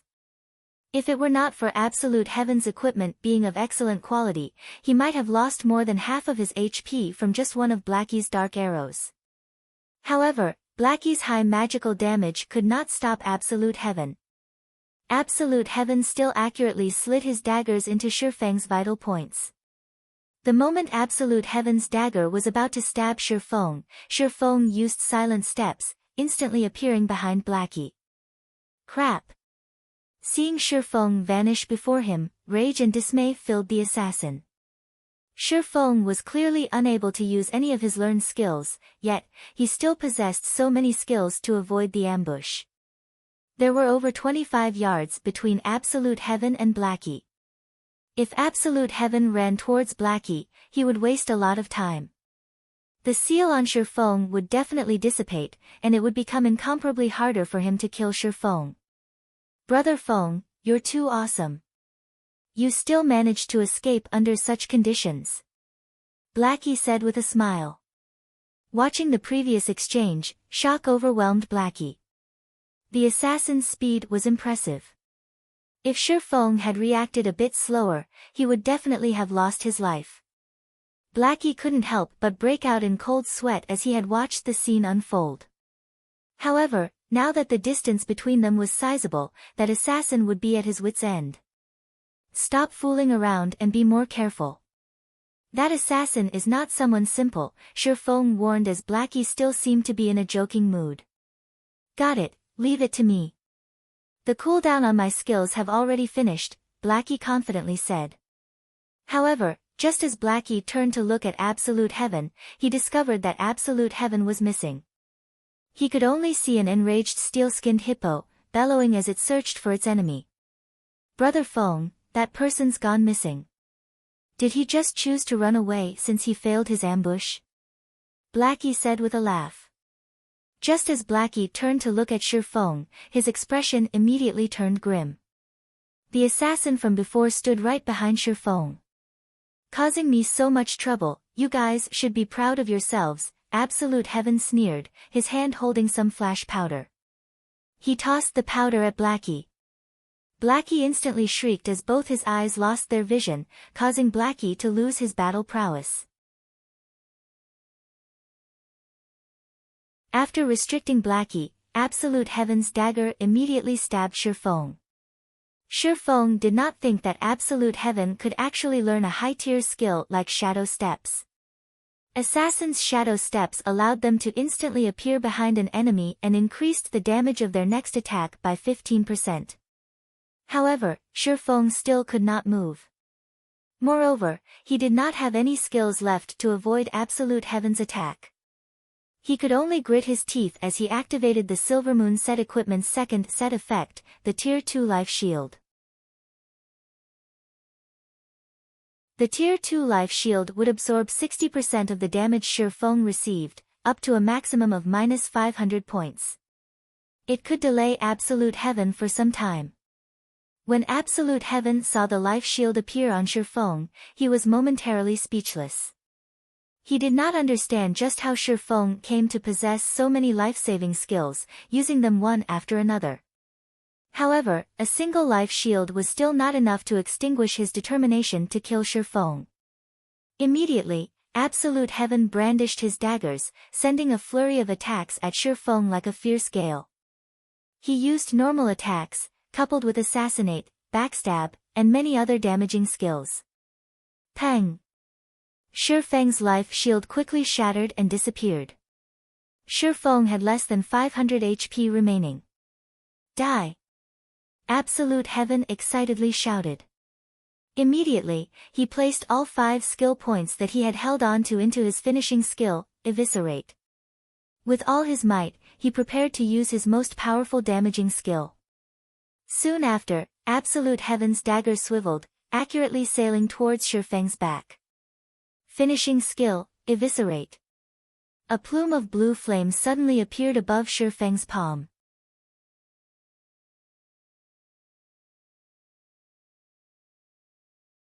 Chapter 147, Might of the Devil Flame, 3. Absolute Heaven suddenly convulsed in shock when he saw the clear blue flame floating above Shi Feng's palm. Although this flame looked minuscule, the heat it gave off was extraordinarily hot. Within an instant, he could already feel his mouth drying up. However, since the arrow was knocked, he had no choice but to let it loose. Within an instant, the ice-blue devil flame covered Shi Feng's entire body, turning him into a man on fire. The ice-cold dagger suddenly stabbed into Shi Feng's back. "You can move already." Absolute Heaven was greatly shocked. To a top-tier expert like himself, he had a very precise grasp on time. At worst, there was only an error of 0.1 seconds. Absolute Heaven clearly felt that the 6-second duration for the Death's Lock had yet to pass. Yet, Shi Feng was still able to use Defensive Blade to block his finishing move, Eviscerate. "Didn't you have a fun time beating me up just now?" Shi Feng revealed a faint smile, coldly saying, "It's my turn now." Wielding the Abyssal Blade, which was covered by a layer of clear blue flames, Shi Feng used Chop, and the Abyssal Blade transformed into a blazing streak of light as it struck towards Absolute Heaven. "You have less than 500 HP remaining right now. Do you think you can defeat me?" Absolute Heaven sneered, retaliating. The instant the two weapons collided, a trace of shock immediately appeared on Absolute Heaven's frosty expression. It was as if the opponent he was facing against right now was not Shi Feng, but a humongous bear. Shi Feng's strength had thoroughly numbed his arm, and he was forced to retreat several steps before stabilizing his body. How can he have such great strength? When Absolute Heaven had exchanged moves with Shi Feng the previous time, Shi Feng's strength was not yet quite so terrifying. However, now that he had changed and upgraded most of his equipment, increasing his attributes by a large leap, he not only surpassed Shi Feng, but the gap between them had somehow grown even wider. Now that he had failed at ambushing Shi Feng, it was already impossible for him to kill Shi Feng in a direct confrontation. He could only patiently wait for his next chance. After forcing Absolute Heaven into a retreat, Shi Feng quickly took out a basic regeneration potion and drank it. Very quickly, Shi Feng's HP recovered more than 700 points. "Absolute Heaven, it seems you only amount to this much. You failed to kill me in both of your ambushes, so now it's my turn to get revenge." Don't even think of getting away from me today, Shifeng revealed a calm smile as he looked at Absolute Heaven, who was currently filled with killing intent. He could not help but admire, and admit, that Absolute Heaven's assassination abilities were very powerful. Not only did Absolute Heaven manage to persevere and track Shifeng to this place, he had even managed to set up an ambush the instant Shifeng relaxed his guard during his battle against the steel-skinned hippo. As a result, Absolute Heaven nearly managed to kill him. Unfortunately, Absolute Heaven did not know that the ice-blue devil flame had strengthened Shifeng's body, slightly reducing the duration of the death's lock on him. Otherwise, he would truly be finished. Now that he was back to normal, he used the ice-blue devil flame to aid him. A 20% increase in damage was no laughing matter. What a joke. You've only managed to live this time due to luck. I will definitely kill you the next time we meet. As for you wanting to keep me here, you couldn't do it the last time, and you similarly won't be able to do it this time. Absolute Heaven felt that Shifeng was simply too conceited, daring to declare that he could kill him. The rage in his heart burned from Shifeng's words. He inwardly vowed to form a more thorough plan to utterly vanquish Shifeng the next time. Brother Feng, I'll help. At that moment, Blackie's vision was finally restored. He angrily glared at Absolute Heaven, prepared to use his evil whip. Shifeng waved his hand, saying with a laugh, "No need. Against him, I alone am enough." Brother Feng, he is an assassin, he definitely has a lot of life-saving skills. His speed is also very fast. If he manages to escape, what should we do if he comes back to ambush us again? Blackie had seen before an assassin's myriad of escaping skills. If not properly countered, one would be completely helpless against an assassin. Relax, he can't get away. Alright, then. Since Shifeng insisted, Blackie could only resolve himself to watch. The reason why Shifeng voiced out those words was to agitate and provoke Absolute Heaven. When dealing with experts like Absolute Heaven, it was not easy to kill them. Dealing with such experts, one first needed to attack them emotionally, provoking them and sending their state of mind into a mess, before looking for a chink or weak point.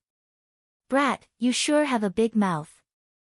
I want to see just how you intend to block my path, Absolute Heaven said with a sneer, rage clouding over his expression. We'll know once we try, Shifeng revealed a calm smile. He activated Wind Blade, his body piercing towards Absolute Heaven. Originally, Shifeng's speed was already very fast. Now, with Wind Blade activated, Shifeng's speed was on a whole nother level. He arrived in front of Absolute Heaven within an instant, 6 sword images immediately stabbing towards Absolute Heaven's vital points. So fast. Absolute Heaven was awe-shocked, hurriedly using his daggers to block the attacks. Pang! Pang! Pang! With the added power from the ice-blue devil flame, Shifeng's attacks were not something that Absolute Heaven could easily block. Immediately, Absolute Heaven was in a disadvantageous position. He desperately blocked and dodged Shifeng's attacks, and he was forced into a retreat with every consecutive attack. After exchanging several moves without using any skills, Absolute Heaven was struck once by Shifeng. As a result, Absolute Heaven lost over 300 HP within an instant. Damn! Originally, Absolute Heaven only intended to exchange a few moves with Shifeng, grinding away Shifeng's arrogance. Never would he have imagined that he would instead be forced into a constant retreat. Yet, his pride as an expert was unwilling to admit that he had actually lost against Shifeng in a normal exchange. Seeing as the flaming sword was about to hit him, Absolute Heaven gritted his teeth, using the skill block to defend against this attack. If he was to receive another attack from that flaming sword, then he would very well lose his life. Not good, time to leave. The gap between our attributes and attack power is just too wide. After coming to grips with Shifeng, he clearly understood the gap between the two of them. It was especially true for that clear blue flame. Every time his equipment came into contact with it, their durability would continuously fall. Though his secret silver-ranked dagger was better off, only losing a little durability with each clash, the armor he obtained with much difficulty was only of mysterious iron rank. Just a single stab from Shifeng's sword had reduced over a quarter of the armor's total durability. If this situation were to continue, then his equipment would all soon turn to waste. Without the attributes provided by his equipment, he would definitely die under Shifeng's swords. Hence, he immediately turned and ran. You can't escape. Shifeng gave Absolute Heaven no chances at all, activating Windwalk immediately. As fast as a ghost, Shifeng caught up with Absolute Heaven in the blink of an eye. He then let loose his most powerful strength, creating 16 sword images in the blink of an eye. The sword images fully surrounded Absolute Heaven, the flames released by them looking as if they intended to devour Absolute Heaven. Absolute Heaven was greatly shocked. There was no way at all for him to stop so many sword images. He then hurriedly activated Wind Steps, using the 1-second invincibility to block all the incoming attacks. With his speed greatly increased, he immediately entered stealth mode. I said, you cannot get away. Shifeng immediately leaped up, the silver lake in his hand releasing the power of fire and thunder towards Absolute Heaven's path of advancement. Absolute Heaven knew that this move of Shifeng's was immensely powerful. He immediately used Vanish, the 1 second of invincibility allowing him to avoid the damage and fainted effect of the Thunder Flame explosion. After successfully blocking the Thunder Flame explosion, Absolute Heaven no longer possessed any life-saving skills in his arsenal. Just like last time, he was prepared to leap up into the trees, shaking off Shifeng's pursuit. At this moment, he suddenly discovered that he was unable to jump, nor move. Unknown as to when it happened, both his legs had been frozen solid, and even his figure was revealed. I've already said that you cannot escape. Shifeng was extremely satisfied with the effect of the frost grenade. Once again, he sent a burst of 16 sword images stabbing at Absolute Heaven. This time, Absolute Heaven could only go all out, desperately stopping the incoming attacks with his daggers. 2 swords. 4 swords. 6 swords. By the time Absolute Heaven blocked the 11th sword, he was no longer able to keep up with the remaining sword images. He could only helplessly watch as the sword images stabbed into him, damages of over -300 points, and even -400 points, appearing above his head, one after another.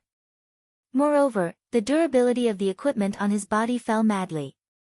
By the time Absolute Heaven's HP reached 0, the equipment on his body was all turned to scrape. Absolute Heaven suffered an incomparable heartache, gnashing his teeth.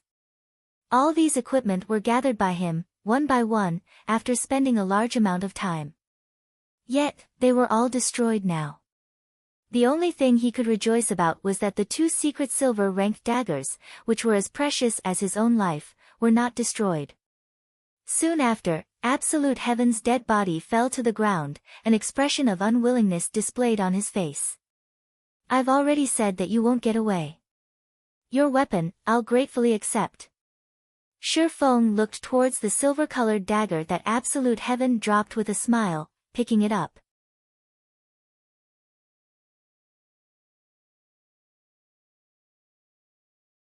Chapter 148, Underworld. Absolute Heaven disappeared with the wind after he died.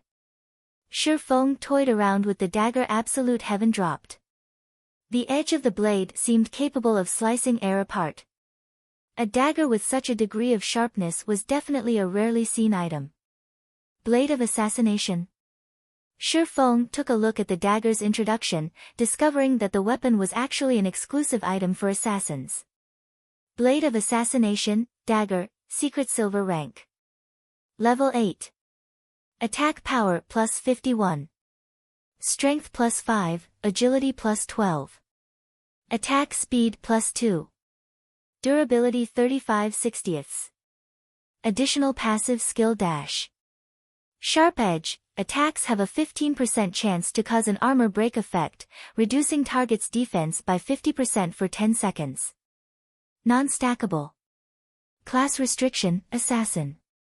With such a high attack power and agility, it was no wonder Absolute Heaven was able to deal such massive damage to Shifeng. This Blade of Assassination was an assassination weapon completely made to increase the user's attack power and speed. It was definitely a favored weapon for the agility-type assassins. Based on Shifeng's estimations, the Blade of Assassination was worth at least 1 gold coin. With this death, Absolute Heaven will probably need a very long time before he can recover. Shifeng looked at the Blade of Assassination, a smile plastered on his face. Previously, Shifeng still felt apprehensive towards Absolute Heaven constantly following him around and abruptly ambushing him. Now that Shifeng used the Ice Blue Devil Flame to give Absolute Heaven a thorough beating, not only did Absolute Heaven lose a level, all the equipment on his body was destroyed as well. Absolute Heaven had even dropped his Blade of Assassination after dying. It would be a long time before it would be possible for Absolute Heaven to come looking for trouble again. Brother Feng, you're just too awesome. You were like the incarnation of the fire god just now. Just looking from afar, I could already feel myself being burned. I didn't think that swordsmen would have such a skill. If I had known about it earlier on, I would have chosen to play as a swordsman as well. If I were to use this skill to pick up chicks in the future, I would definitely catch one with every hook I send. Blackie excitedly ran up to Shifeng, his eyes filled with endless envy as he looked at the ice blue devil flame covering Shifeng's body. As for the matter of Shifeng managing to kill Absolute Heaven, Blackie paid no attention to it at all. In Blackie's eyes, although Absolute Heaven was indeed an expert, he was still just an elite player of martial union. Shifeng being able to kill him was all too normal. On the other hand, the elegant-looking clear blue flame surrounding Shifeng was the truly shocking matter. Hearing Blackie describing the ice blue devil flame as a tool to pick up girls, Shifeng became speechless. He did not understand just what was going through Blackie's mind every day. This flame isn't a swordsman's skill. It is a mysterious flame, and it can increase a player's attack damage, Shifeng explained. Mysterious flame? Blackie's face filled with confusion. Although Blackie did not know what a mysterious flame was, but hearing that it was able to increase a player's attack damage confirmed it was definitely an extremely precious item. Seeing that Shifeng possessed such an item, instead of becoming envious, his heart filled with joy. With the mysterious flame, Shifeng could become even stronger than before. When the time comes, let's see who still dared to bully them. At this moment, Lonely Snow also hurried over after finishing picking up the loot from the swamp hippos.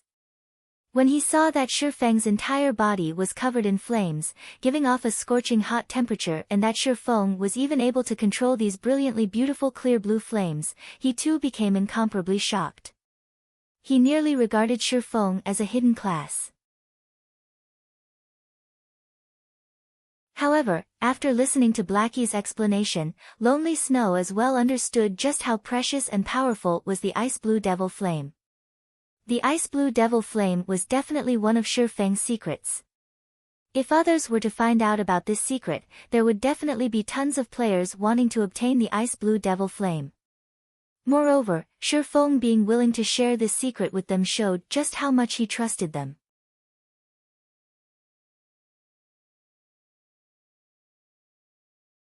Leveling up at this place is just too awesome. Originally, I thought that the leveling speed at Gale Valley was already extremely fast, but after coming to this place for less than 2 hours, I've already managed to reach level 9. If we are to continue in this trend, within 3 hours, I would definitely reach level 10 and be able to enter White River City.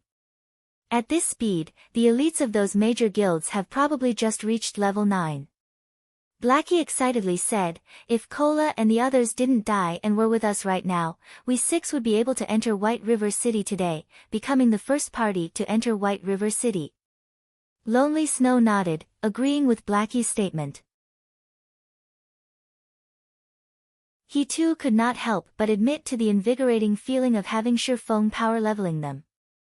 This leveling speed was at least 10 times faster than the other players. Even if martial union surrounded them and killed them once right now, with Shifeng carrying them, they would quickly recuperate their losses. They did not need to fear having a confrontation with a large guild like martial union at all. Red Leaf Town, slums. Absolute Heaven was currently drinking away his sorrows in the enchanted bar. When the others saw Absolute Heaven, they all obediently distanced themselves to a corner, not daring to go near him at all. The reason was due to the waves of killing intent radiating off of Absolute Heaven. There was nobody who was willing to come into contact with that aura. Damn! I made a huge loss this time. Sooner or later, I will definitely have my revenge. Though Absolute Heaven did not feel heartache over the loss of his levels, it was a different story for the equipment he lost. It was especially true for the Blade of Assassination. As long as he put some time into it, he could easily catch up in terms of EXP. However, it was a different story for equipment. It was especially true for top-tier equipment.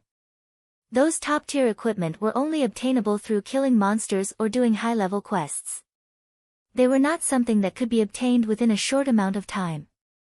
The opportunity was also needed to obtain them. Just what is that clear blue flame?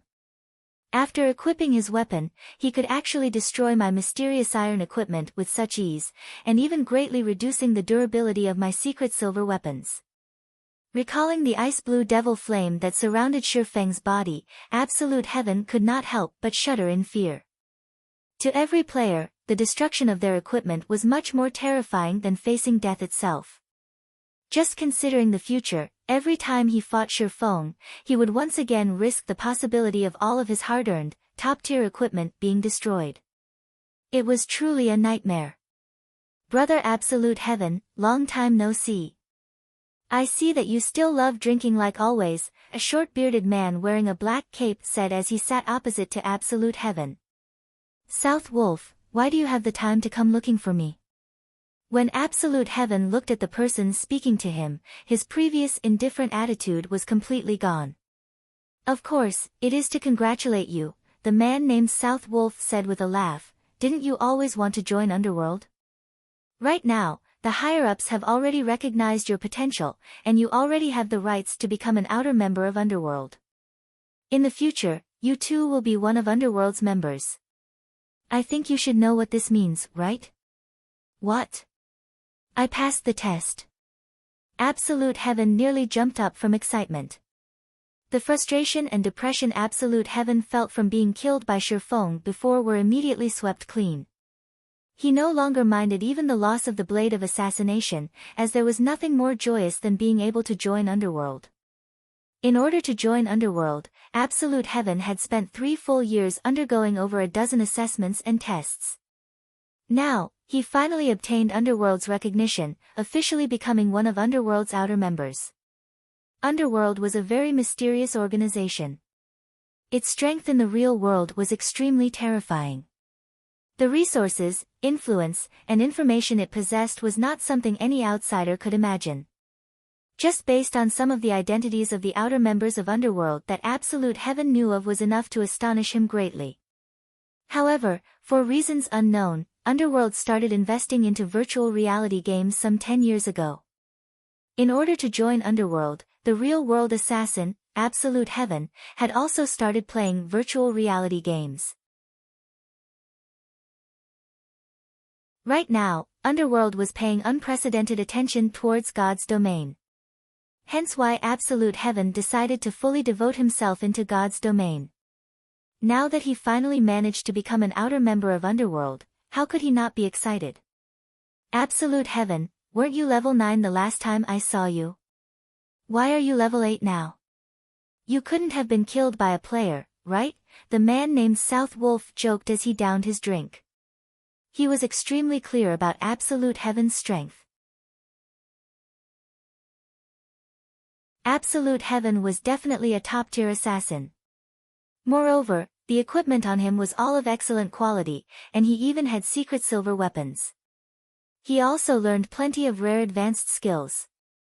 There were only a scant few players in Red Leaf Town who were capable of directly confronting absolute heaven.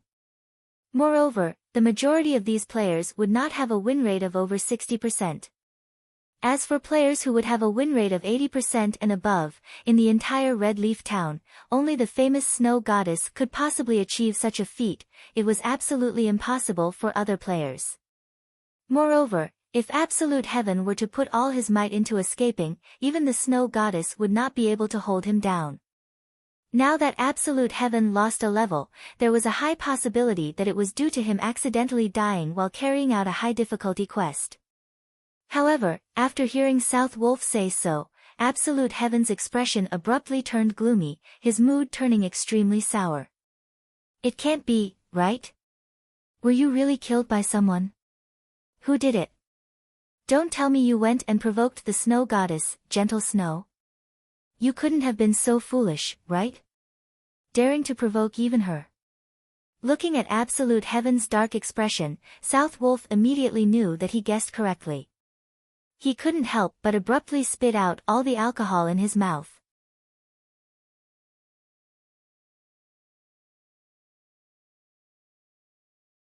Chapter 149, Freezing Shadow. I'm no fool. Why would I dig my own grave by provoking Gentle Snow? Absolute heaven shook his head. If you didn't provoke Gentle Snow, then who killed you? I doubt that there is another expert like her in the entire Red Leaf Town. South Wolf could not help but become curious. Based on the information he obtained, the experts in Red Leaf Town only numbered so many. If it wasn't a top-tier expert like Gentle Snow, could there possibly be another top-tier expert appearing in Red Leaf Town without him knowing? South Wolf's curiosity deeply pierced absolute heaven's pride. He tightly gripped his fist to the point where blood almost came out. He had spent such a long time planning and preparing so many measures. Originally, he had a 100% possibility to kill Shifeng. However, the rate at which Shifeng increased his strength had far surpassed absolute heaven's estimations. Looking at absolute heaven's silence, South Wolf could not help but let loose a smile. He was now even more interested in the expert that managed to kill absolute heaven. Absolute heaven, you know what my job entails, right? Now that such an expert has appeared in Red Leaf Town, I need to know just who that person is. South Wolf looked at absolute heaven, asking in a low tone. Absolute heaven's expression turned sullen.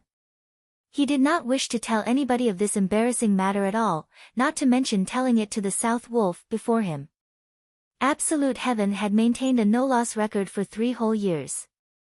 Yet, today that record was ripped apart by the unknown Shifeng.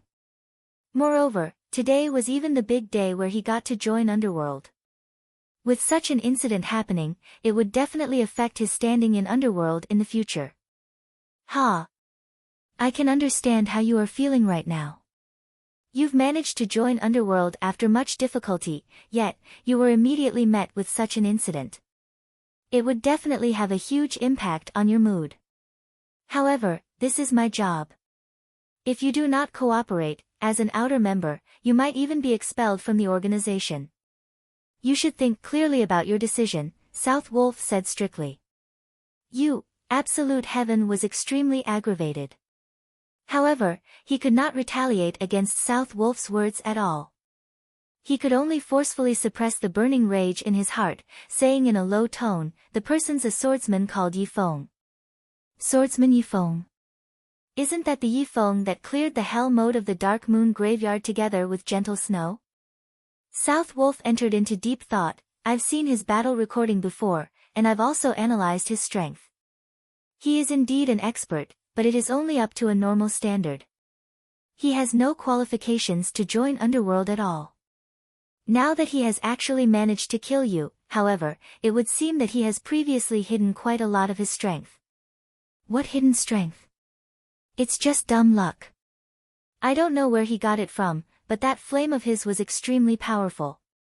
It was able to destroy my equipment during battle, and that flame greatly reduced even the durability of my secret silver weapons. If it wasn't for that flame, he would have no chance at killing me at all, Absolute Heaven said in disdain. Flame? It could even destroy equipment, and not even secret silver weapons could block it? South Wolf became even more curious. I recall that swordsmen do not possess such a skill. It should be some sort of special equipment skill. However, if not even a secret silver weapon could block it, the skill is definitely not anything simple. This special equipment quality must be extremely high. It must be a dark gold ranked special equipment or item. However, even dark gold items would not have such a strong effect. There is a substantial possibility that it is an epic ranked item. Epic rank. Absolute Heaven was greatly astonished. It can't be, right? Right now, I haven't even heard the news of someone obtaining a dark gold ranked item. Yet he, as an independent player, could obtain an epic ranked item? What's there to be surprised about? God's domain is filled with mystery. Even if it is only at this stage of the game, there is no surprise at obtaining an epic ranked item. Within Underworld, there has already been more than one person who obtained a dark gold ranked item, but it is indeed my first time hearing about an epic ranked item. However, this is still just a guess of mine. It requires deeper investigation. South Wolf's face was filled with joy. Thinking that he could obtain such information, even if it was only a possibility, he could still receive quite a reward from the higher-ups. If he could confirm this information, he might even be able to increase his standing within Underworld further. I've already passed on all the information about which the Underworld wishes to inform you. I'll now go and investigate about that flame. If it truly is an epic ranked item, as long as Yi Feng hands over that flame, taking into account his techniques, he might be able to become an outer member of Underworld. Within this period, you should avoid seeking him out for trouble. After all, you guys might be colleagues in the future, South Wolf said with a laugh as he departed from the bar. Damn it. Looking at South Wolf's unconcerned attitude as he departed, Absolute Heaven abruptly punched his fist onto the table. The beer bottles on the table all fell to the ground, breaking apart into fragments. Silent Swamp, Stream Falls. Feng was currently leading Blackie and Lonely Snow to attack a jade green, three-headed snake. Three-headed snake demon, rare elite. Level 16. HP 15,000/15,000. A rare elite was not much stronger when compared to a normal elite monster of the same level. It was extremely rare for players to meet one, hence why it was called a rare elite. However, even these rare elites had specified respawn points. Only, they had many locations they could spawn from, so it was not easy to locate them at all. The loot of rare elites was much better than that of normal elites. Hence why many players loved rare elites. There were only a total of 5 rare elites in the Silent Swamp. Amongst them, the weakest one was the three-headed snake demon. Also, when a rare elite died, they would only respawn 2 days later. After carrying both Blackie and Lonely Snow to level 10, Feng himself reached level 11 as well. He felt that they should roughly be able to kill the three-headed snake demon, hence why they had spent a lot of time looking for it. Brother Feng, this rare elite's movement speed is simply too fast. I can't land a hit on it at all. Blackie continuously used Dark Arrow to attack the three-headed snake demon. However, the snake demon was extremely swift in its movements. It was able to dodge all the dark arrows that flew at it easily. No problems. You just need to use Curse to weaken the three-headed snake demon's speed and strength, Feng said in the party chat.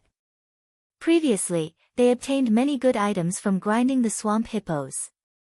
Amongst those items was the Weakening Curse skill book for Cursemancers. The skill was able to reduce all the attributes of the target by 15%, damage dealt by 15%, and increase the darkness damage the target received by 10%.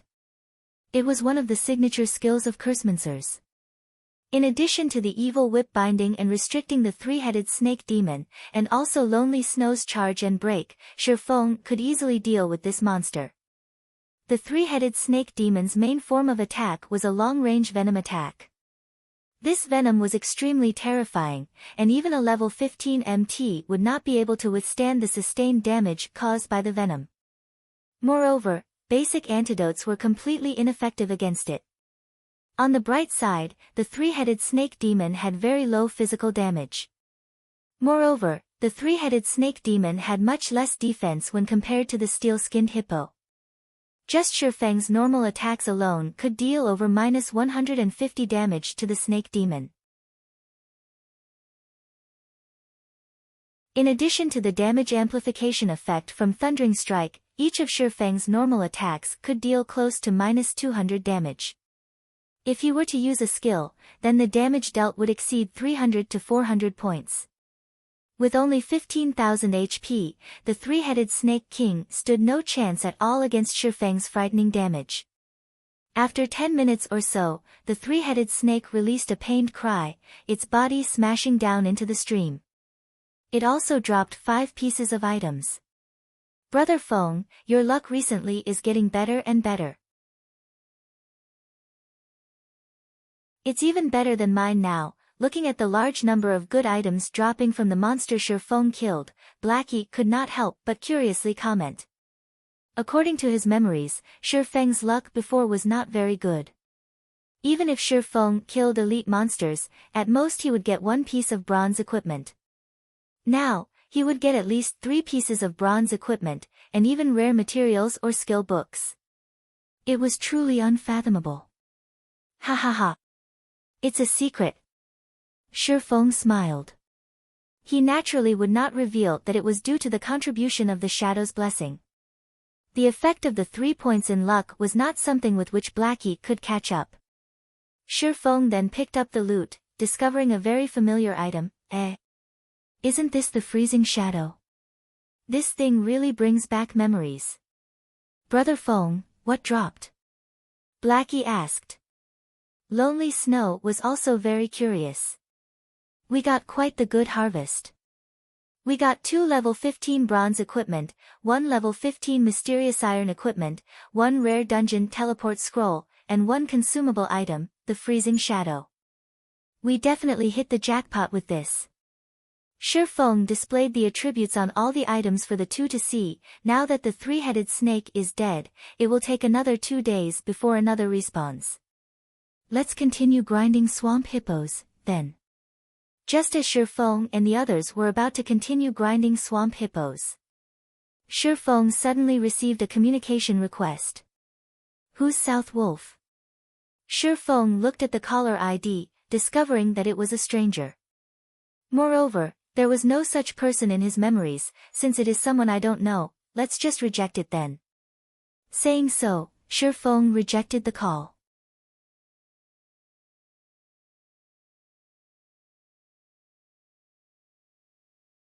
Chapter 150, Star River Valley. After Shifeng rejected the call, he continued searching for swamp hippos. He actually rejected. South Wolf looked at the rejection notification, feeling a sense of discomfort in his heart. Normally, those with social standings would earnestly wish to converse with him in order to form friendly ties. Now, however, he was actually met with a situation like this. It was definitely a first for him. However, the ones above had already given him the command to make contact with Shifeng. Hence, he could only endure it and continue attempting to contact Shifeng. After he reported the information about Shifeng and the flame, Underworld carried out an analysis on the effects of the flame. They immediately discovered that the flame was definitely extremely precious, and there was over a 70% chance that it could possibly be an epic ranked item. Hence, South Wolf was tasked with negotiating with Shifeng to obtain the flame for Underworld. South Wolf sucked in a few deep breaths, calming down his mood. He then sent another communication request to Shifeng. However, every single request for communication was met with rejection. Crap. I can't believe this. Let's see how long you can keep on rejecting my calls. South Wolf sent a communication request once more. This is getting irritating. Shifeng rejected the request once again. He then adjusted the system settings to stop receiving calls from strangers. After turning off the system interface, Shifeng suddenly felt that the world became much more peaceful and serene than before. Leader, I discovered a very special place here. The rivers are actually flowing in midair. There are also lots of golden-colored fish swimming in the silver-colored river. Moreover, these fish are all level 20 special elites. Lonely Snow suddenly said in the party chat, his voice containing great excitement. A group of level 20 special elite fish? Isn't this too much of an exaggeration? Lonely Snow, are you sure you saw right? Blackie did not believe Lonely Snow's words at all. Special elites. They were much stronger than ordinary elite monsters. The reason being, special elites were very outstanding in a particular field. If it were not in terms of speed, then it would either be in terms of strength, magic, or something else. There were extremely few special elites in God's domain, and their rarity was comparable to rare elites. Not to mention finding a group of special elites, even meeting with a single one was extremely difficult. It's true. If you don't believe me, I'll send you a picture of it. After taking a look at the picture, it was indeed as Lonely Snow said. The location in the picture was like a wonderland on Earth, dazzlingly beautiful. It was truly hard to imagine that the dark and damp silent swamp would have such a location in it. There were hundreds of big golden fish in the silver river, and they all shone brilliantly, creating a dazzling sight. Golden-colored fish. Shifeng entered deep thought as he looked at the golden fish in the river. Suddenly, he thought of a possibility. What are the coordinates? I'll come over immediately. When Shifeng and Blackie arrived at the silver-colored river, they discovered that this river was actually moving in position, though it moved at an extremely slow speed. Shifeng and Blackie only managed to locate this river due to Lonely Snow continuously following it. As expected. It is the Star River Valley. Shifeng smiled. Star River Valley was one of the rarely seen marvels in God's domain. These marvels would usually appear at maps that were below level 50. Any players that were able to meet such marvels were all extremely lucky, as this meeting represented an opportunity. Shifeng had once heard of a player obtaining a fine gold ranked item from the Star River Valley. There was even a player who obtained an epic ranked item, causing others to feel envious. However, there were also rumors that the person was just lying. Brother Feng, how do we deal with these big golden fish? Blackie felt a headache coming on just from looking at all the big golden fishes swimming in the silver-colored river. Golden fish, special elite. Level 20. HP 100,000/100,000. Ignoring the level suppression, attack, and defense of the golden fishes, just their 100,000 HP was enough to bring a person to despair. These golden fish are swimming in a river that's floating in midair. I've previously tested it out before, and I couldn't land an attack at all. However, if we solely depended on Blackie's magical attacks, the damage dealt might not even match up with the golden fish's recovery speed. Lonely Snow said, Leader, do you have any good ideas? Let's take a look at the surroundings first, then. We might be able to discover some clues, Shifeng said.